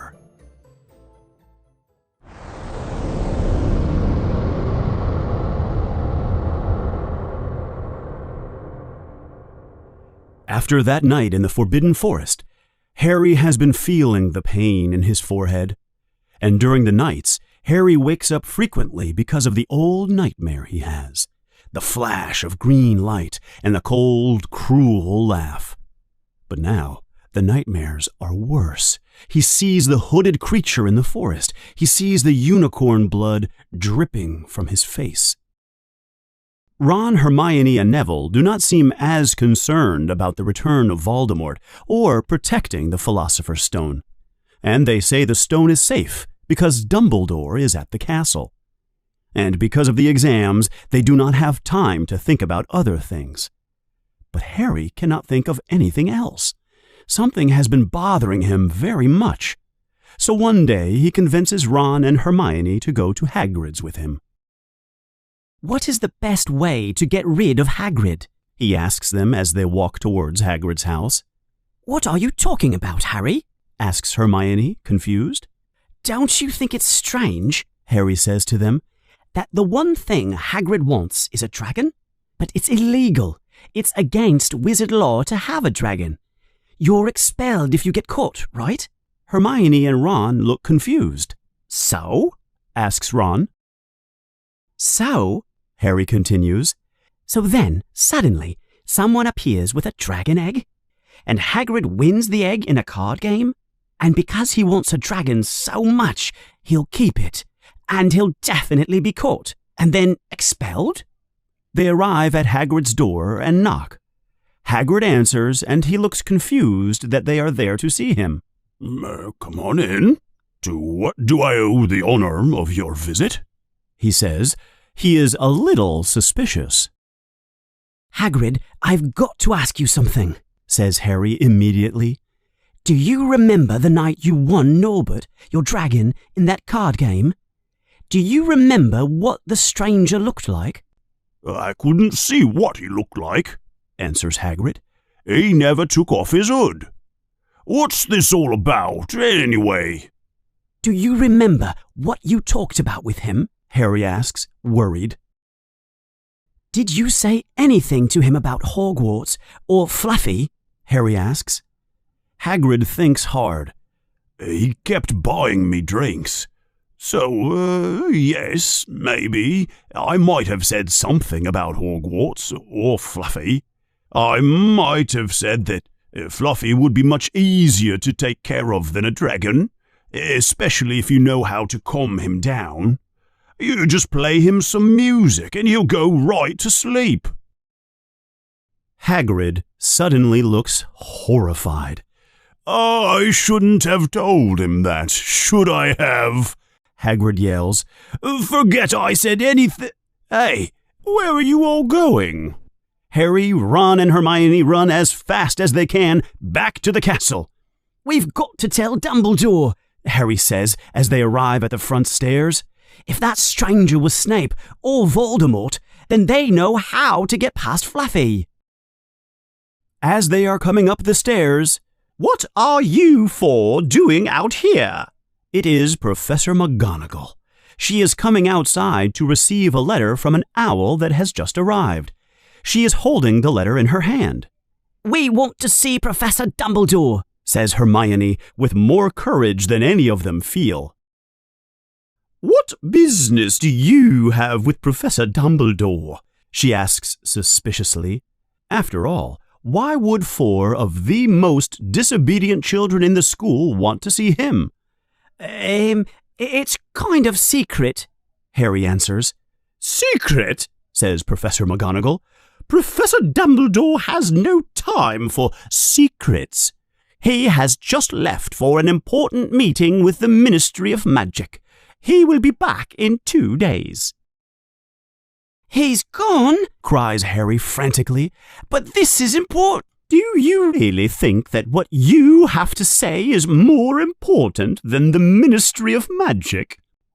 I will hear no more of it. Off you go.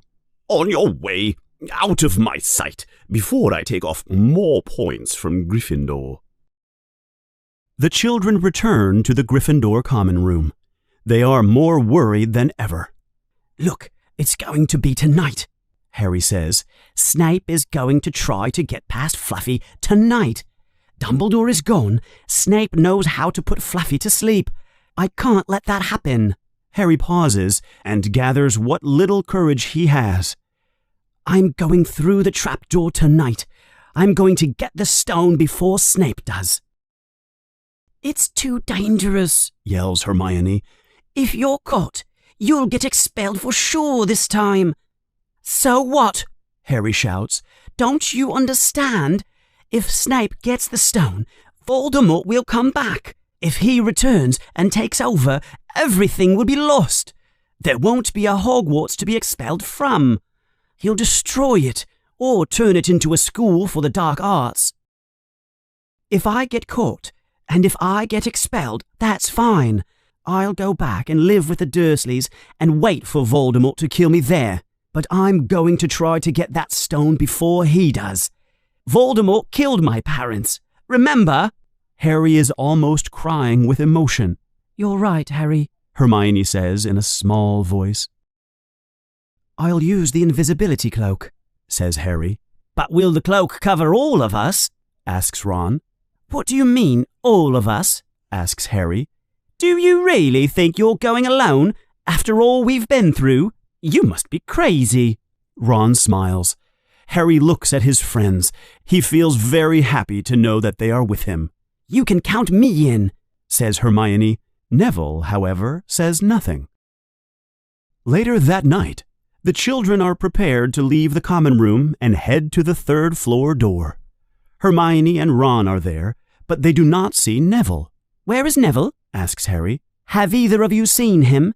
Hermione and Ron both look at each other. They shake their heads no. Suddenly, there is a voice from one of the dark corners of the common room. It is Neville. I can't let you go, Harry. Neville, what are you talking about? Harry asks. You've lost too many points for our house. There is too much at risk for me. I don't think you should go, Neville says. Neville, we don't have time to waste, Hermione says. I'm so sorry. She raises her wand and... Petrificus totalis! She cries, pointing the wand at Neville. Neville's arms stick to his side. His legs close suddenly. His whole body becomes rigid, like a plank of wood. He loses his balance and then falls flat on his face. His mouth is fixed shut. He cannot speak. Only his eyes are moving. He is looking at them in fear and anger. Ron laughs. It's the full body bind. Well done, Hermione. Sorry, Neville. We'll let you know how it goes when we get back. After evading Mrs. Norris and a couple of ghosts, they finally arrive at the door on the third-floor corridor. It is already open. Snape has already gotten past Fluffy, I guess, Harry says. The open door makes Harry realize the significance of what they are about to do. Look, I will understand if you want to go back, he says. I won't blame you. Don't be stupid, Harry, says Ron, a little angry. We're with you. Harry smiles and walks through the open door. As they enter the chamber, they can hear a deep, low, rumbling growl.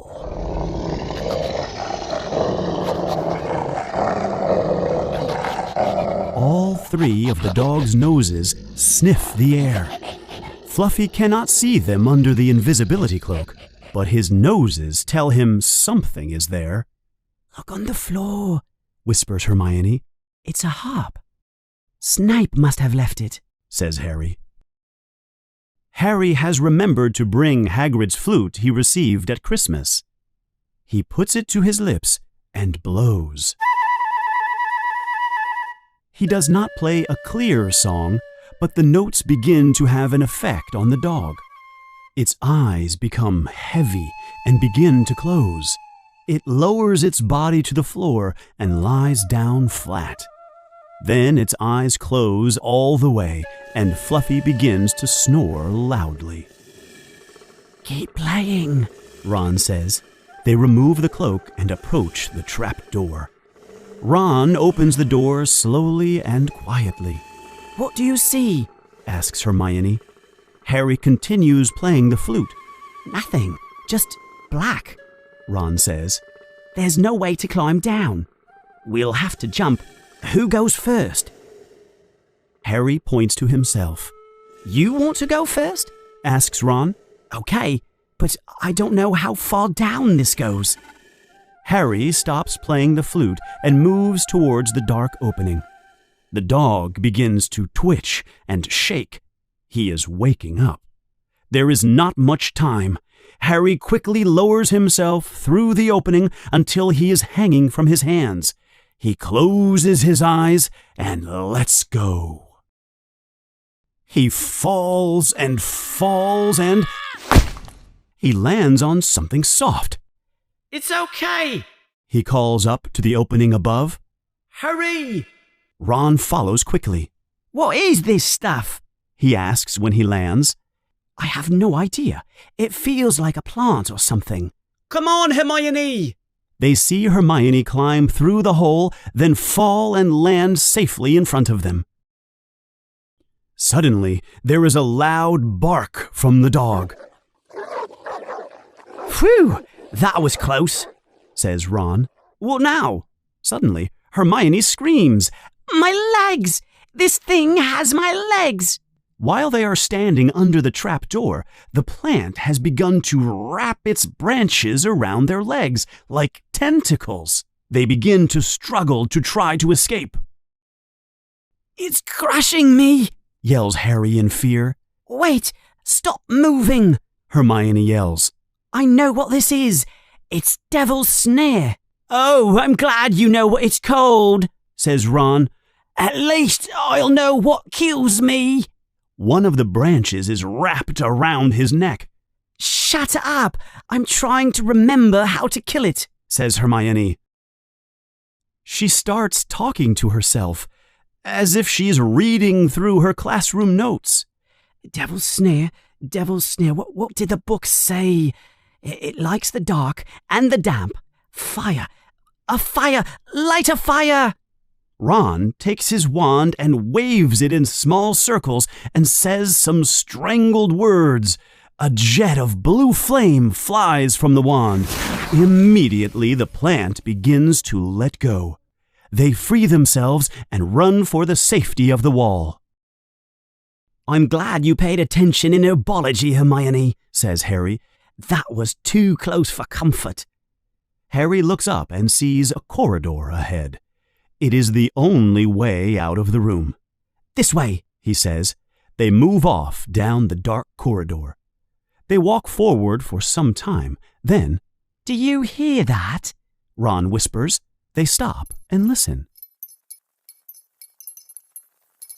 It sounds like the clinking of metal. The sound is coming from just up ahead.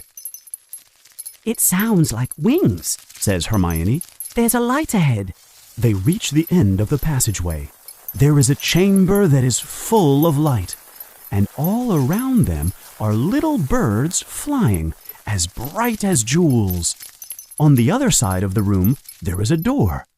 I'll try to run for the door. You wait here. Harry covers his head, sure they will attack him. He reaches the door safely. He pulls on the door handle. It's locked, Harry shouts to them. Hermione is looking up, and she notices something strange about the little flying creatures. They're not birds, she yells suddenly. They're flying keys. You have to catch the right key for the door. Look, over there. Broomsticks. This is a job for you, Harry. Look for a big, old-fashioned key, probably silver, like the door handle, she shouts. But there are hundreds of them, complains Harry as he reaches for a broomstick. Harry is not the best seeker in a century for nothing. He has the ability to notice things others can't, and quickly he notices a large silver key. One of its wings looks like it is broken, as if it has already been caught. Harry shoots up high into the darkness near the ceiling. He watches the key from above, then dives suddenly. He takes the key completely by surprise. He has it. Hermione and Ron cheer loudly for Harry. Quick, yells Hermione. Open the door. Harry jumps off his broomstick and runs to the door. Hermione and Ron follow. He pushes the key hard into the lock and turns. Harry lets the key go and pulls the door open. The poor key flutters away and is almost unable to fly. The next chamber reveals an astonishing sight. They are standing on the edge of a huge chessboard. They are standing behind the black chess pieces, which are taller than they are. On the other side of the board are the white chess pieces. Now what do we do? Harry whispers. It's obvious, isn't it? Says Ron. We've got to play our way across the room. Look, behind the white pieces there's another door. Ron walks up to the Black Knight and touches his horse. Immediately the piece comes to life. The knight's head turns to look at Ron. Do we need to take the place of the black pieces? He asks the Black Knight. The knight nods. Yes. Hermione, you take the bishop there. And Harry, you take the castle next to her, says Ron. I'm going to be a knight. Don't take offense, but neither of you know how to play chess very well. No offense taken, says Harry. Just tell us what to do. It seems like the pieces understand what they are saying. 3 pieces turn in their squares and walk off the board. The children fill the empty squares. Well, white always plays first in chess, says Ron. Yes, Look! A white pawn moves forward 2 squares. Ron starts directing the black pieces. They move silently wherever he sends them. Harry is terrified. What if they lose? Harry, move diagonally 4 squares to the right. Harry's question is answered when their first knight is taken. The White Queen smashes him to the floor and drags him off the board. The Black Knight does not move after that. We had to sacrifice him, says Ron, not looking too confident. Hermione, you're free to take that bishop. Go get him. The players dance and move across the board with Ron's directions. When a black piece is taken, it is smashed to the ground and pushed off the board. There is a pile of black pieces against the far wall. Harry and Hermione are only in danger a couple of times, but Ron is able to save them. We've almost got them, he says. Let me think. The White Queen turns her blank face towards him. No, Ron, yells Hermione. Yes, says Ron. It's the only way. I've got to be taken. No, Harry yells. That's chess. Sometimes you have to make sacrifices. After I move, you can checkmate the king, Harry. But do you want to stop Snape or not? Ron says. He may already have the stone. Just do it. There is no alternative. Ready? Ron asks. Here I go. He steps forward to the square, and the White Queen attacks. The Queen hits Ron hard across his head with her stone arm. Hermione screams. Ron crashes to the floor. The White Queen drags Ron off the board and pushes him against the wall. Shaking, Harry moves 3 spaces to the left. The White King takes off his crown and throws it at Harry's feet. They have won. The pieces bow and move aside. The door is clear. Harry and Hermione run to Ron. He is alive, but barely. Hermione, what do we do? Asks Harry in desperation. Hermione puts her hand on Ron's forehead. Then she feels his wrist for a pulse. Ron's pulse is very weak. Is he dying? Asks Harry. Hermione does not answer immediately. Harry, you've got to continue on, she says. You don't have much time. But what about Ron? Asks Harry. I've got this, Harry. Remember, I've done a lot more reading than you have. She smiles. I assume you haven't read Warlock Woundsworth's book, Scrapes, Scratches, Bumps and Broken Bones, A New Wizard's and Witch's Guide to the Healing Arts, have you? Harry shakes his head no.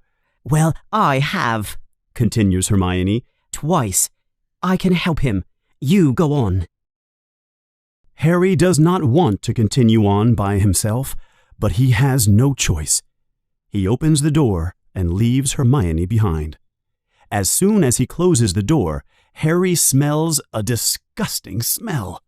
He covers his nose and mouth with his robes. There, on the floor in front of him, is a huge cave troll. It is unconscious. Harry is happy he does not have to defeat another cave troll, and all by himself. He squeezes past the stinking troll, and he quickly opens the door at the end of the chamber. He is on the other side, in the last chamber. He takes a moment for his eyes to adjust to the darkness. Harry is not alone in the room. There is someone there already, but it is not Snape. It is not Voldemort either. Chapter 17, the final chapter. The Man with Two Faces.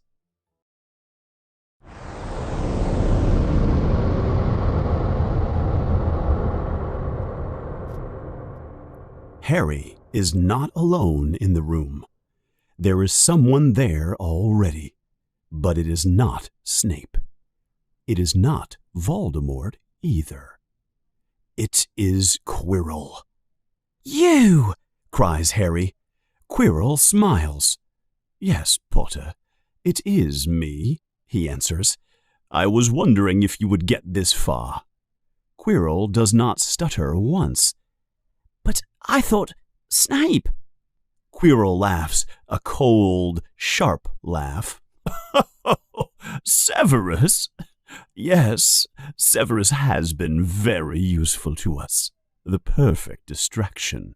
Next to him, who would ever suspect poor, stuttering Professor Quirrell? Harry does not understand. But Snape tried to kill me at the Quidditch game, he cries. No, you silly boy. I tried to kill you at the game, but your little friend, Miss Granger, accidentally knocked me over when she was running to set Snape on fire. She made me lose eye contact with you. If it weren't for her, I would have knocked you off your broom. I would have been faster, but Snape was using a counter curse, trying to save you. Snape was trying to save me, Harry says. He still cannot believe it. Of course he was. Why do you think he wanted to referee your next match? It didn't matter anyway. I couldn't have done anything with Dumbledore there. What a waste of time. After all, I'm going to kill you tonight. Suddenly, Quirrell snaps his fingers. Ropes appear out of thin air and wrap themselves around Harry's hands and feet. Harry cannot move. The ropes are very tight. You're too much trouble to allow you to live, Potter, Quirrell continues. You ruined my plans on Halloween. I wasn't sure if you knew about me and the stone. You let the troll in, didn't you? Asks Harry, incredulous. Of course I did. I sent it to kill you, but you and your little friends were stronger than I expected. And Snape already suspected me. That's why he went to the 3rd floor before me. But the 3-headed dog couldn't even bite his leg off correctly. You just wait there, Potter, while I finish what I started here. Quirrell turns away from Harry and moves towards the far wall. It is then that Harry realizes what is behind Quirrell. It is the Mirror of Erised. This mirror is the key to finding the stone, Quirrell says. Of course, Dumbledore would think of something like this to protect the stone. But I tricked him and sent him away. He won't be bothering us tonight. But I saw you and Snape in the Forbidden Forest, Harry says. He is trying to distract Quirrell, so he loses his concentration. Yes, he tried to frighten me. Ha! He laughs, another cold laugh. What a fool he was to think he could stop me when I had Lord Voldemort on my side. Quirrell continues to look into the mirror. I see the stone. I'm presenting it to my master. But where is it? He says in frustration. Harry tries to loosen the ropes around his wrists, but they are too tight. Suddenly, Quirrell makes a strange sound. Sometimes, he says, holding his hand to his head, it is difficult to follow my master's instruction. He is a powerful wizard, and I am weak. Quirrell's face is suddenly full of pain. Lord Voldemort has shown me the way. I was wrong. There is no good or evil, only power, and those who are too weak to find it. I have served him faithfully, but I cannot always do what he asks. He does not forgive mistakes. Quirrell's face is full of pain. When I failed to steal the stone from Gringotts, he was very displeased. He punished me. He decided he could not let me out of his sight. Of course, Harry thinks, he remembers seeing Quirrell on Diagon Alley when he visited Gringotts with Hagrid. Quirrell cries out in pain. I don't understand. Is the stone inside the mirror? Should I break it? Quirrell is talking out loud, but it seems he is having a conversation with someone, not talking to himself. Then Harry has an idea. What I want more than anything in the world right now, he thinks, is to find the stone before Quirrell does. So, if I look in the mirror, I should see myself finding it. I'll be able to see where it is hidden. Harry tries to move closer to the mirror without Quirrell noticing him, but the ropes are too tight. He cannot move. "What does the mirror do?" he hears Quirrell say. "How does it work? Master, help me!" And to Harry's horror, a voice answers him. The voice comes from inside Quirrell himself. Use the boy. Use the boy. Quirrell turns around quickly and looks at Harry. "Yes, master," cries Quirrell. "Potter, come here." He claps his hands once, and the ropes fall off of Harry's hands and feet. Harry gets to his feet. "Come here and look in the mirror and tell me what you see," Quirrell commands Harry. I must lie, Harry thinks desperately. I must look and lie about what I see. It's the only way. Harry approaches the mirror. He can smell the strange smell from Quirrell's turban. Harry closes his eyes, steps in front of the mirror, then opens them again. At first, he sees his reflection. His face is pale and scared. Then, a moment later, the reflection smiles at him. His reflection puts its hand into its pocket and pulls out a stone, a red stone the color of blood. The reflection winks, then puts the stone back in its pocket. The real Harry then feels something heavy in his own pocket. Somehow, incredibly, he now has the stone. "Well?" asks Quirrell impatiently. "What do you see?" Harry looks for the courage he needs. I see myself shaking hands with Dumbledore, he lies. I've won the House Cup for Gryffindor. Quirrell curses under his breath and pushes Harry out of the way. Harry moves away from the mirror. He can feel the weight of the stone in his pocket. He lies. He lies, says the voice. Let me speak to him, face to face. Quirrell turns to Harry again. "But, Master, you're not strong enough," Quirrell says. I have the strength for this. Harry is petrified. He cannot move a muscle. He watches as Quirrell turns again towards the mirror. Then he begins to unwrap his turban. Harry wants to scream, but he cannot make a sound. The turban falls away, and where the back of Quirrell's head is supposed to be, there is a face, the most terrible face Harry has ever seen. The face is as white as chalk. Its eyes are wide and red. Where its nose should be, there are only holes, like a snake's nose. Harry Potter, it whispers. Do you see what I have become? Harry tries to step backwards and away, but his legs won't move. I am a mere shadow and vapor of what I once was. I must share another's body, but there have always been others who will let me into their hearts and minds. Unicorn blood has given me enough strength. You saw Quirrell drinking it for me in the forest. And once I have the elixir of life, I will be able to create my own body. Now, give me the stone you have in your pocket. So he knows.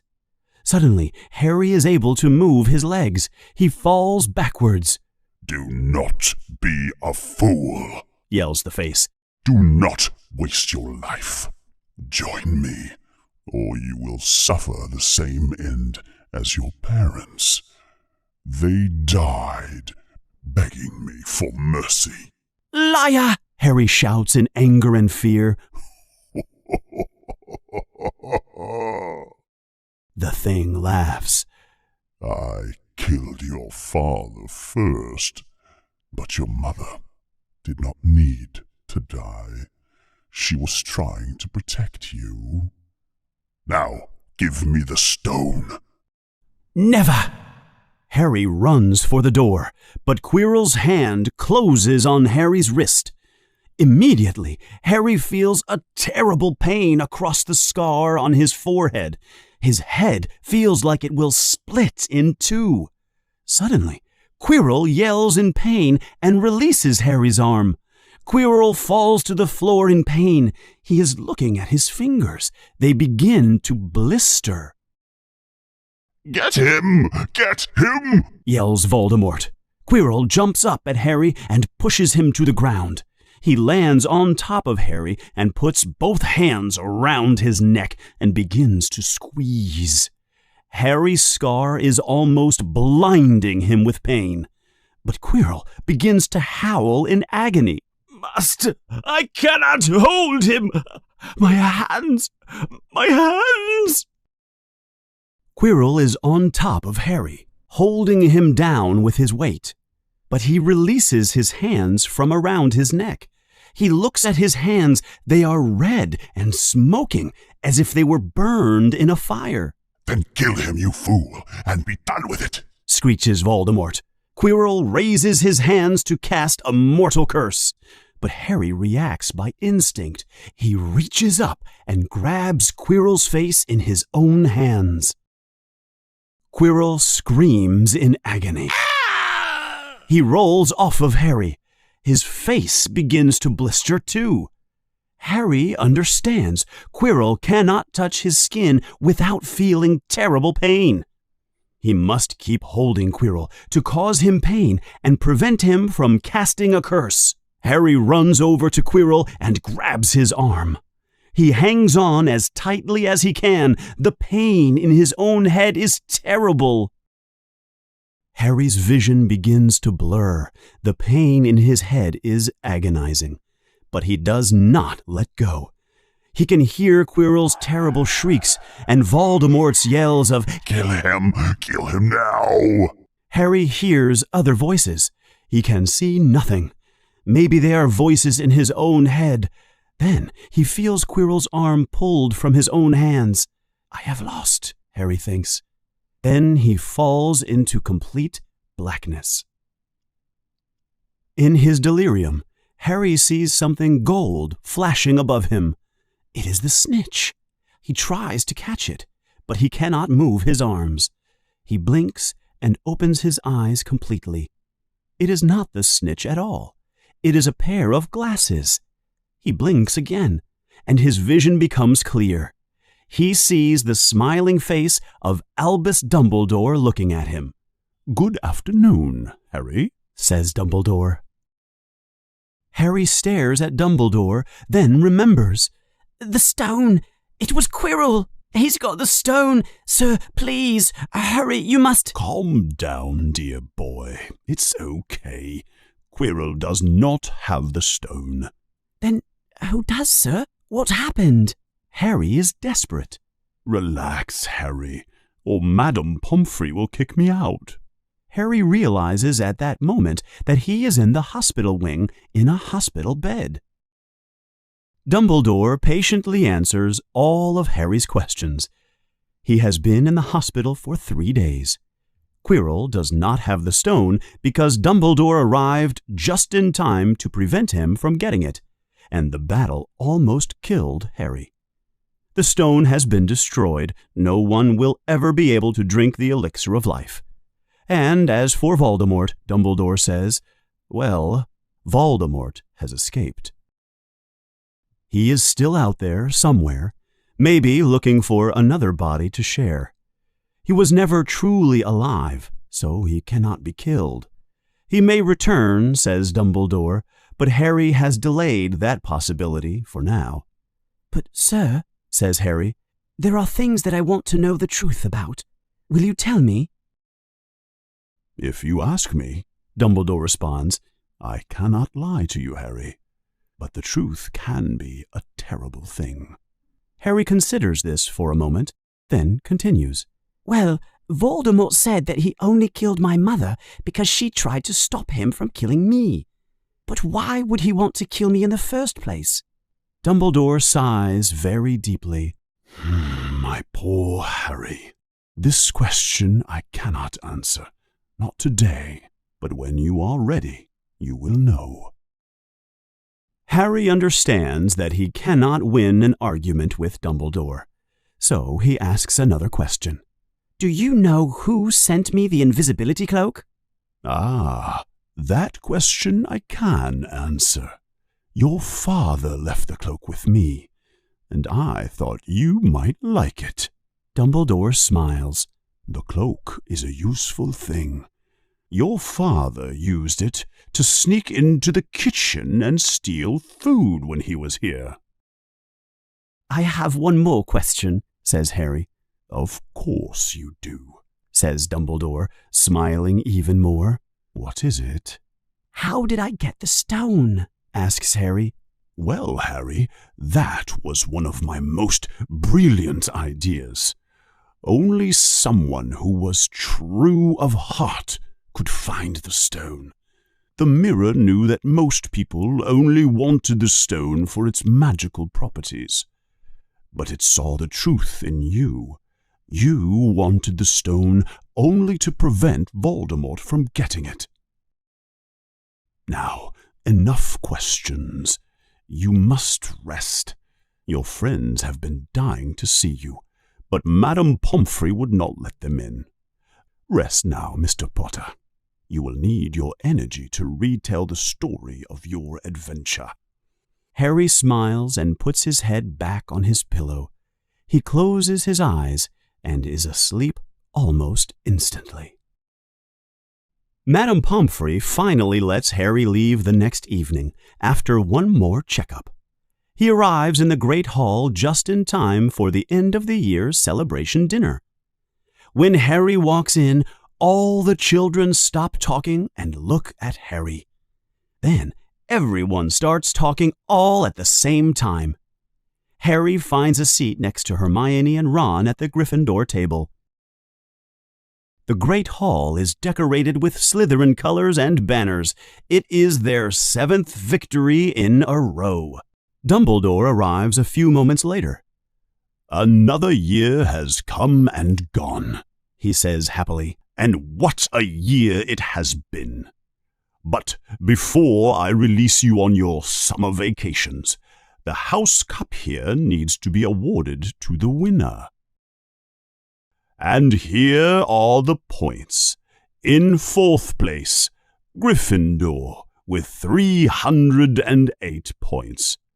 In 3rd, Hufflepuff with 352. Ravenclaw has 426 and Slytherin 468. The Slytherin house erupts with clapping and cheering. Harry can see Malfoy jumping up and down with Crabbe and Goyle smiling next to him. Yes, well done, Slytherin, continues Dumbledore. However, because of some recent events, I believe there might be a change in those numbers. The whole room goes completely silent. All the Slytherin children lose their smiles. First, to Mr. Ronald Weasley. Ron's face turns purple with embarrassment. For the best game of chess Hogwarts has seen in many years, I award Gryffindor House 50 points. The Gryffindor table cheers crazily. Second, to Miss Hermione Granger. For bravery while helping an injured friend, and for deep knowledge of herbology under pressure, I award Gryffindor House 50 points. Third, to Mr. Harry Potter. The room goes deadly quiet. For pure nerve and outstanding courage, I award Gryffindor House 60 points. The noise is almost cataclysmic. Gryffindor now has 468 points, exactly the same as Slytherin. There is a tie for the House Cup. If only Dumbledore had given Harry just one more point. Then Dumbledore raises his hand for silence. There are many kinds of courage, continues Dumbledore, smiling. And you must have tremendous courage to stand up to your enemies. But sometimes you need even more courage to stand up to your friends. I therefore award 10 points to Mr. Neville Longbottom. All the children from Gryffindor table yell and cheer and then run and jump on top of Neville. There is a giant pile of children, all hugging poor Neville at the bottom. Which means, Dumbledore yells loudly over all the noise, we need to change decoration. He claps his hands, and suddenly all the green Slytherin banners become scarlet and gold Gryffindor banners.